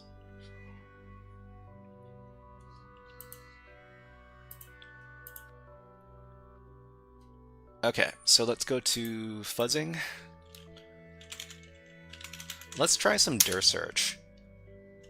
So dir search is a directory busting tool. Let's see. URL is target is missing. Try -u. Okay, so dir search -u. Dir search is one of those directory busting tools. Similar tools include stuff like GoBuster and FerrixBuster. In this case, we're going to look for stuff on this IP address. Okay, so we're just going to leave this alone and let it run. We'll come back to it later. There's a few other things open here as well. Okay, Asadoc says, why not the short name vuln? I mean, we could do the short name vuln. There's a lot of stuff we could do. We just started scanning the box, so we might come back to it later at Sadox. But welcome to the stream. Particle to do. Hello, nice to see you here. Physical books. I mean, I'm not too sure. If anybody has recommendations for magazines about Linux, let us know in the chat. Okay, so we got our fuzzing going on over here. Oh, we found SV. Wow. Wow, that was fast. Oh, most of these came back 404. Or 403. Never mind. Huh. Okay. For a second there, I thought we found some treasure trove. Okay. Let's go back. I think because we're dealing with Windows, we should probably start doing some scanning with netexec. So netexec is a very common Windows security tool. We'll start looking for some stuff over with that. Thank you very much for subscribing on YouTube, Ahmed and Vivek. Thank you very much. Much appreciated. Okay, so netexec, we would do SMB because, well, I mean, there's SMB on this box because it's Windows. We can try a null session by sending it no username and no password, see if we get anything. It is 24, right? No, it's 23. Never mind.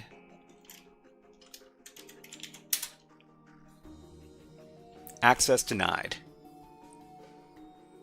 Okay, so there's no null sessions. Likely the FTP.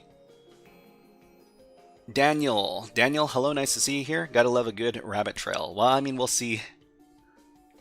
Let's see. The default IIS is usually a no-go. I mean, it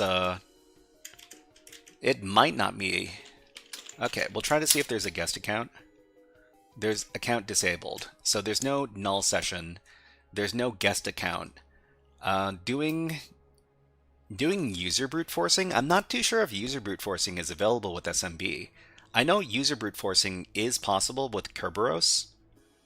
If you know if you can do like user brute forcing for sure with SMB, let me know. Let's try. Can try null session and guest session, okay? And then FTP. I guess we should try the FTP.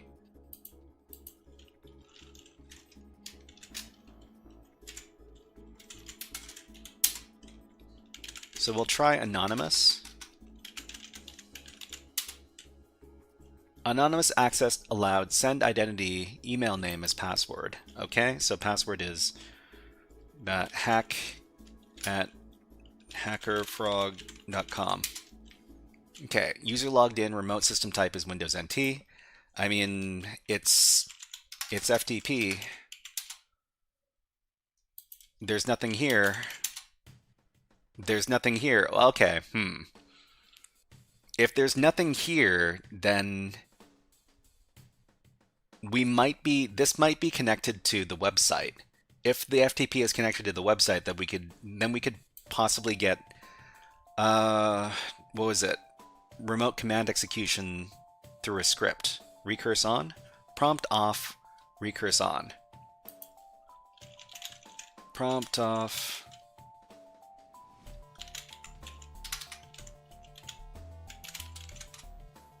Recurse on, invalid command. So I mean, there's nothing here. So I guess the other thing we could do is we could start transferring stuff. In theory, you could brute force SMB, but in practice it depends on defense systems like lookup policies. Recursive on. Recursive. Doesn't like that. Help. Passive. Don't see a recursive command here. Thank you very much, George N. George's N.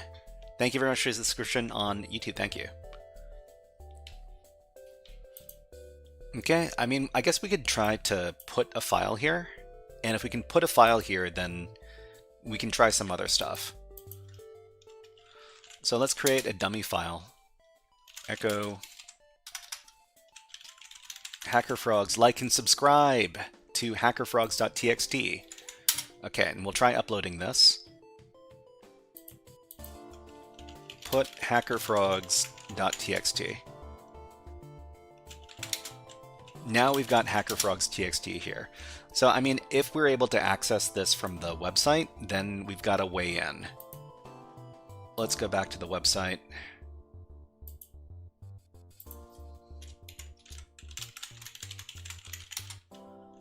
Nope, it's not here. I mean, we can upload something. Atval says, what recommendation do you have for an antivirus program? I mean, antivirus programs, if you're using, what, are you using Windows or are you using something else, Atval? Most of the time, the standard, like Windows, like the built-in Windows antivirus is going to be mostly good enough. You use Mac. Okay, so the the Windows antivirus isn't going to work for you then. I mean, I'd say, I mean, people in chat, if you have like an antivirus recommendation, could you give it to chat? Could you type it out in chat? Snelly Oscar says, why use an antivirus program? Are you typically downloading malware? I mean, most of the time, unless you're downloading sketchy files, yeah, I guess that's the point. So HackerFrogs.txt didn't show up.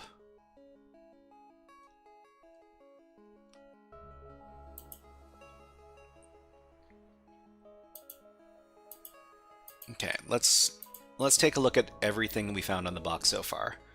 So we found port 21. This is Microsoft FTPD. Microsoft FTPD might be vulnerable.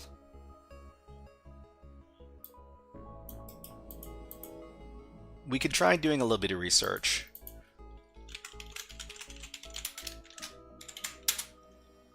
There's nothing for Microsoft FTPD, huh? Okay, fine. Okay, game file, game F life says, I'm new here. Are you trying to hack the website? We're not trying to hack the website, we're trying to hack a server. So the server has a website on it, but the server isn't... Well, I mean, I guess we could be trying to hack the website as well.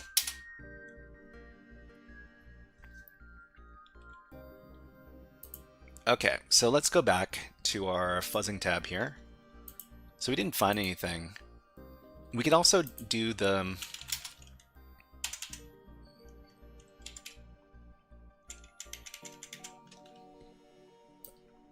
We could also do a typical directory busting attack with GoBuster.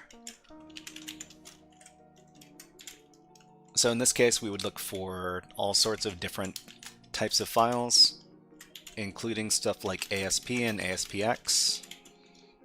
And let's see if we can... Oh, huh.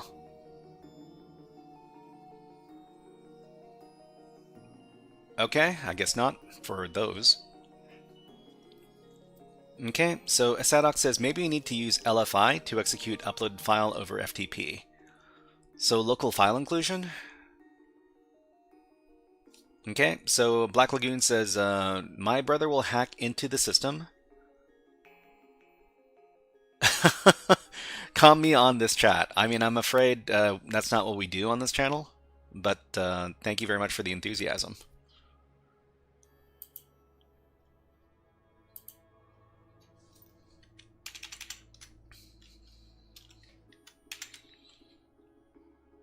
Okay, so we'll just wait for...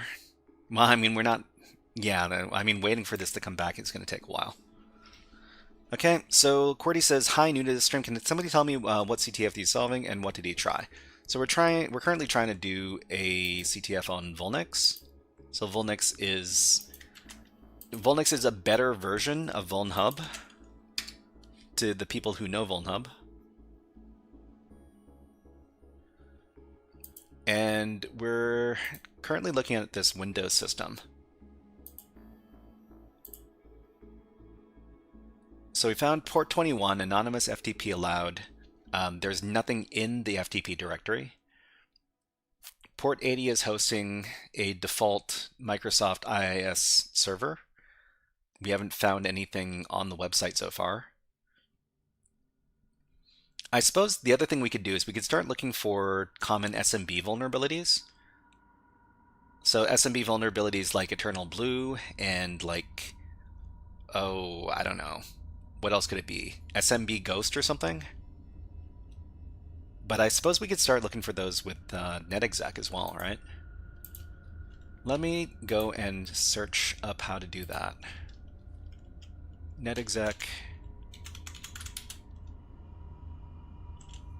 modules.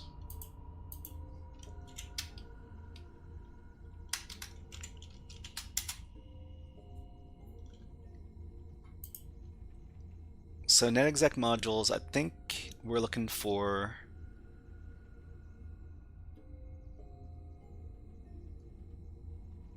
Eternal Blue. So we'll try the Eternal Blue. If it doesn't work, then we can try some other stuff. Anybody ever go to community college to learn networking? I mean, you don't necessarily need to go to community college to learn networking.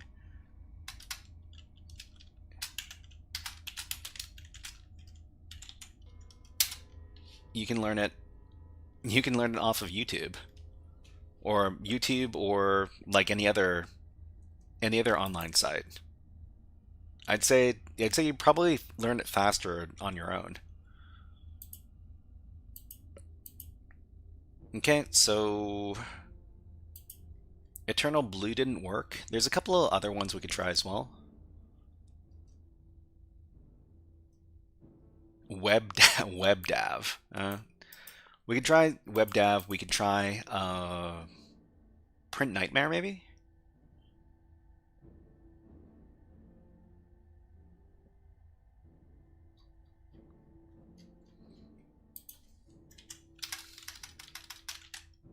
So we try WebDAV. Nope. Print Nightmare.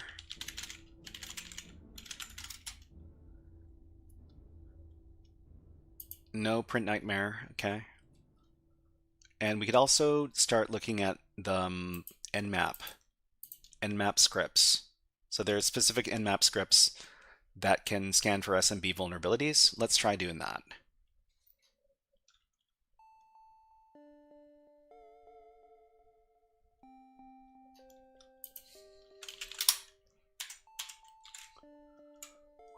So every time I do these SMB vulnerabilities in Nmap, I need to look it up. Nmap SMB vulnerability.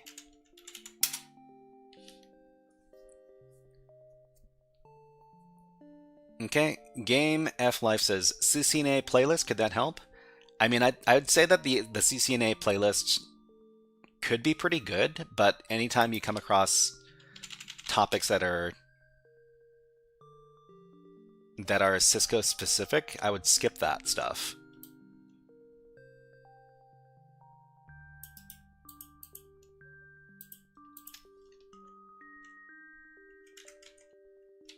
Okay, let's give this a shot.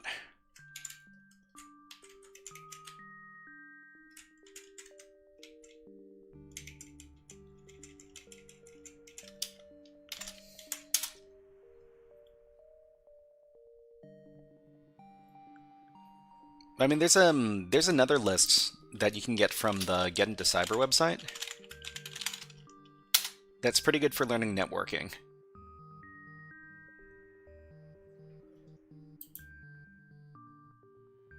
Okay, so let's see. Script execution failed.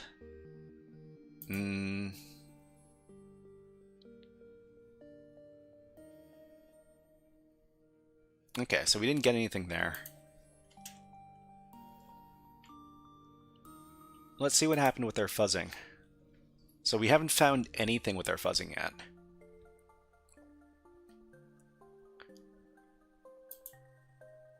So one really suspicious thing about this particular system is that it's called SRV. So I think I might ask about this specifically to our good friend the AI, right? So I'm doing a CTF Windows box challenge called SRV. Could the name of the challenge be a reference to a specific attack?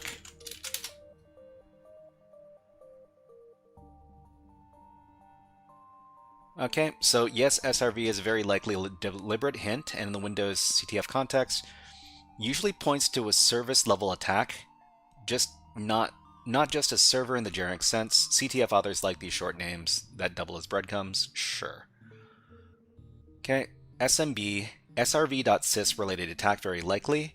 In Windows internals, SRV.sys is a kernel driver that implements the SMB server, sure. Why this matters. Famous vulnerabilities target SRV.sys. Do you like NCIS, the TV show? I mean, I used to watch a lot of police procedurals way back in the day, but not so much anymore. Okay, so if the box is named SRV, it's a huge wink towards SMB, ports 445139. Let's see, Legacy SMB version 1, kernel level service bugs, SMB OS discovery, SMB vuln, target. I mean, didn't I just do this? Hold on. Let's try that again.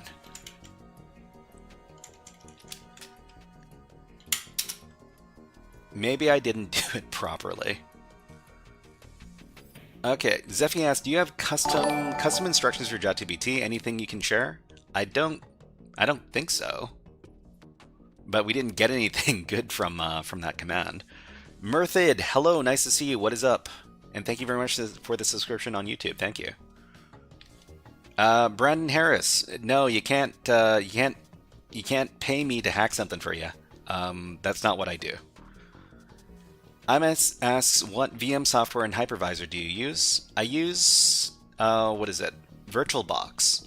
So if you want to learn how to get a hacking virtual machine to practice your cybersecurity skills, I've got a video that talks about that. Just a second. Thank you very much, Insomniac Gaming. Thank you very much for the subscription. Part I could do is there's no web. There is.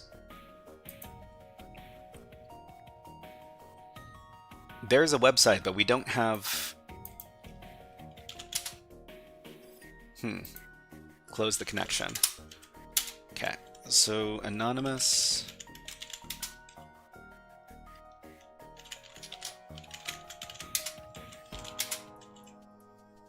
We managed to upload some files, but I mean, simply being able to upload files, it's not really enough to get direct access to the server, unless there's some other vulnerability in play.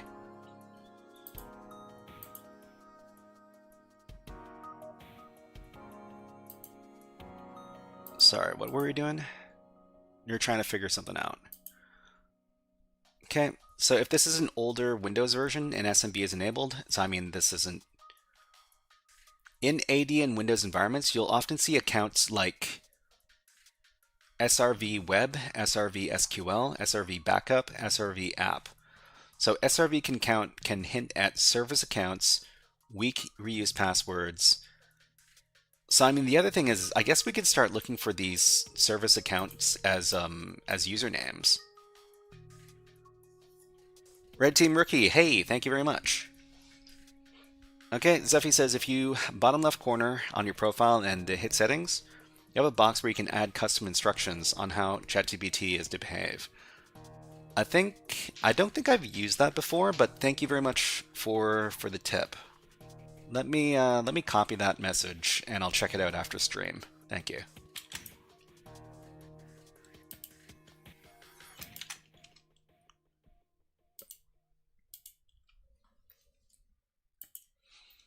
Okay, C. Strasser says, you have no reason to watch TV in the year 2026. Watching TV is like spraying over your third eye with black spray paint. Could you try to log on to FTP without a password to see if you have if there's any difference? Okay, I mean I could.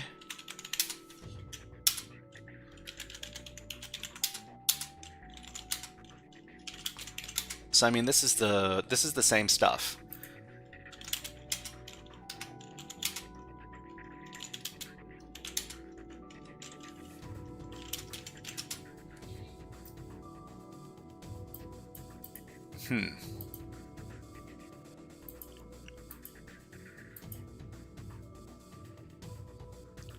So I think what we want to do is we want to look for service users and start seeing if we can identify like a correct username. The other thing that we could do is we could try using like another program to access SMB, so something like enum for Linux.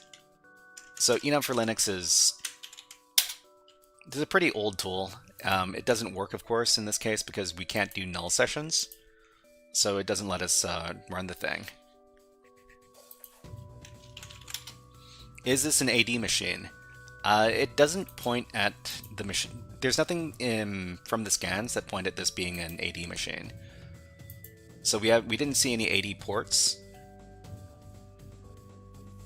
There's no Kerberos or any other like AD specific protocols that are being or services that are being run right now.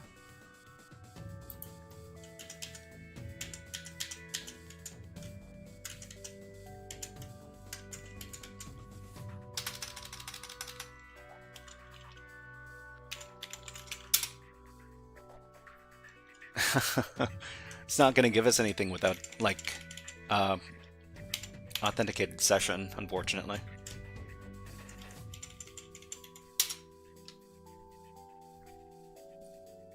Okay, Jinja Tapioca says, this is the longest problem that you've solved.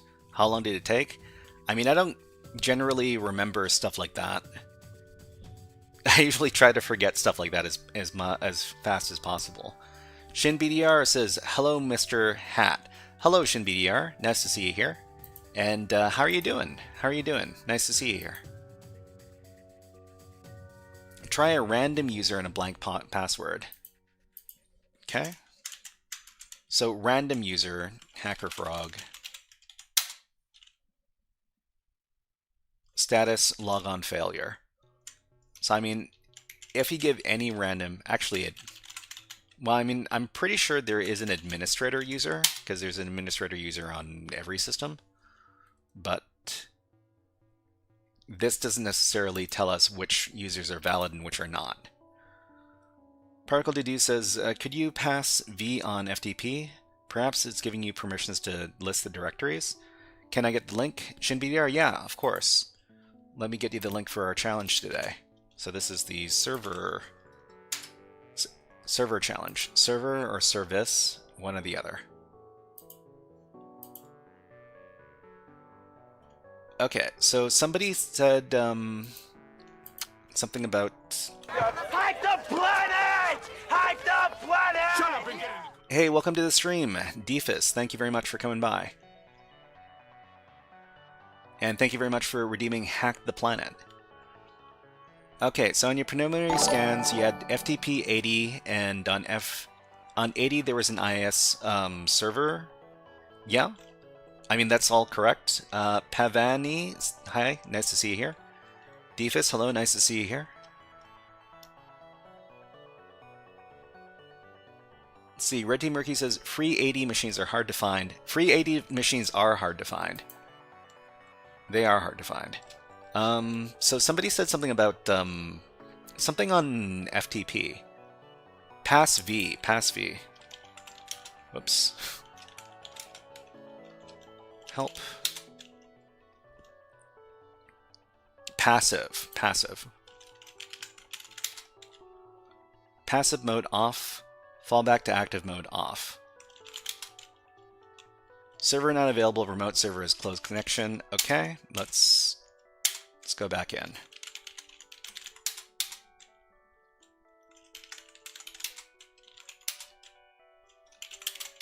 Well, nothing doesn't make too much of a difference in this case.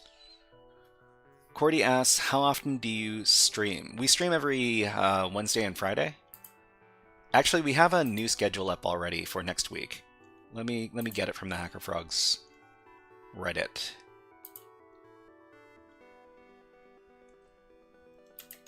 So if you're wondering what we're doing next week, here you go. Snollygoster says, null session is double blank. Guest access is any non-existent user. Guest access, any non-existent user can auth without a password. They're distinct and sometimes the guest account can be deactivated, but guest access still works.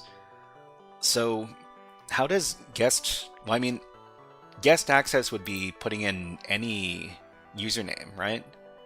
But I don't think it works in this case.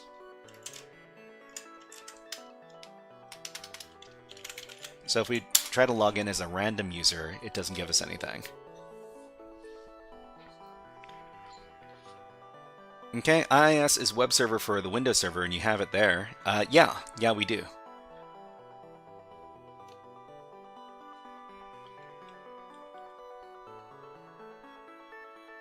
Okay, let's see. AKC says, I've never heard of Vulnyx. What is it exactly? So Vulnyx is kind of like a spiritual successor website to VulnHub. VulnHub is a website that classically was used for cybersecurity education stuff. This is a much better version of VulnHub where you can actually see what the heck you're doing. If you're okay with downloading and deploying your own virtual machines to hack against, I highly recommend it. It's very nice.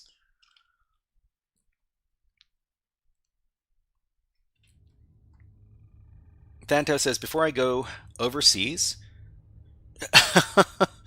I mean, I'm not exactly here to give people personal advice like that, Thanto. But if anybody in chat feels like answering, feel free.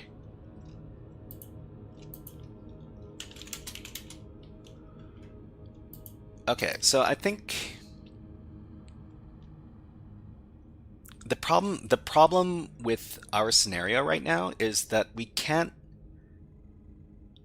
would like to get a valid user account for SMB enumeration, but we can't confirm. We can't confirm which, what is the word?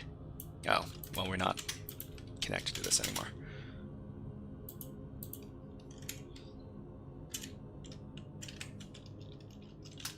So current situation, we want to get a valid SMB user to enumerate SMB, but using SMB, we don't know a technique for validating usernames. Because anytime we give an invalid username, it just says, anytime we give any username and we don't give the correct password, it says logon error or something like that. It doesn't tell us what is valid and what's not. No RPC? I'm pretty sure there's RPC on the target. There's a bunch of open RPC ports, but I've never been able to do anything with RPC directly. So you can do enum domain users. I mean, if this was an Active Directory box, we might be able to do stuff like that. But this is not an Active Directory box.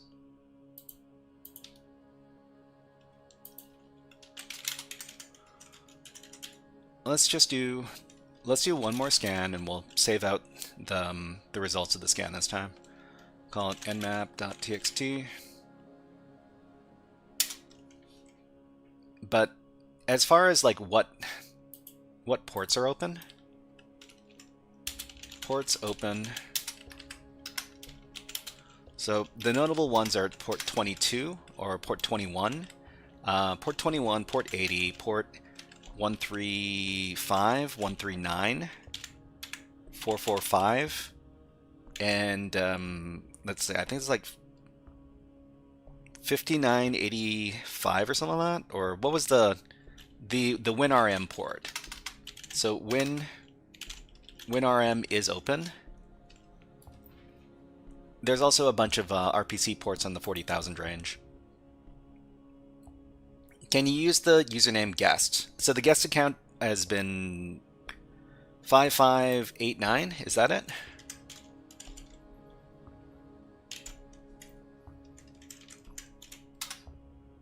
But these are the ports we're dealing with.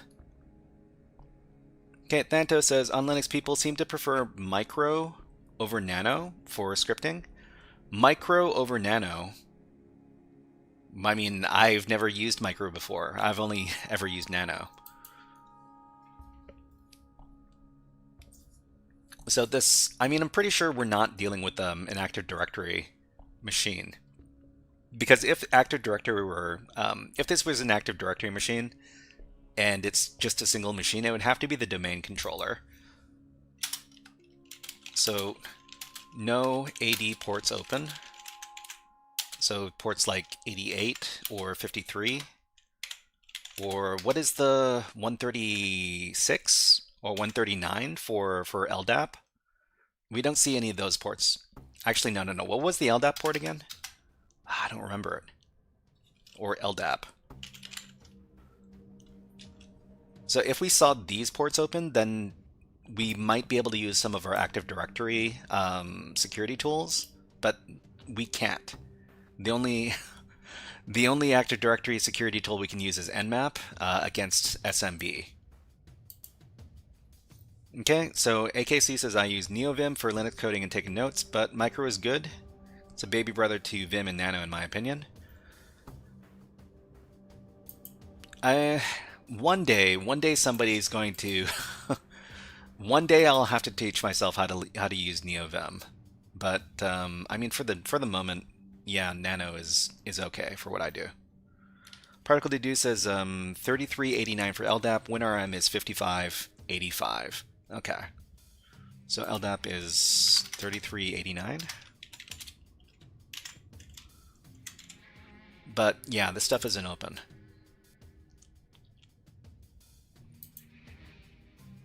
So somebody said something about IIS short names.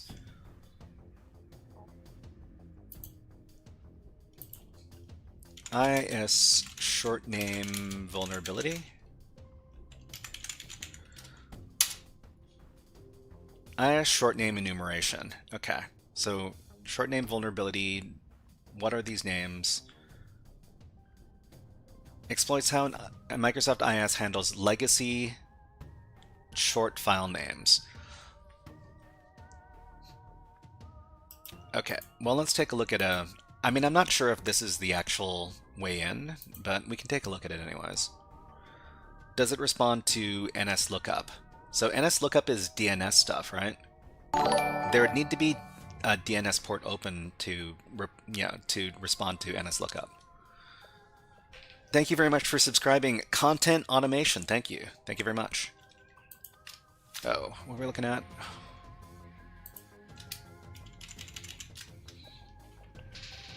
Okay, so these names.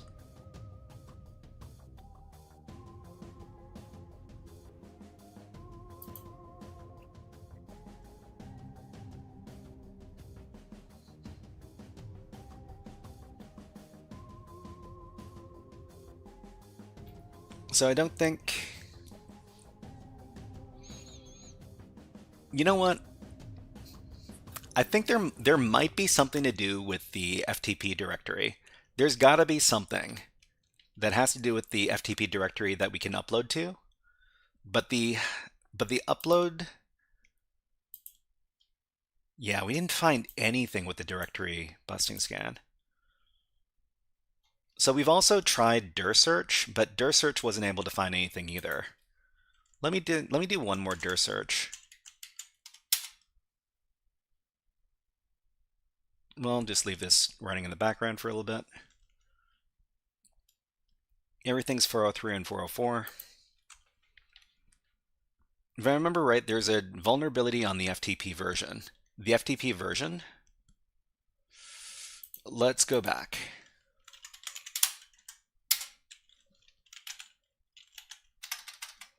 Anonymous. Okay, so how do we get the version? Verbose account ASCII binary by chmod.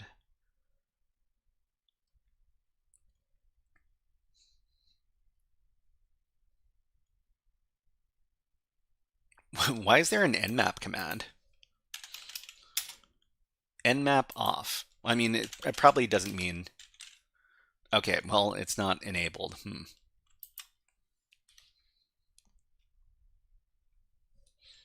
There's a vulnerability for the FTP version. I remember... Okay. Let's go back. So this is still running, but I think we can... Let me take a look at what's in here right now. nmap.txt. Let's see what we've got so far.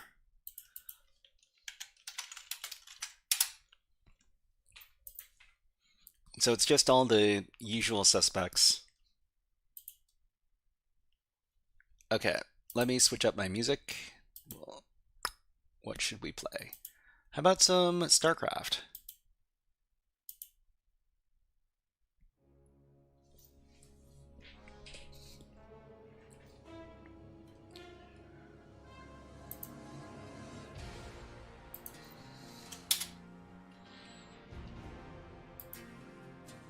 Okay, let's bite the bullet and we'll ask the... So let's see. Service accounts, reused passwords, overly privileged services, generic service exploitation hint. Server can just mean there's an interesting Windows service. Okay, can't do anything from here. Okay, Particle Duty said if you do SCV, you got more info. Yeah, you just need to wait for the thing to come back. Zephy says, since you managed to log in anonymous, what about a reverse shell 80 with IIS that might run the web server? Oh yeah. Particle to do. That's exactly the command we're running right now. We just need to wait for it to come back. Okay, so if we go back to the server, let's put it down over at the end. So the thing about this server is that we can upload files, but we can't access the files. But they're not in the web root. I mean, if we were able to directory bust like a proper directory that the uploaded file or the FTP where the FTP might live, then we might be able to do some sort of what is it called? Malicious file upload.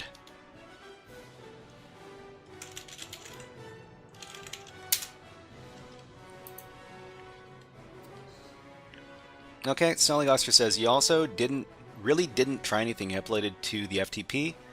There might be an automated user checking things in there, so you can just upload a malicious LNK file and they might click PHP reverse shell to run the code from the path. Okay, we uploaded to the FTP, sure. There might be an automated user clicking things in there. So you can upload a malicious LNK? Maybe. PHP won't work because it's an IIS server. So if it's an IIS server, then we'd probably have to use ASP or ASPX because those are the scripting languages that work on Windows servers.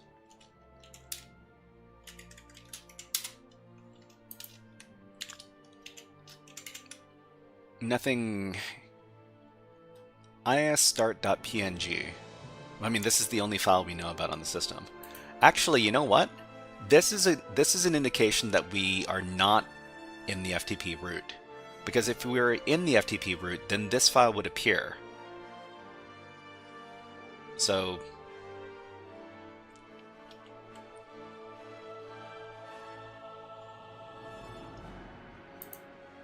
okay, let's ask for some suggestions from the good old AI over here. On this Windows box, we have file upload to an FTP service, but we can't access the FTP folder from the website the server is also hosting. Any suggestions? Okay, sure. So file does not equal web root, but they often touch indirectly. Okay, FTP directory is often not the same as the web directory. Yeah. So if you can't browse the FTP folder, FTP root. Let me check something really quick.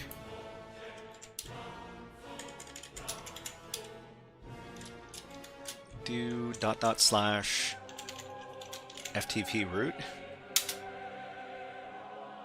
Oh, interesting. Access is denied. It exists, but access is denied. Wait, what about FTP root?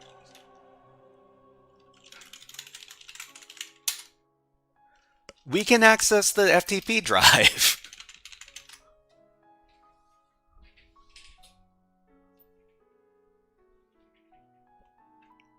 Okay, let's see. What the heck? Okay, well, I mean, we've got some stuff to, we got something to work with now. Okay, particle deduce says put something on FTP. Let's see. Do you have any resources for understanding this? It feels more advanced to me. I mean, we have a lot of different CTF box walkthroughs on the YouTube channel. Thanto says, I understand that Vim is the goat for hardcore developers, but I don't want to memorize keybinds. I just want to edit a simple line for notes. I mean, that's why I use Nano, Thanto. ASP shell, then, yeah. I mean, we could try. The kind of content that makes Kevin Mitnick wake up alive again, maybe. Is that Ghost, or, I mean, I'm not too sure how to pronounce your username, but it starts with a G anyways. Alright, so, like an ASPX shell, I think? Let's look it up. Locate shell, or reverse grep ASPX.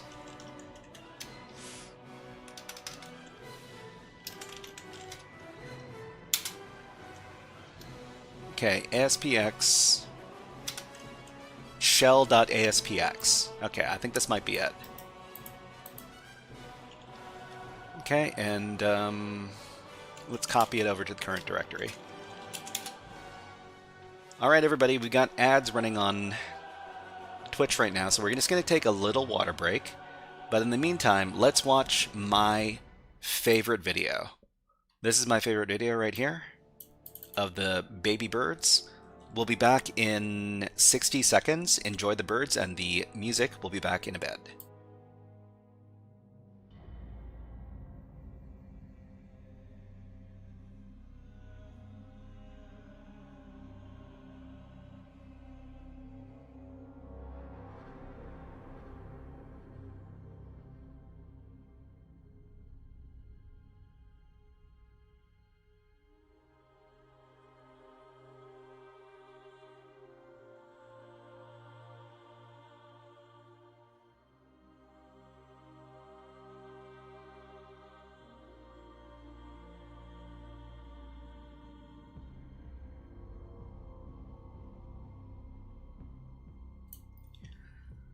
You know, I think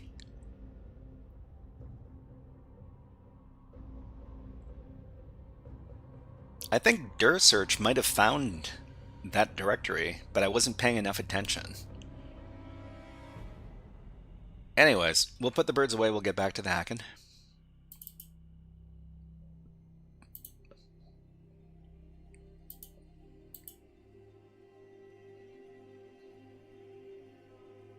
No, it didn't. So where's the 403s? So 403s are for this stuff. 403 ASP.NET Client. CGI, CGI bin. Okay.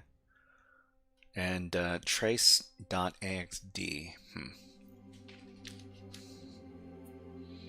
Alright, let's do this research. So we got shell.aspx. We just need to edit this. before we edit it, we need to get our IP address.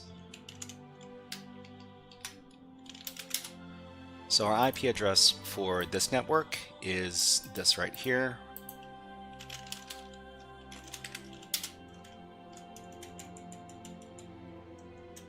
We just need to make sure to put it in the shell script file.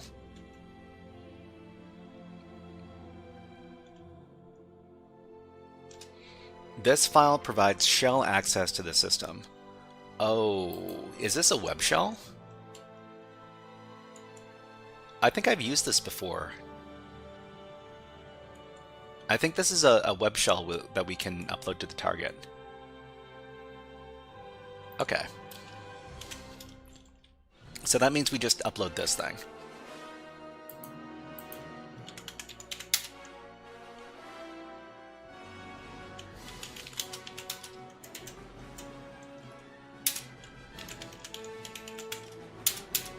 Okay, put shell.aspx.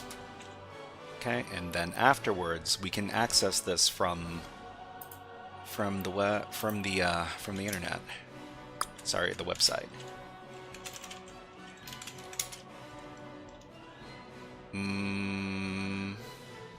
Didn't we upload it? Shell.aspx.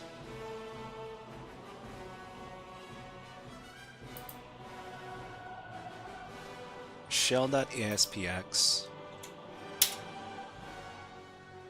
File or directory not found, but this is still here. Did it get deleted? Okay, why every time I need to go live to stream, something actually fun happens? I'm not too sure. Thank you very much for subscribing, Fraz Wells. Thank you very much. Much appreciated. Okay, so this managed to get uploaded. We can't access shell.aspx.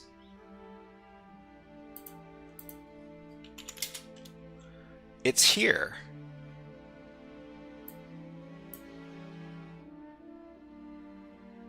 It's in the FTP directory, but we can't see it. Check attributes.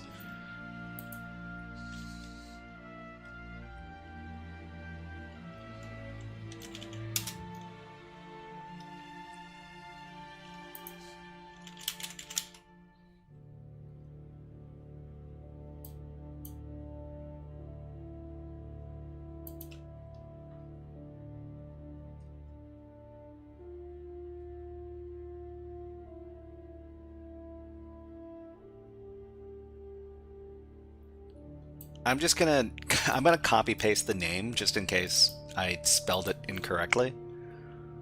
Let's try it one more time.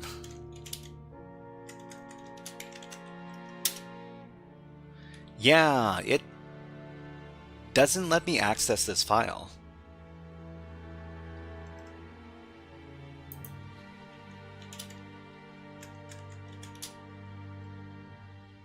So is it because the file extension is ASPX? I'm gonna try renaming the file and see if it shows back up. Maybe something's wrong with the file? I don't think so.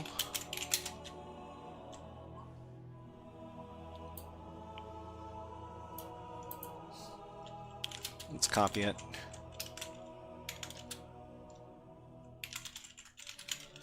So we'll copy this as a txt file, and then we'll try uploading it again. There might be some sort of weird restriction in place.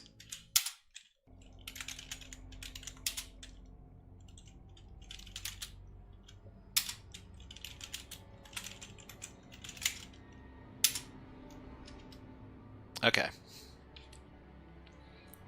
Try get file command if you see try the get file command if you get an error.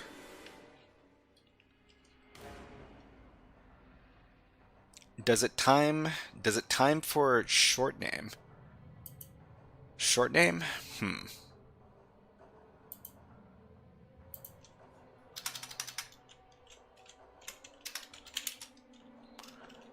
We can access, I mean, it doesn't, it's not going to execute code if it's named shell.txt.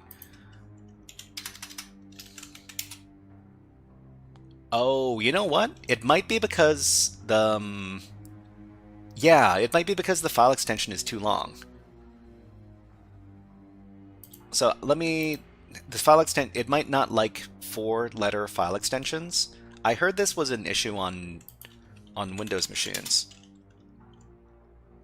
Okay, so we'll just echo something out, hacker, and we'll put it in a file called frog.frog.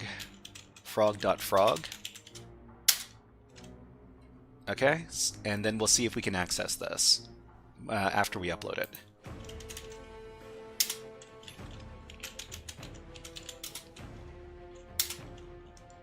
Put frog.frog. Okay, and then we'll try to access it on the...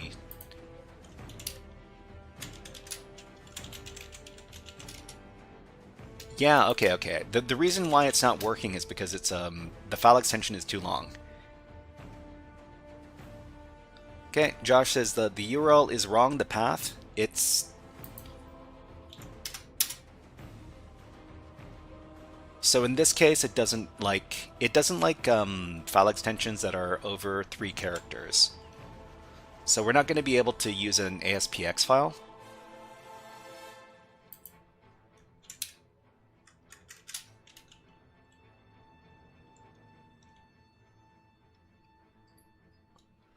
Shell.aspx doesn't exist, but shell. Interesting. This gives us a different error. Could you use an .sh file? PHP should work. I mean, this is a Windows server.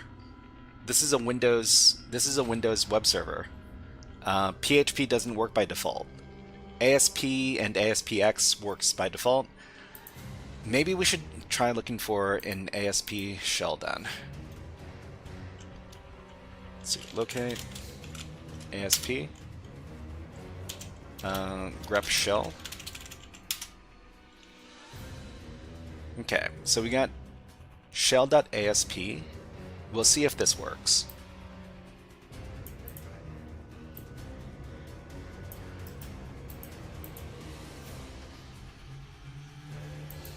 So these are web shells. Anyways, copy it over.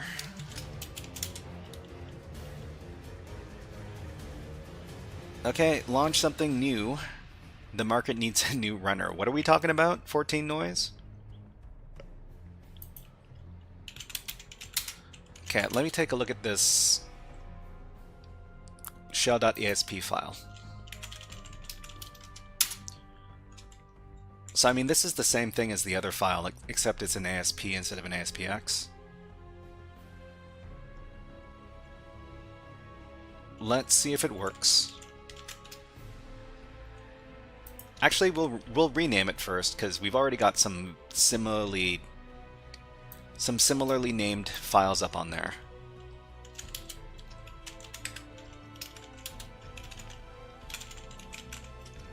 So we'll just call this one web shell. And we'll upload it.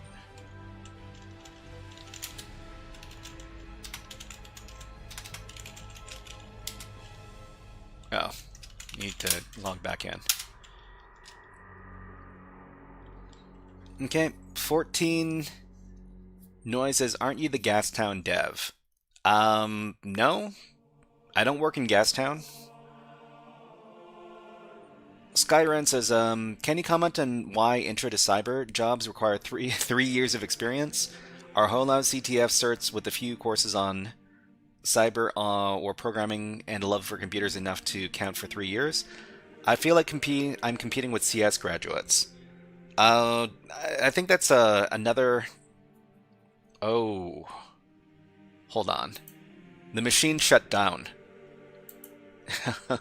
The virtual machine shut down because the virtual machine has a 1-hour time limit, because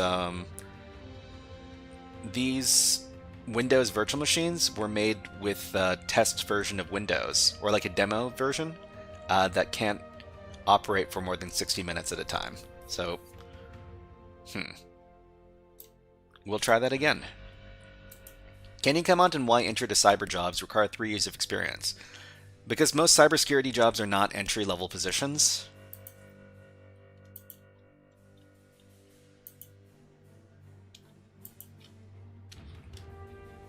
Okay, how do you see CISSP? I mean, I can't really comment on CISSP. It's not a certification I've ever really done research on.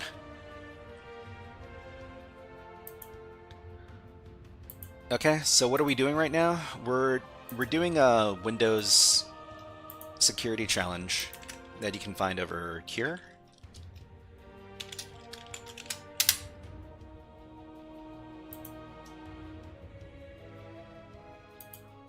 Okay, let's continue enumerating this thing.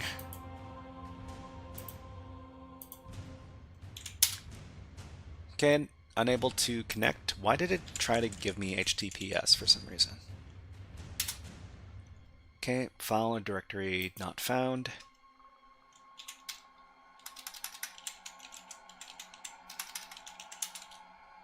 That doesn't work either. I guess we really need to work with those 3 letters then.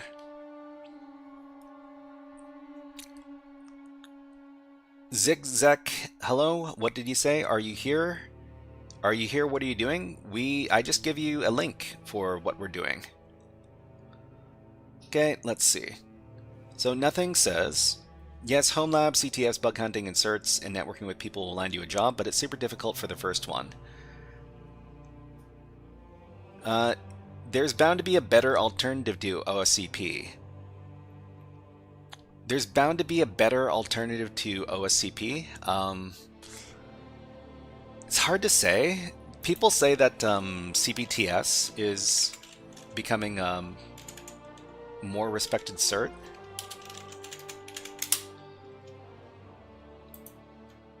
This is it's much cheaper than OSCP. I hear that the quality of... Thank you very much, Zigzag. I hear that the quality of instruction for this particular course is better than OSCP, but it's still not as well recognized. Okay, let's log back in with FTP.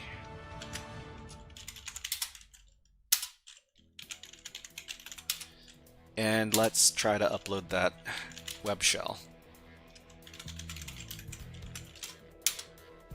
Okay.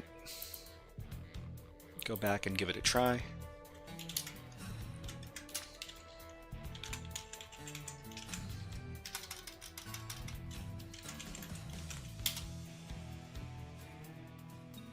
Huh. File or directory not found. Still, huh? Okay, Zephy says you can start as an SOC. Monkey alert. Okay. And they'll give you experience for your resume. The cost is too much since time is too precious. OSCP is very expensive. So the OSCP costs something in the neighborhood of like $1,800 as opposed to the other certification that's like $550. Let's see, offensive. Or like, I guess we can just call these pen testing certs. So there's the OSCP, and this is what, $1,800? Expensive. Still the best recognized. There is the CPTS, and that's what, $550?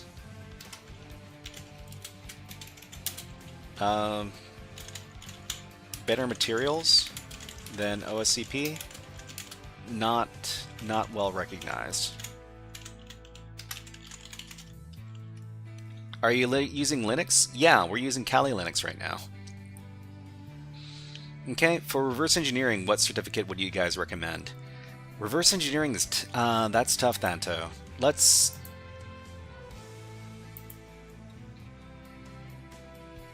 take a, first of all, let's take a look at the certifications available from Hack the Box. They got web stuff, they've got defensive stuff, they've got more web stuff, they've got Active Directory stuff, Wi-Fi stuff in particular. Whoa, why does the Wi-Fi certification cost so much? It seems a bit overkill. But as far as, well, I mean, let's ask our good friend the AI. If I want to be a malware analyst, what kind of recognized certs or training should I seek out? Cypher says, those are only worth it if it matters to the employers. Okay, AKC says Grem. I've never heard of that one. I've never really looked into malware analysts. So, let's see. CompTIA Security Plus, sure. GIAC Certified Incident Handler, GCIH. I've heard of this certification before. OSCP is here for some reason. I don't know why. GIAC Reverse Engineering Malware. So the gold standard cert for malware analysts covers static dynamic analysis, unpacking, reversing malicious binaries with tools like IDA-Pro, Ghidra, and debuggers. GIAC sounds like it would be like super expensive though.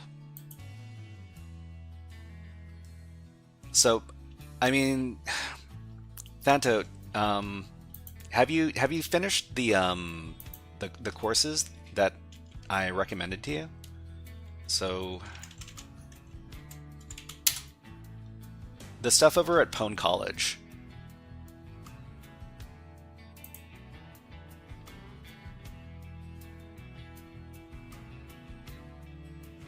So a lot of people I know who work in low-level cybersecurity roles, they really recommend the Pone College reverse engineering stuff. Well, I mean, they recommend Pone College as a whole. Thanta says, yes, I finished most of them. If you've, I mean, the other thing you could do is you could try doing a bunch of challenges from, crackmes.one. So this website right here, I don't know if I've got it on my education resources. I should.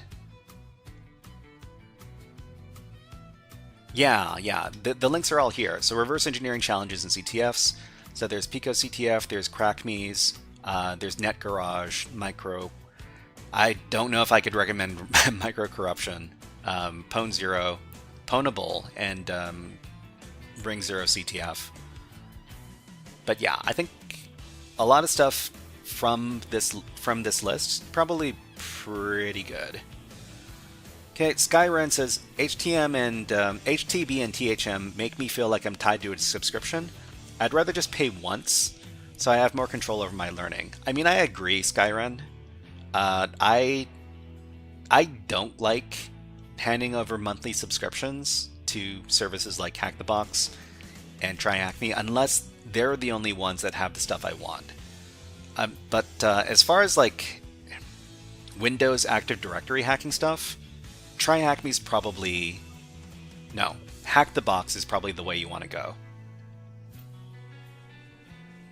Okay, so we can't get our...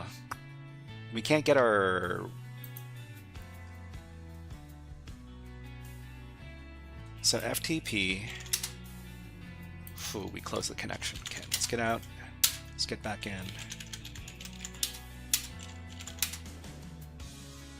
Webshell.aspx. There seems to be some weird restriction on the files that we can access. We can access webshell.asp doesn't work. Let me try that one more time.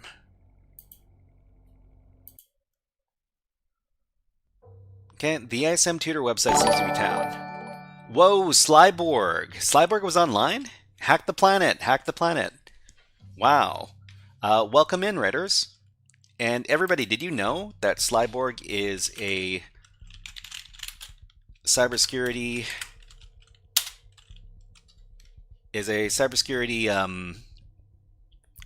live streamer who does stuff like programming and hacking content over on Twitch? Go ahead and follow her channel. Okay, Anime says, all this stuff is way too advanced for me right now, but one day I'll be working on this stuff. Slyborg, hey, hack the planet. Thank you very much, everybody. Let's see. Let's redeem hack the planet. Hack the planet! Hack the planet! Shut up and get it.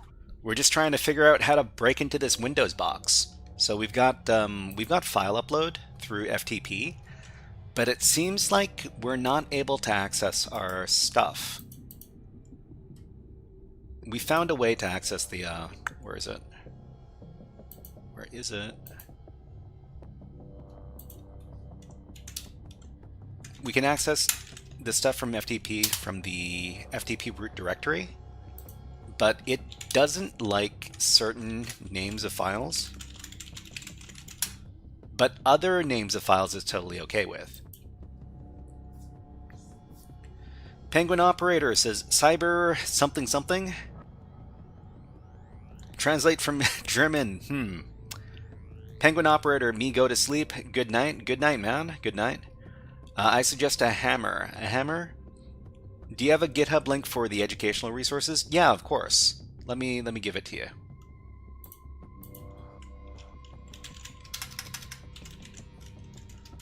So all my educational resources that I've gathered over the past couple of years. Here you go. Guinea Elite says, I'm beginning, so I'm starting with Try Hack Me. I have completed 4 rooms only. Am I on the right track? I mean, it really depends on what your goal is, Mr. Elite. You might want to try checking out the Get Into Cyber website over here. Slyberg says, wasn't on for very long. No worries. So everybody that came from Slyberg's chat, let me know, what was she doing? Was she doing programming stuff? Was she doing Try Hack Me stuff or something else? Could you brute force the file extensions to verify which ones are available? Yeah, I mean, it might be like a...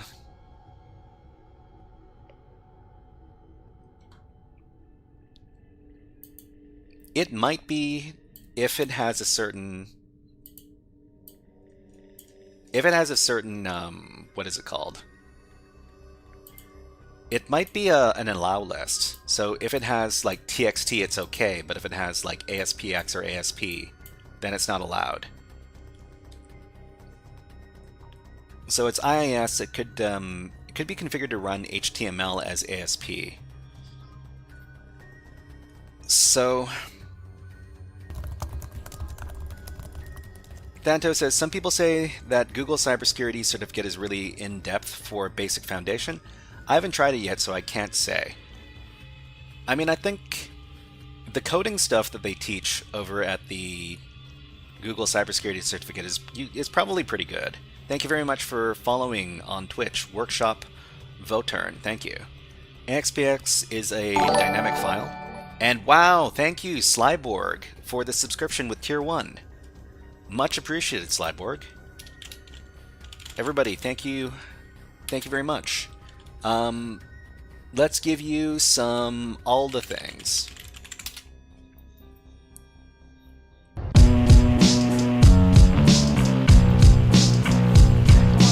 This one's dedicated to all the hackers. Yo. Thank you very much. Okay, so might be a dead end with the reverse shell. I mean, this has to be the way in. There's not very much else that we can look into. Unless for some reason we can access the web root.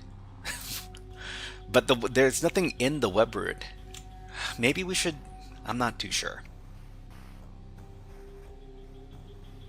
Okay, so Ginger Tapioca says, if you only have to choose one language to learn to work with cybersecurity, which one do you choose? Python. Everybody, I mean, most people in cybersecurity touch Python.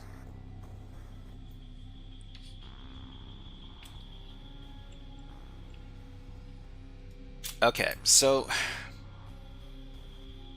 webshell.asp doesn't work. I mean, we could just create any old file with an ASP extension and see if we can access it. I don't think we're going to be able to. Let's get out of here. We'll create echo ASP snake to test.asp. It's probably not going to be uploaded properly. Hi from February 7th. February 7th. Oh, okay. Is it February 7th where you are? Jeez. Welcome in. Thank you. Okay, let's try uploading it. FTP anonymous put test.asp. So I'm pretty sure we're not going to be able to access this.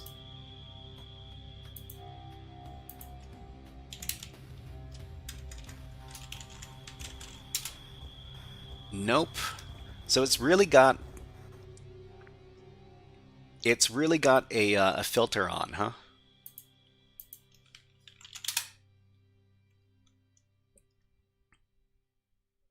So it doesn't like this file extension. It doesn't like this file extension. It doesn't like .frog either for some reason. Let me try accessing this. So it's probably working off of an allow list. Yeah. Does it allow HTML? Does it allow HTML? Let's give it a try. Okay, let me...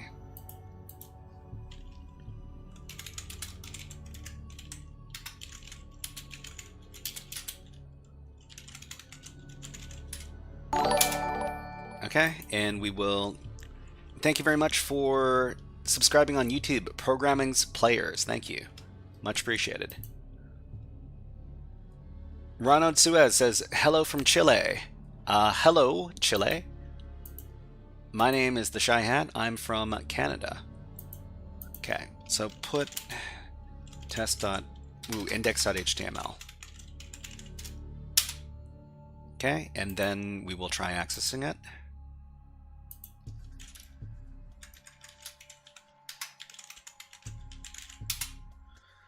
HTML is allowed. Okay, Sung Jihan says, is he trying to bypass the Windows security or exploiting the ports? So there's some sort of filtering in place for accessing the files. Okay, open the ASP as the text, read the comments. Are ASP tags in HTML allowed? I don't know. Listen, we need to take a little water break, so I'll put on the birds, we'll do a little water break for 30 seconds, and then we'll come back. Okay, so just gonna have my water, be back in a second.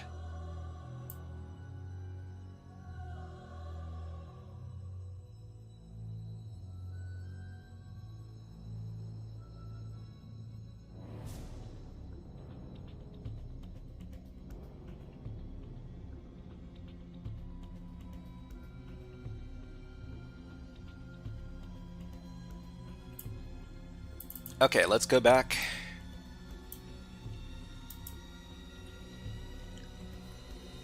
So HTML. So can we put ASP code in HTML pages? It's a good question.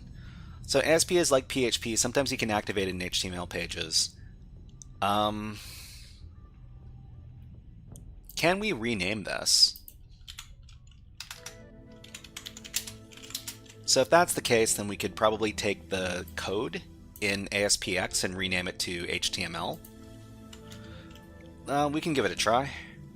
So move shell.aspx to shell.html or HTM. HTML or HTM, they're both kind of the same. Well, let's try HTML, okay? And we'll upload that thing.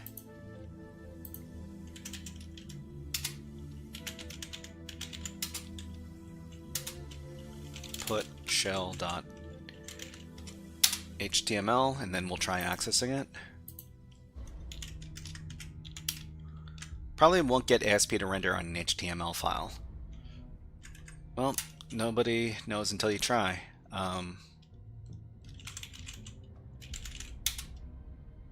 It works. It kind of works. Hold on. Let me hold on. Let me see if I can give any commands. So who am I?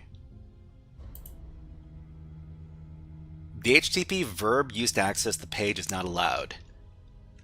The page you're looking for cannot be displayed because an invalid method HTTP verb was used to attempt access. Partly works, didn't render the tags. So we can't use...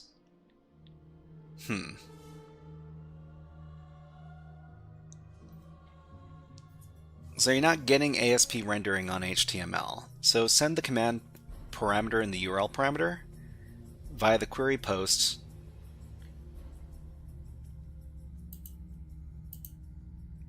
So what is the URL, what is the parameter supposed to be called? Hold on, let's take a look.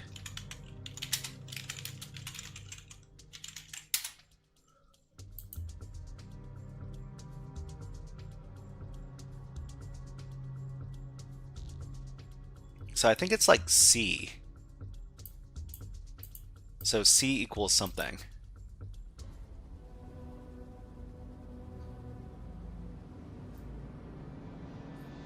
Okay, we'll give it a shot.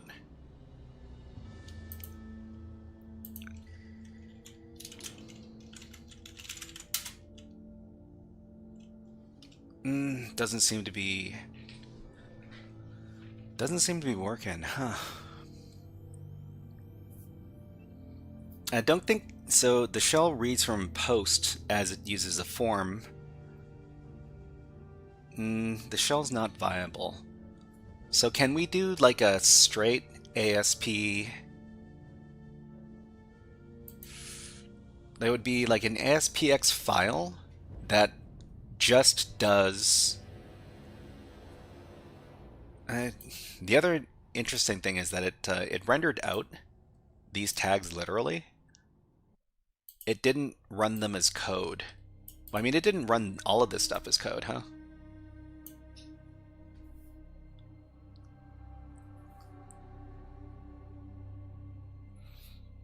So I'm pretty sure we just need to keep on working around with this. Let me see if I can find a payload. So I could good old revshells.com, and we look for Windows. Windows ASP.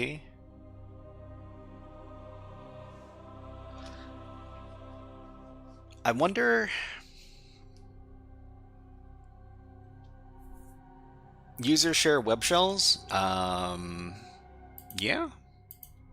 Hold on.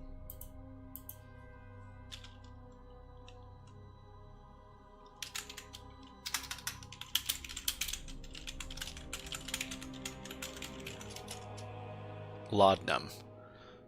So we got JSP, ASP, ASPX, laudanum stuff. Maybe ASPX.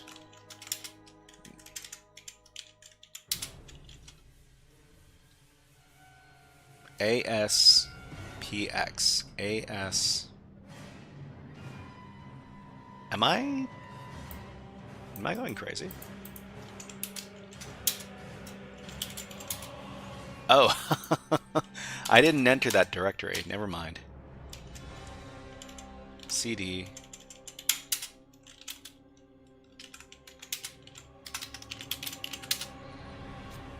Okay.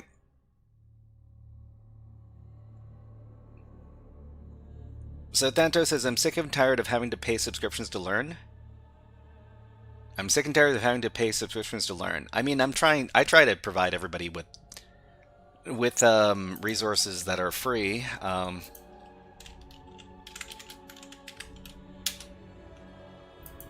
So what does this thing do?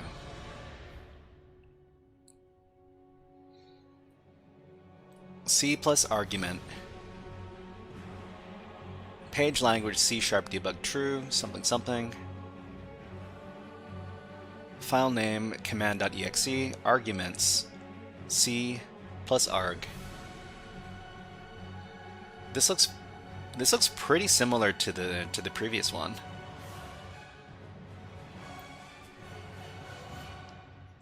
Okay, this one will work. I've seen the command ASP once.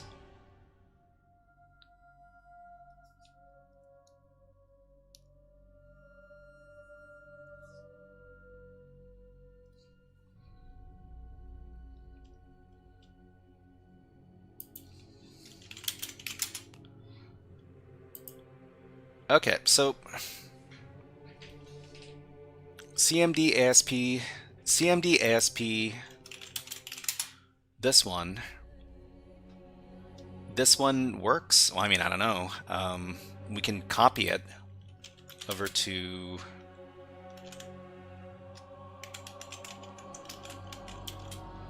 our working directory and give it a go.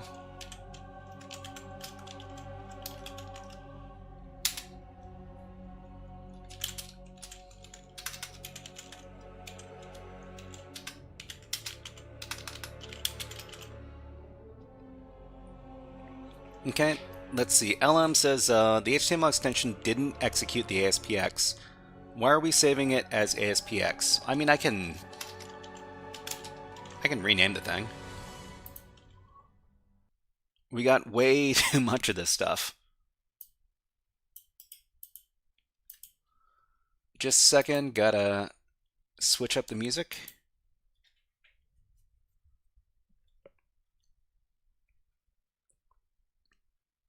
HTML ASPX. I'm not too sure if that'll get past the filter. We can try.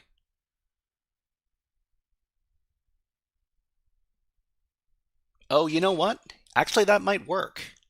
Let's give it a double. What is it called? The double-barreled file extension, and see if that works. Just a second, everybody. What music should we play now? How about this?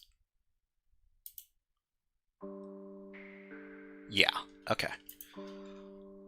So let's see. We'll rename shell.html to html.aspx.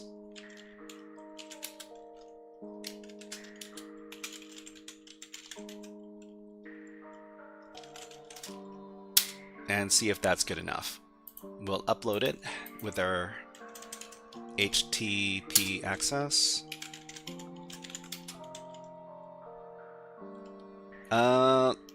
Carter Hudson, are you in Linux? Yeah, we're currently using Kali Linux. Okay, upload put.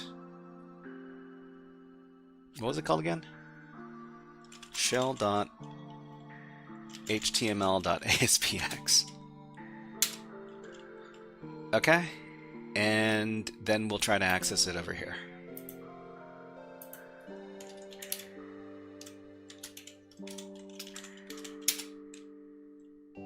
File not found. Okay, so it doesn't... Let me double check that that's the correct file name, of course.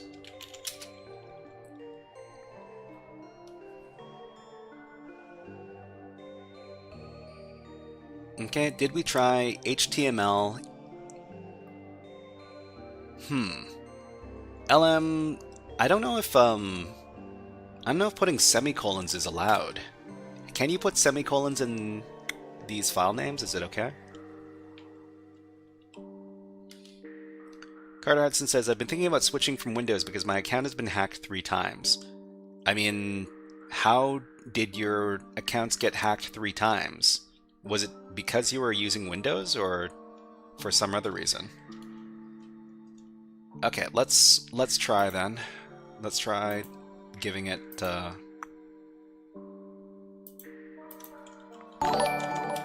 shell.html. Thank you very much, Francisco, for subscribing on YouTube. Much appreciated. .aspx. We'll rename it shell.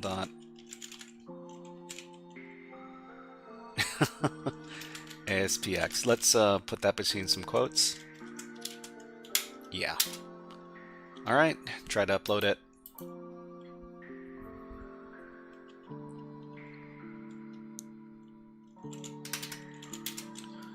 Put shell.html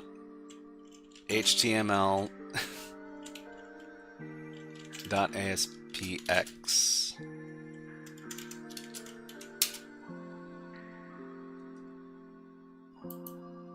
Okay, it doesn't like that. Let's put it between some different quotes.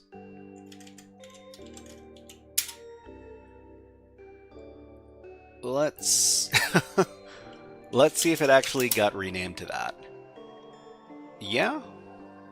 Oh, never mind. That's not a dot. There's no dot there. I left something off. Can't do this. No such thing. Okay.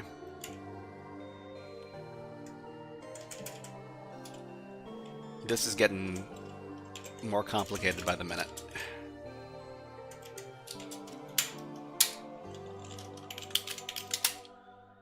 Doesn't the dot come after, does it?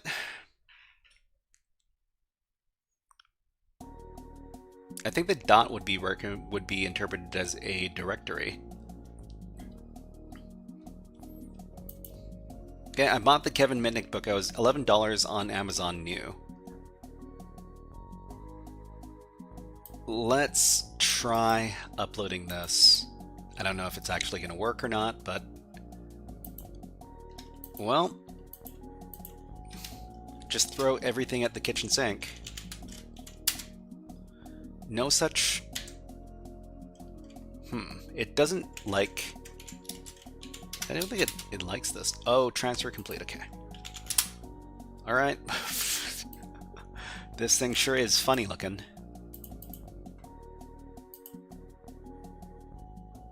Okay. And then we'll try to access it over here.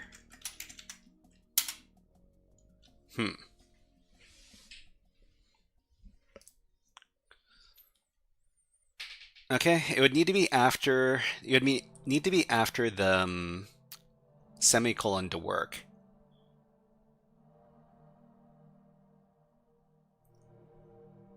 Okay, have you tried uploading a custom web config file similar to Apache HT access file? I'm pretty sure you can configure it in a way to execute ASP on custom extensions. Throw everything at the kitchen sink. Throw everything at the kitchen sink. Yeah, that's exactly what I meant to say. Of course.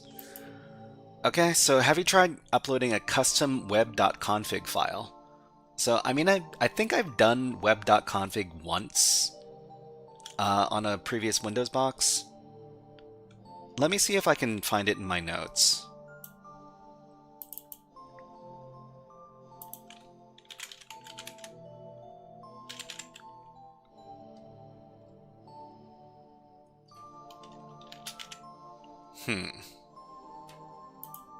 Okay, let me do a little bit of research.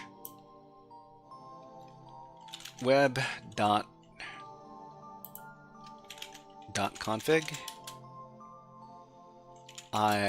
IIS exploit.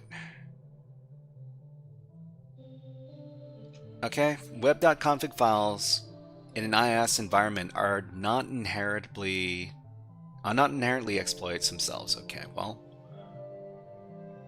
IIS modules, the evolution of web shells. Okay.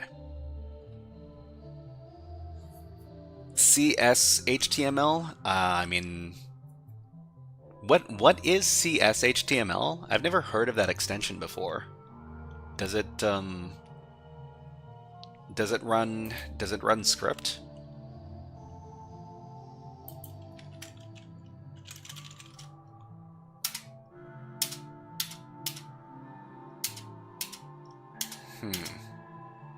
Web.config. Okay, let's do a little bit more reading on this. It works on ASP.NET Core, allows C# in HTML. CSHTML. Too many things to look up. CSHTML.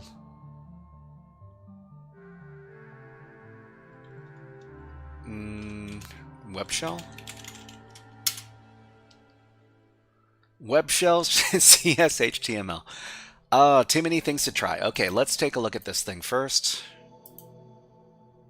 Okay, Segent, hello, nice to see you here. Okay, basic version of web shell. So we got our functions, var command, execute command, who am I, output.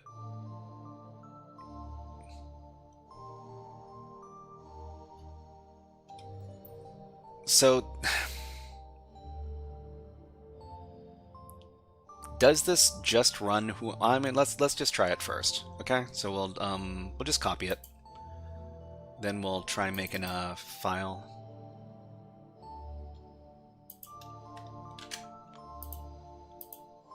We'll call this what? Webshell.html. You should automate what extensions are allowed. Did you hack Windows? I mean, lots of people hack Windows. Okay, nano web shell.cs HTML. We will give it a try.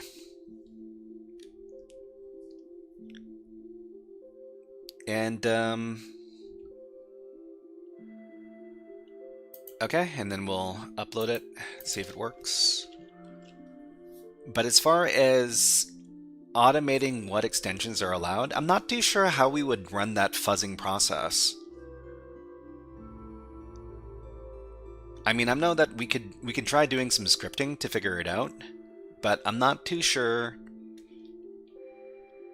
I mean, I don't have like a common tool that does that right now. Okay, so put shell.cshtml. No, it's called web shell.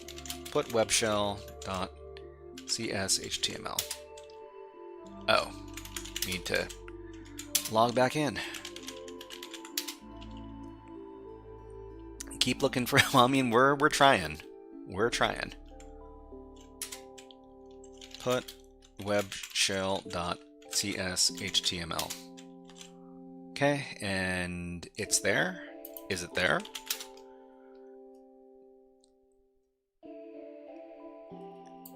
Okay, and let's try accessing it from the website.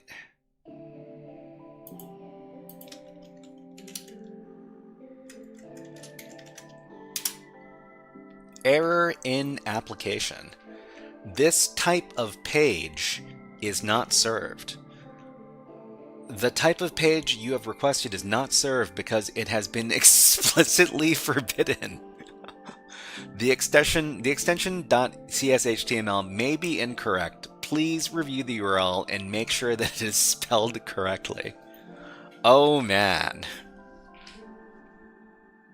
Maybe try the CMD ASPX one. But I mean, it doesn't like the extension. Skyrenbrook says, it's hard to, I struggle to stay motivated with Hack the Box because it feels artificial. How do you keep the learning engaging?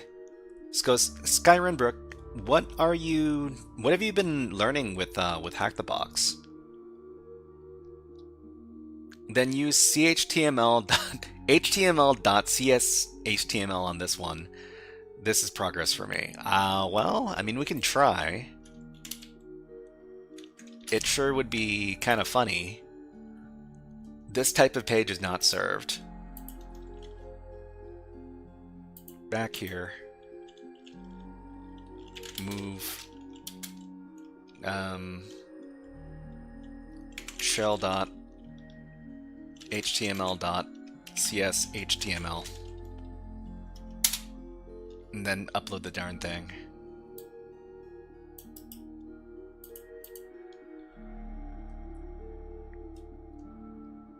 Okay, back. Put this thing. And then access this thing.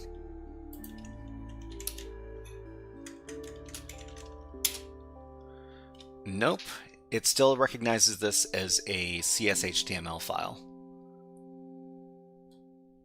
This is explicitly forbidden. So there's probably some sort of filter in place that's looking specifically for the string CS/HTML. Okay, Sejant says WSL Windows Subsystem for Linux, will it work? I mean, I would say use. I mean, if you've got no choice but to use Windows Subsystem for Linux, give it a shot. But Divas says, how to use custom file extensions instead of ASPX. Okay, let me take a look at that. At that thread, Divas. Thank you very much. Fight movies. Fight movies? Fight movies. Alright. Let's see what Stack Overflow has to say. So I want to use the custom extension on my website. What was it? I mean, I do not want to use default.aspx. I want to use default.custom.ext. So how would I do this in WebConfig or anywhere else? I have no chance to change the ASP configuration on IIS. Okay, so if you're running IIS 7, just go to custom.ext to page handler factory in system web server section of WebConfig.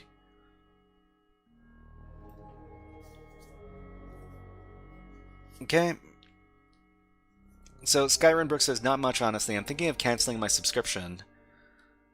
Not that they're bad or anything. You can try stuff like Nullbyte ASPX HTML. I mean, does that work on modern servers? It seems like something that that got caught like a long time ago. But I mean, it's not a regex whitelist. So I mean, I was under the impression that it was like an allow list.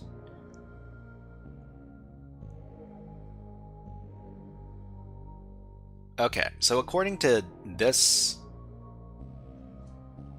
good old Stack Overflow,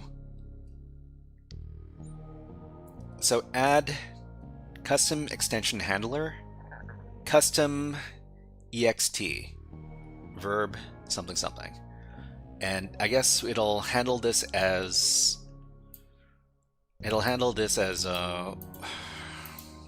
something that can be executed. Let's give it a try. So nano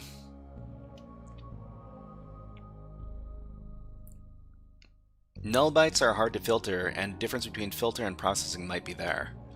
Let's try the web.config first. So path is star.custom.ext. Let's not do custom ext. Let's just call it frog, right? If we're doing custom extensions, let's just call it frog. Okay, and we've got our ASPX shell. We'll call that shell.frog. Move this to... Okay, and upload. So we'll upload both the web.config and the shell.frog.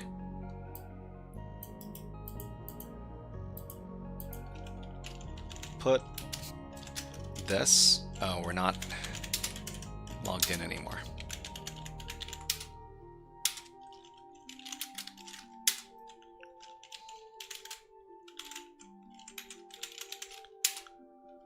Okay, and let's see if it works. Where are we? Here? Thank you very much, Deadlift Disciple, for subscribing on YouTube. Thank you. Much appreciated. Okay, show.frog. There is a problem with the resource you're looking for and it cannot be displayed. Maybe... So we get an error. We uploaded web.config. And these both show us response 500.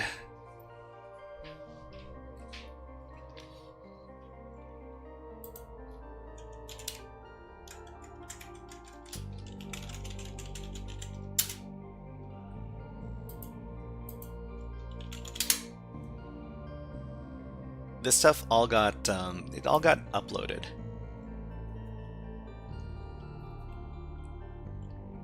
So it's either a configuration error or a typo. So the web config, let's make sure that there's nothing wrong with the web config.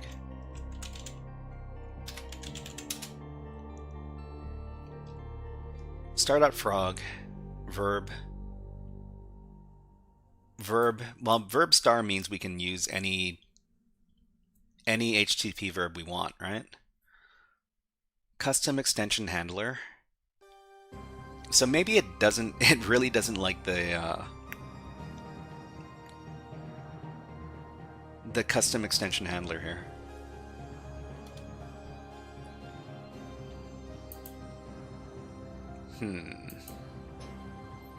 Okay, Asadok says, can't we rename the shell // shell whatever to get uploaded to the main directory? Or upload the web config to the main directory? Change the frog to HTML. Change the frog to the HTML, so path, you want me to change path star.html for the custom.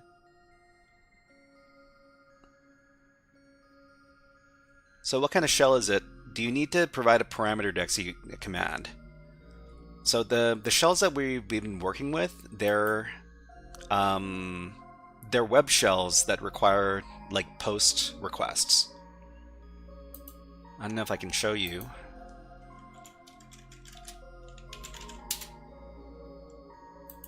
I think I called it like webshell.html. Oh wow. Okay, so we can't access anything on here now.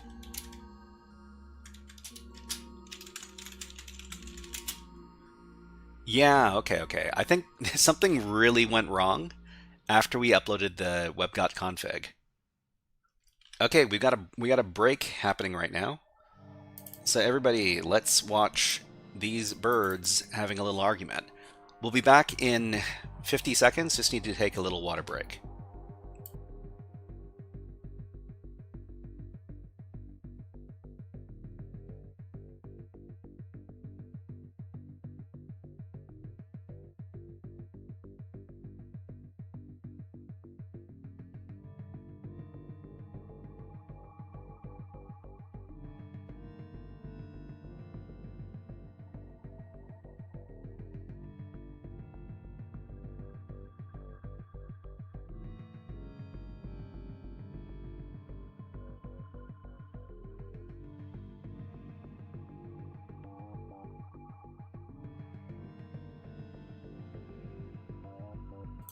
Okay, back to the hacking. Okay, so ever since we uploaded the web.config file, we can't access anything inside this directory now. So we need to either change... We need to change the contents of the web.config file, or we need to delete it. Because it doesn't like this. I wonder...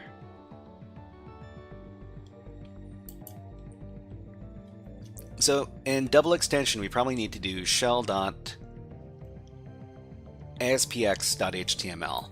So can we delete stuff? Hopefully we can delete stuff, otherwise we're gonna have to reset the box.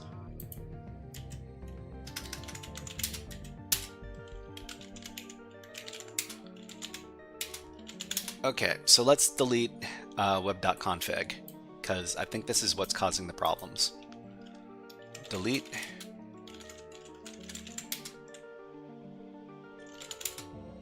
Okay, so we might be able to start accessing this stuff now. I think it's the web.config not being valid.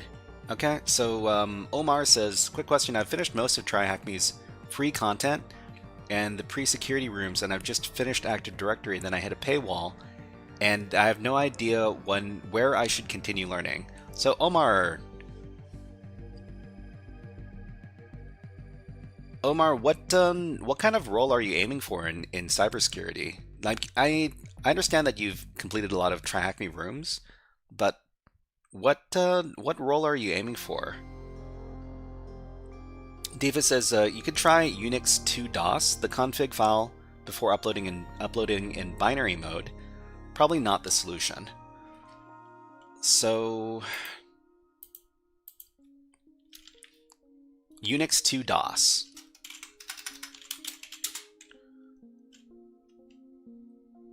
We're talking about this web config file here, right? So cat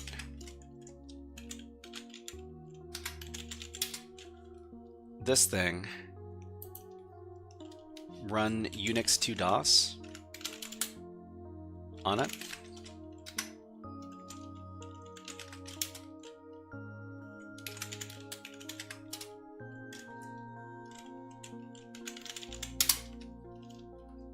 We can give it a try. Unix 2 DOS converts the line endings. Try shell.aspx.html. I think the aspx.html. Okay, Bunny asks, why do we have to do sudo apt update and sudo apt upgrade? So sudo apt update, it updates all of your what was it called? Your repositories for your software packages, and then you upgrade to update all of your software. So if you don't do it in that order, you might run into some issues. We tried shell.html.aspx, it didn't work. The opposite may work. So aspx.html sounds kind of funny. Well, I mean, what is there to lose? Okay, so where's our actual file now? So I think it might be the shell.frog. We can start copying and renaming the things. Copy this shell.aspx.html.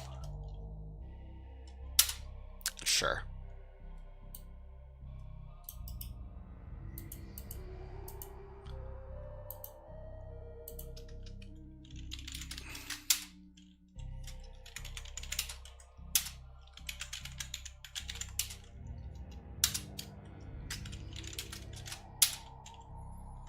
Okay, we'll give it a try.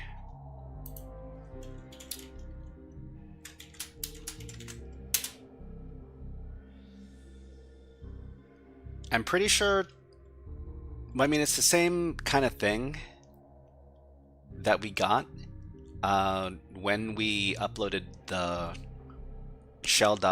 when we just uploaded it as shell.html. The problem is that we're not allowed to send post requests. HTTP verb used to access this page is not allowed. It's rendered as HTML. So you broke the server. Snollygoster says you broke the server with a web.config. That means your web.config is read by the server, so use a valid one. Okay, so a valid one. We can try uploading the new web.config.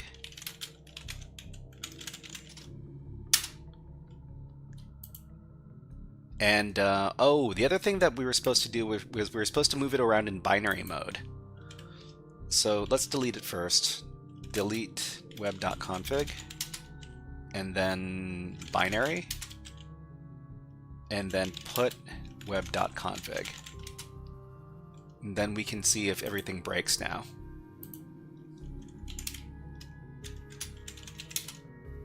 Yeah, so everything should return like a 500 internal server error.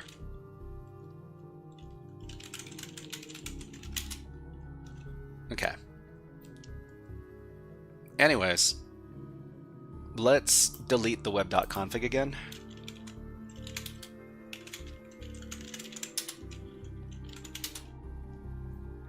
And okay, so we might want to think about, well, okay, how much time do we have left? I think we'll go on for another 25 minutes. If we can't get anything going in 25 minutes, we're going to have to call it, but, well, we sure has been educational.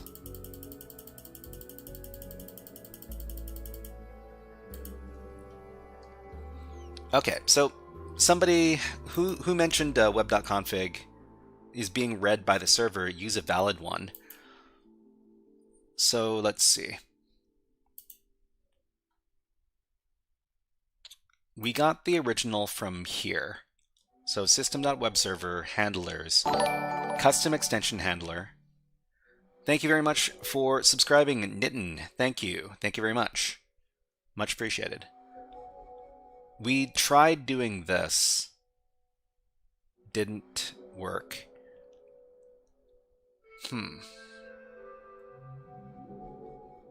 I wonder if I could take a look at a web.config example or something. So web.config, settings for the website can include modules that the website loads and should be monitored when detecting malicious IIS modules. Monitoring of web.config should primarily focus on tracking modifications to the file.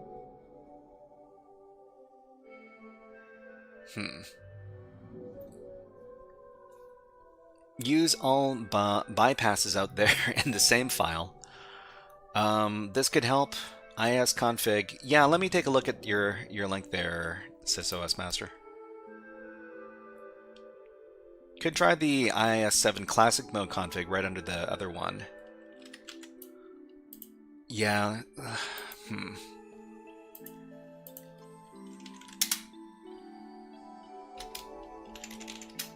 Web config file.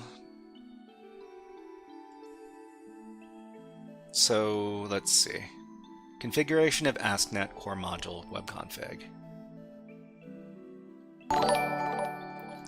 So because it's this seems like it might be a little bit faster, we'll try this. IIS-7 classic mode. I'm not sure if this would apply, but well, we'll give it a try. Thank you very much for subscribing on YouTube, Show and Kaizo. Thank you very much. Let's go in, nano, edit this thing. Custom extension is API module.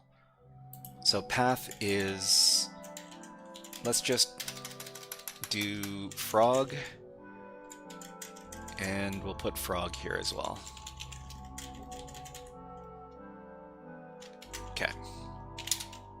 And then we'll upload the thing. Having proper docs available is not a bad thing. I agree. It's good to have the proper documentation. We'll try this. Oh, where were we doing? We're doing it from the FTP. I think we need to log back in. Within the config, this may break. I mean, the good thing about the FTP access here is that we can delete files as well. So if it breaks, we can delete the file. Okay, and then we will. Ah, okay, so it looks like it broke again.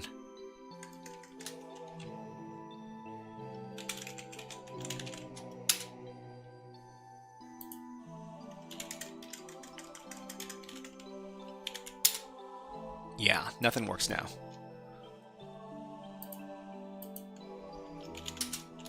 So let's delete it.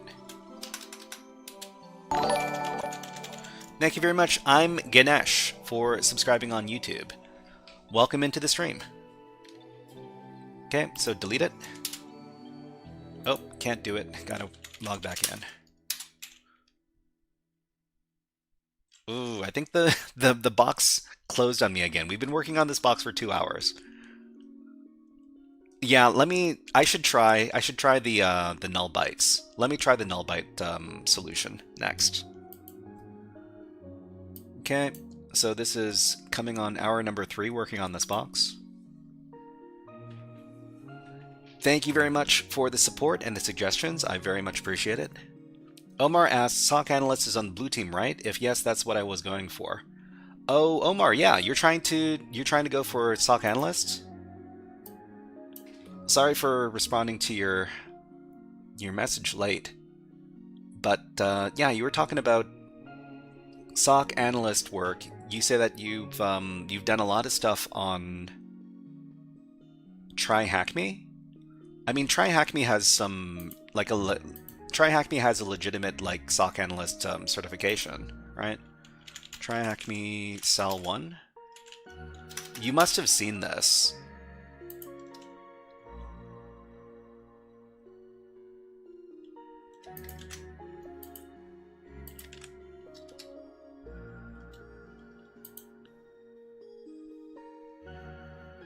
So the Cell 1, I think it's not very... I think it's the least expensive of all of the certifications out there. So Cell 1 is $350. I'm guessing this is US prices. And the equivalent one from Hack the Box is like $550.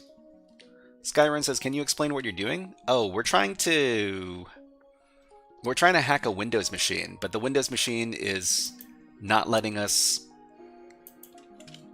It's either not letting us upload files or not letting us execute files with certain file extensions. So let's give it a try. So ASPX %00 HTML. Sure. Let's give it a try.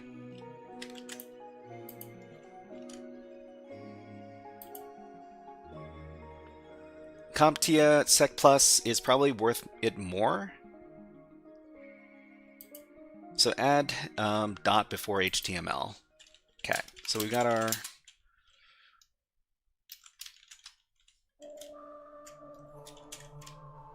like this.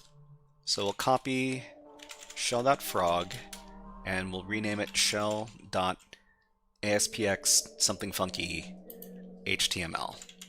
Like this.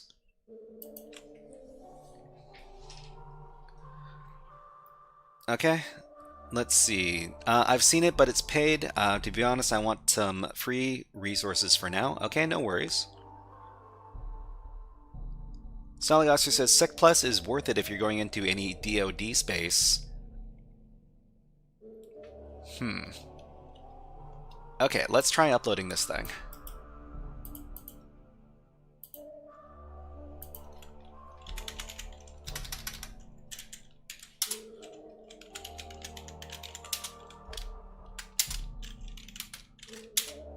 Okay, so we put it there. Now we see if we can access the darn thing.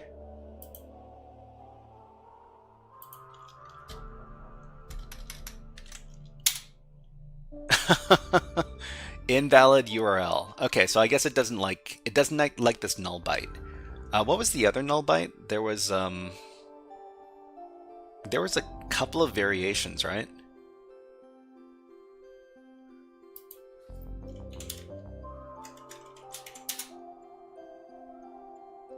So it doesn't like this. Did I delete my shell.config? No, I don't think I did delete my shell.config. Okay, let's get rid of it first. No, not my web.config, not shell. Okay, get rid of it.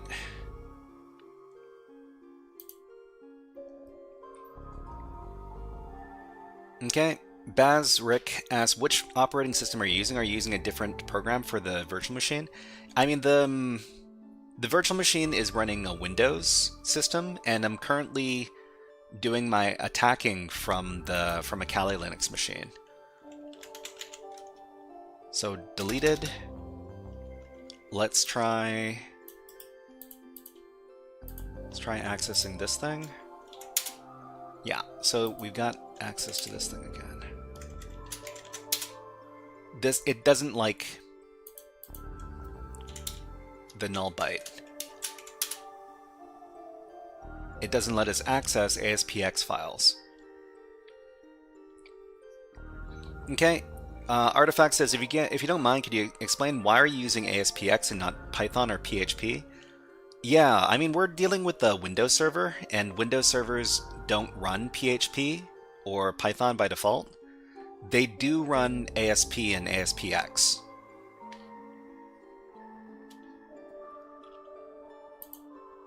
Okay, so what other fun examples could we try? What is ASP? ASP is a scripting language. It's a scripting language specific to Windows. Specific to Windows. I don't know if it's specific to Windows web servers or if it's just specific to like Windows systems in general. Okay, so ASPX null byte JPEG, null byte HTML, X00. Let's try this one. Oh, it's specific to the .NET framework. Okay. Have you tried PHP? It still might work. I mean, we could try. Yeah, we could try.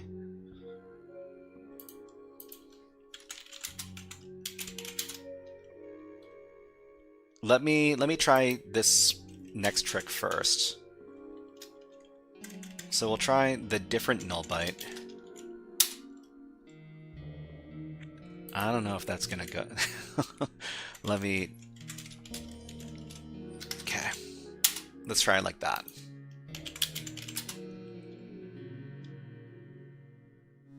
This thing.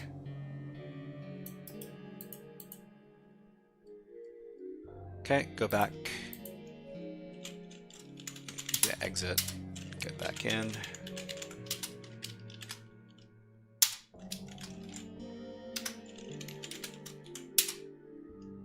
Ooh. It doesn't like this. Let's put some double quotes around it instead. Man, this is so funny.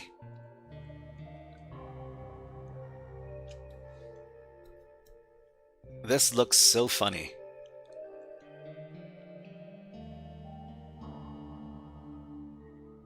I think this is what we're looking for, but the backslashes have been removed, so I don't know if it's going to work. Okay, how many shell dials do you think you can hop on the IIS server by the end of the night? I don't know. Maybe more than 20. Okay, so this is interpreted as an HTML file. Of course, we can't use the thing because the HTTP verb is used to access. This is not allowed. So I think even if we were able to successfully upload, I mean, the other problem is that this is not being, the ASP brackets are not being interpreted as code. Why did you insert the semicolon? Semicolon? Which one? You mean this one?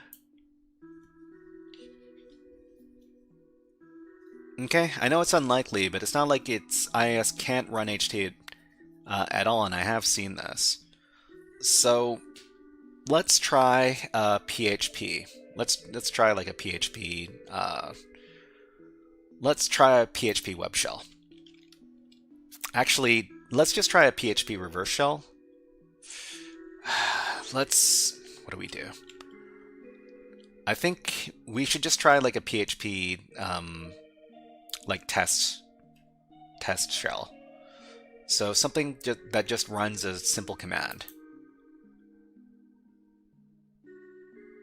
because oh, you know what? Actually PHP web shell would work. Because we're not allowed to do post, but we can do get.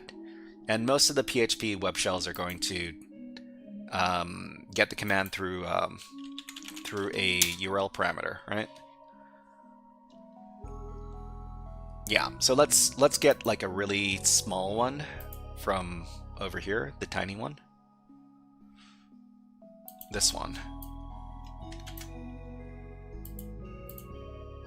Okay, and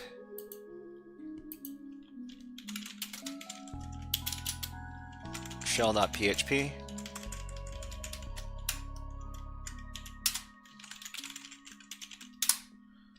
Okay, and then upload this.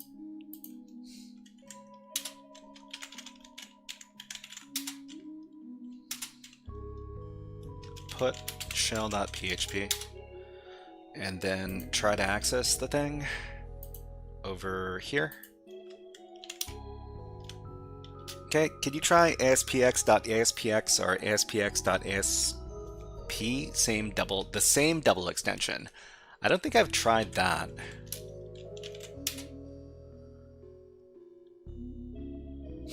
I think it's probably whitelisting on PHP.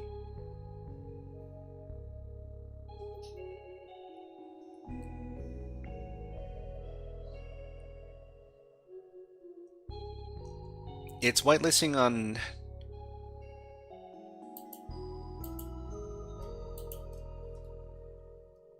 So I think there are only certain extensions. Try giving it a parameter. Well, sure. Let's see. 0 equals who am I? Yeah, so I mean it's a 404.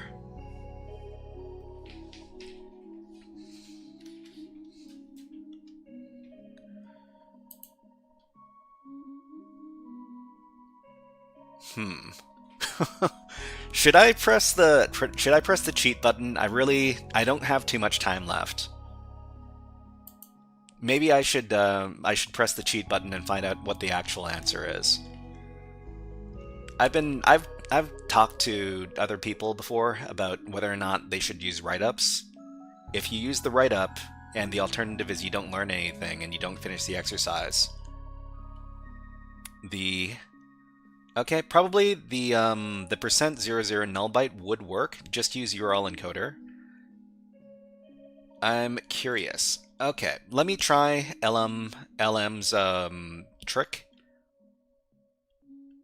For just use URL encoder since %2500 for URLs.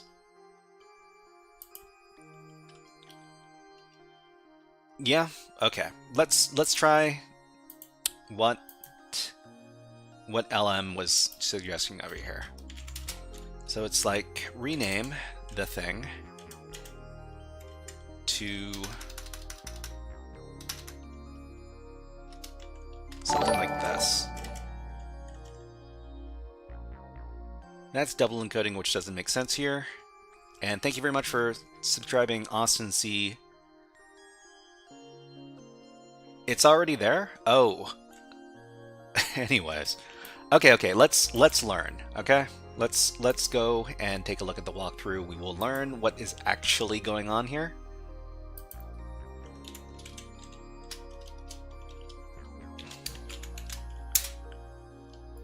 Like I said, it's better to use a write-up than to not learn. Let's learn from datasec. I'm pretty sure this person created the box. Yeah, this person created the box. Okay, enumeration, shell, IIS app pool. What? Null session failed. Okay. Yeah, we're taking a look at the web page. ASP.NET client. Oh, okay. Well, FTP root. Yeah, we knew this stuff was here. Access is denied. Is CTF helpful for beginners? Yeah, CTFs are very helpful for beginners, Kaizo. much. You never ran GoBuster? We did run GoBuster. I'm pretty sure we didn't use the correct. I'm pretty sure we didn't use the correct lists.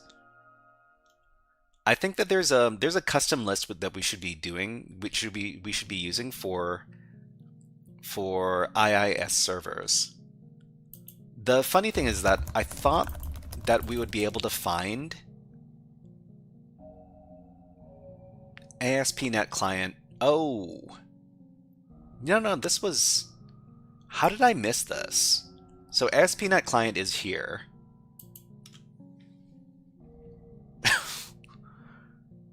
This particular list doesn't have FTP root, unfortunately. But this is the default list that dirsearch uses.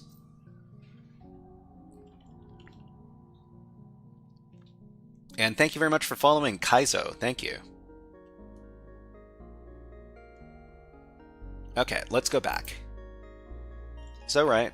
So FTP root is forbidden, but we do have anonymous FTP access. So here they access FTP, generate payload ASPX. So netexec SMB. I mean, I don't know what they're doing here. They use MSF Venom, sure, to create a ASPX reverse shell. But how did they get this to work? They uploaded the ASPX reverse shell, sure.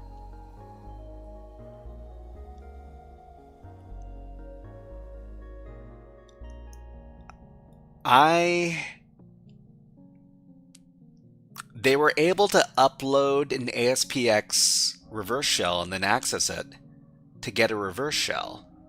But we weren't able to What? It's auto execute on server without accessing it though. ASPX, huh? I mean, we've uploaded a bunch of ASPX, well, a few. At least a few.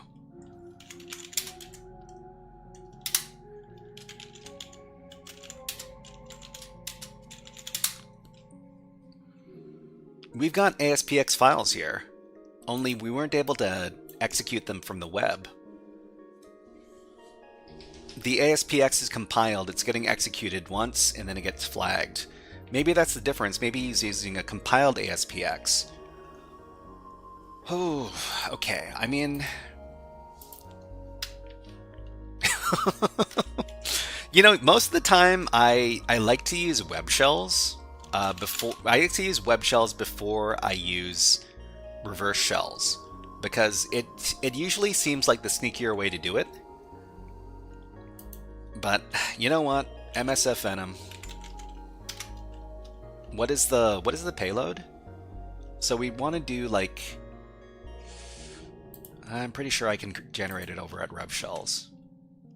MSF Venom. Windows stageless reverse TCP 64. And let me just grab the appropriate IP address.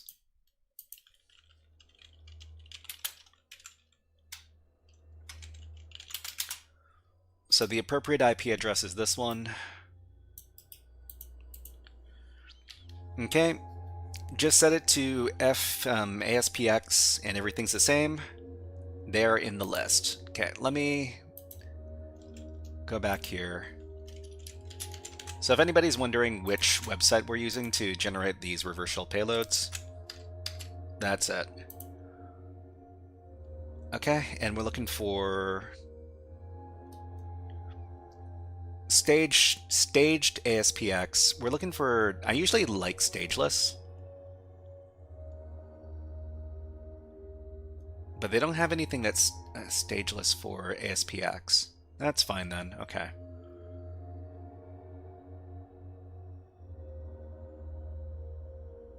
Staged ASPX TCP x64. Sure. Sure. Okay, let's make the thing over here. Which CTF platform is this? This is Vulnyx. Vulnyx is the spiritual successor to VulnLab. Sorry, Vulnyx is the spiritual successor to VulnHub. VulnHub is the classic website for downloading vulnerable virtual machines. Okay, so we got reverse.aspx. Let's try uploading this thing. Thank you very much. Exit. Anonymous. Put this thing. I wonder if there's a difference between accessing it through the web browser and accessing it through curl. Because they access it through curl in the write-up. Gotta open up netcat, of course. Okay. What was it? rlwrap netcat 443. And then activate the thing over here.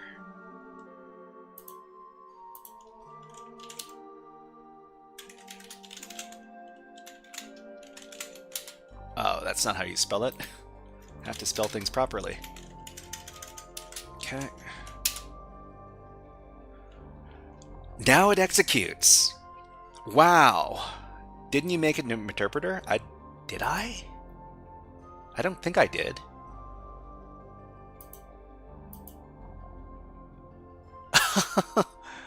Oh, we did make it an interpreter. That's weird. But it still gave us a reverse shell. Well, I guess it doesn't work. Okay, let's make it again.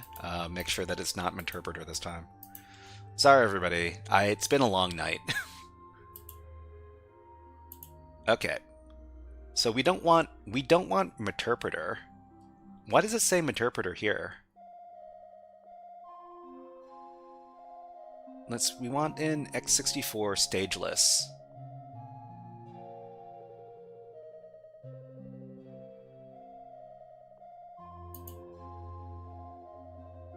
Yeah, so we can just go in here and we can... Well, I mean, the only thing that changes here is the payload.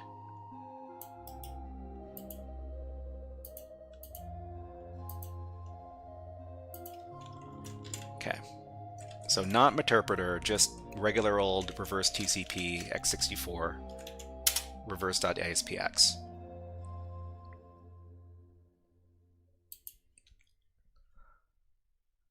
Okay, okay.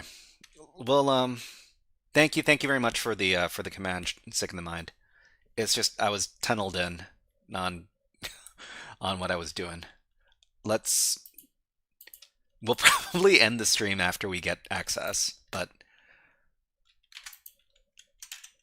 okay. So anonymous, bam, put reverse.aspx. Okay, exit. Then set up the reverse shell listener. Go to the application. Bam. Oh, it didn't fire off. Oh no, we got into connection. The compiled nature of ASPX is kind of weird. Computers are filled with all sorts of weird stuff. Who am I? We're the app pool user. We're the IIS app pool user. Okay. So IIS app pool means SE impersonate privilege. Who am I? /priv. Can you cat reverse.aspx? Wow, this is slow. Yeah, I can do that. Cat reverse.aspx. Ah, okay. Yeah, it's a definite script, but it's running some, well, shellcode that's being input byte by byte. Now the privs, and we've pwned it. I don't think we can get to the pwning tonight, unfortunately. But yeah, we've got SE impersonate privilege. Every time you get initial access through a web application, you're usually going to be part of, well, your user is probably going to have the SE impersonate privilege. And the SE impersonate privilege is usually the way through which you do privilege escalation, usually through throwing some sort of potato exploit. So the potato exploit that we like to use these days is called the Sigma potato and can be located over here. Unfortunately, I don't think I've got enough time to throw a potato done box. I mean, I'm gonna have to stop right now. But you know what? Let's talk about what we're doing next week. Everybody, hey, happy weekend. The weekend has finally begun. And next week, we're going to be doing some fun stuff. We're going to be playing puzzle games. We're going to be doing some web app hacking demos again. Wait, am I looking at the right? Okay. We're going to be doing binary hacking challenges over at pwnable.kr.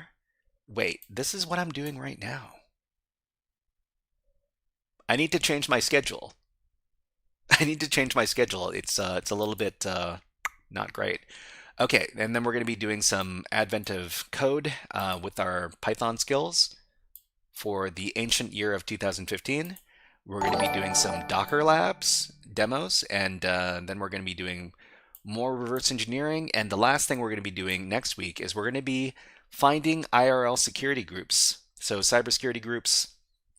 And what we want to do is we want to help people locate their local cybersecurity group in whatever big city they live near. So if you live near Vancouver, or if you live near New York, or if you live in London, if you live in Delhi, or if you live in what other big cities are there? I don't know, like Tokyo, Japan. We want to do some OSINT and help you find your security groups. In Morocco, maybe, of course. And yeah, so what I'm going to do is on my Discord and on the Reddit, we're going to start a thread. And what you can do is you can submit the city that you want to find your security group for, and we'll start looking for those on Friday of next week. Toronto? Well, I mean, I'm pretty sure there's a really big scene in Toronto already, but let me do a little bit of cursory searching. Toronto cybersecurity meetup. Okay, so we've got CSNP, so cybersecurity. I have no idea what that would stand for. Toronto cybersecurity. Do they have something going on right now?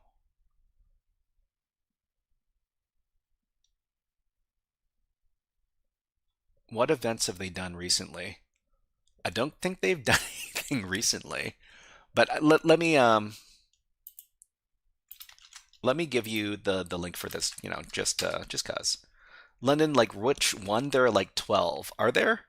Dead? I mean, I'm sorry if it's dead. But yeah, we'll try looking for these groups, and then maybe we can compile a list and keep like a running list of security groups that people can attend in person. Okay, but let's go ahead and find somebody that we can raid into on Twitch. So over here, InfoSec streams. This is a list of people who do InfoSec and do live streaming. Okay, I'm from Algeria. It's just next to Morocco. I mean, a lot of people live in smaller cities. What I would say is that you might want to go to those bigger cities to look for those meetups. So the meetups are going to happen maybe like once a month or so. But if you live in a smaller city, it might be worth making that trip just so you can meet other people who are doing security stuff. Everybody else is asleep. I guess everybody else is asleep. But let me see who's on Twitch. Just a second. There's usually some good science people on Twitch. Let's raid into Moohoodles. Moohoodles is always fun. Let's get her Twitch link and see what she's up to. Okay, so LM says, if I understood well, the filter was reading through all the actual file, and this one was actually obfuscated. It was reading through the file, really? And this one was actually obfuscated and still executed as it was not doing any system calls or executes. My Waterponics, hello, nice to see you here. So this is Moohoodles. She does space and astrobiology news, and I think it's a pretty fun channel to write into. Let's go ahead and do that. We want to let's not talk about bad countries, everybody. Okay, raid. Okay, so everybody, I hope you all have a great weekend, and we'll see you back on Wednesday. And yeah, lots and lots of fun. Hope everybody has a great week and everybody has a great weekend. We will see you next time. And when you arrive on Moohoodle's channel, if you could give this message, I would really appreciate it. So it's OSFrog, hip hop, hack, OSFrog. Just like this. All right, everybody ready to raid? HackerFrogs out in 5, 4, 3, 2, 1.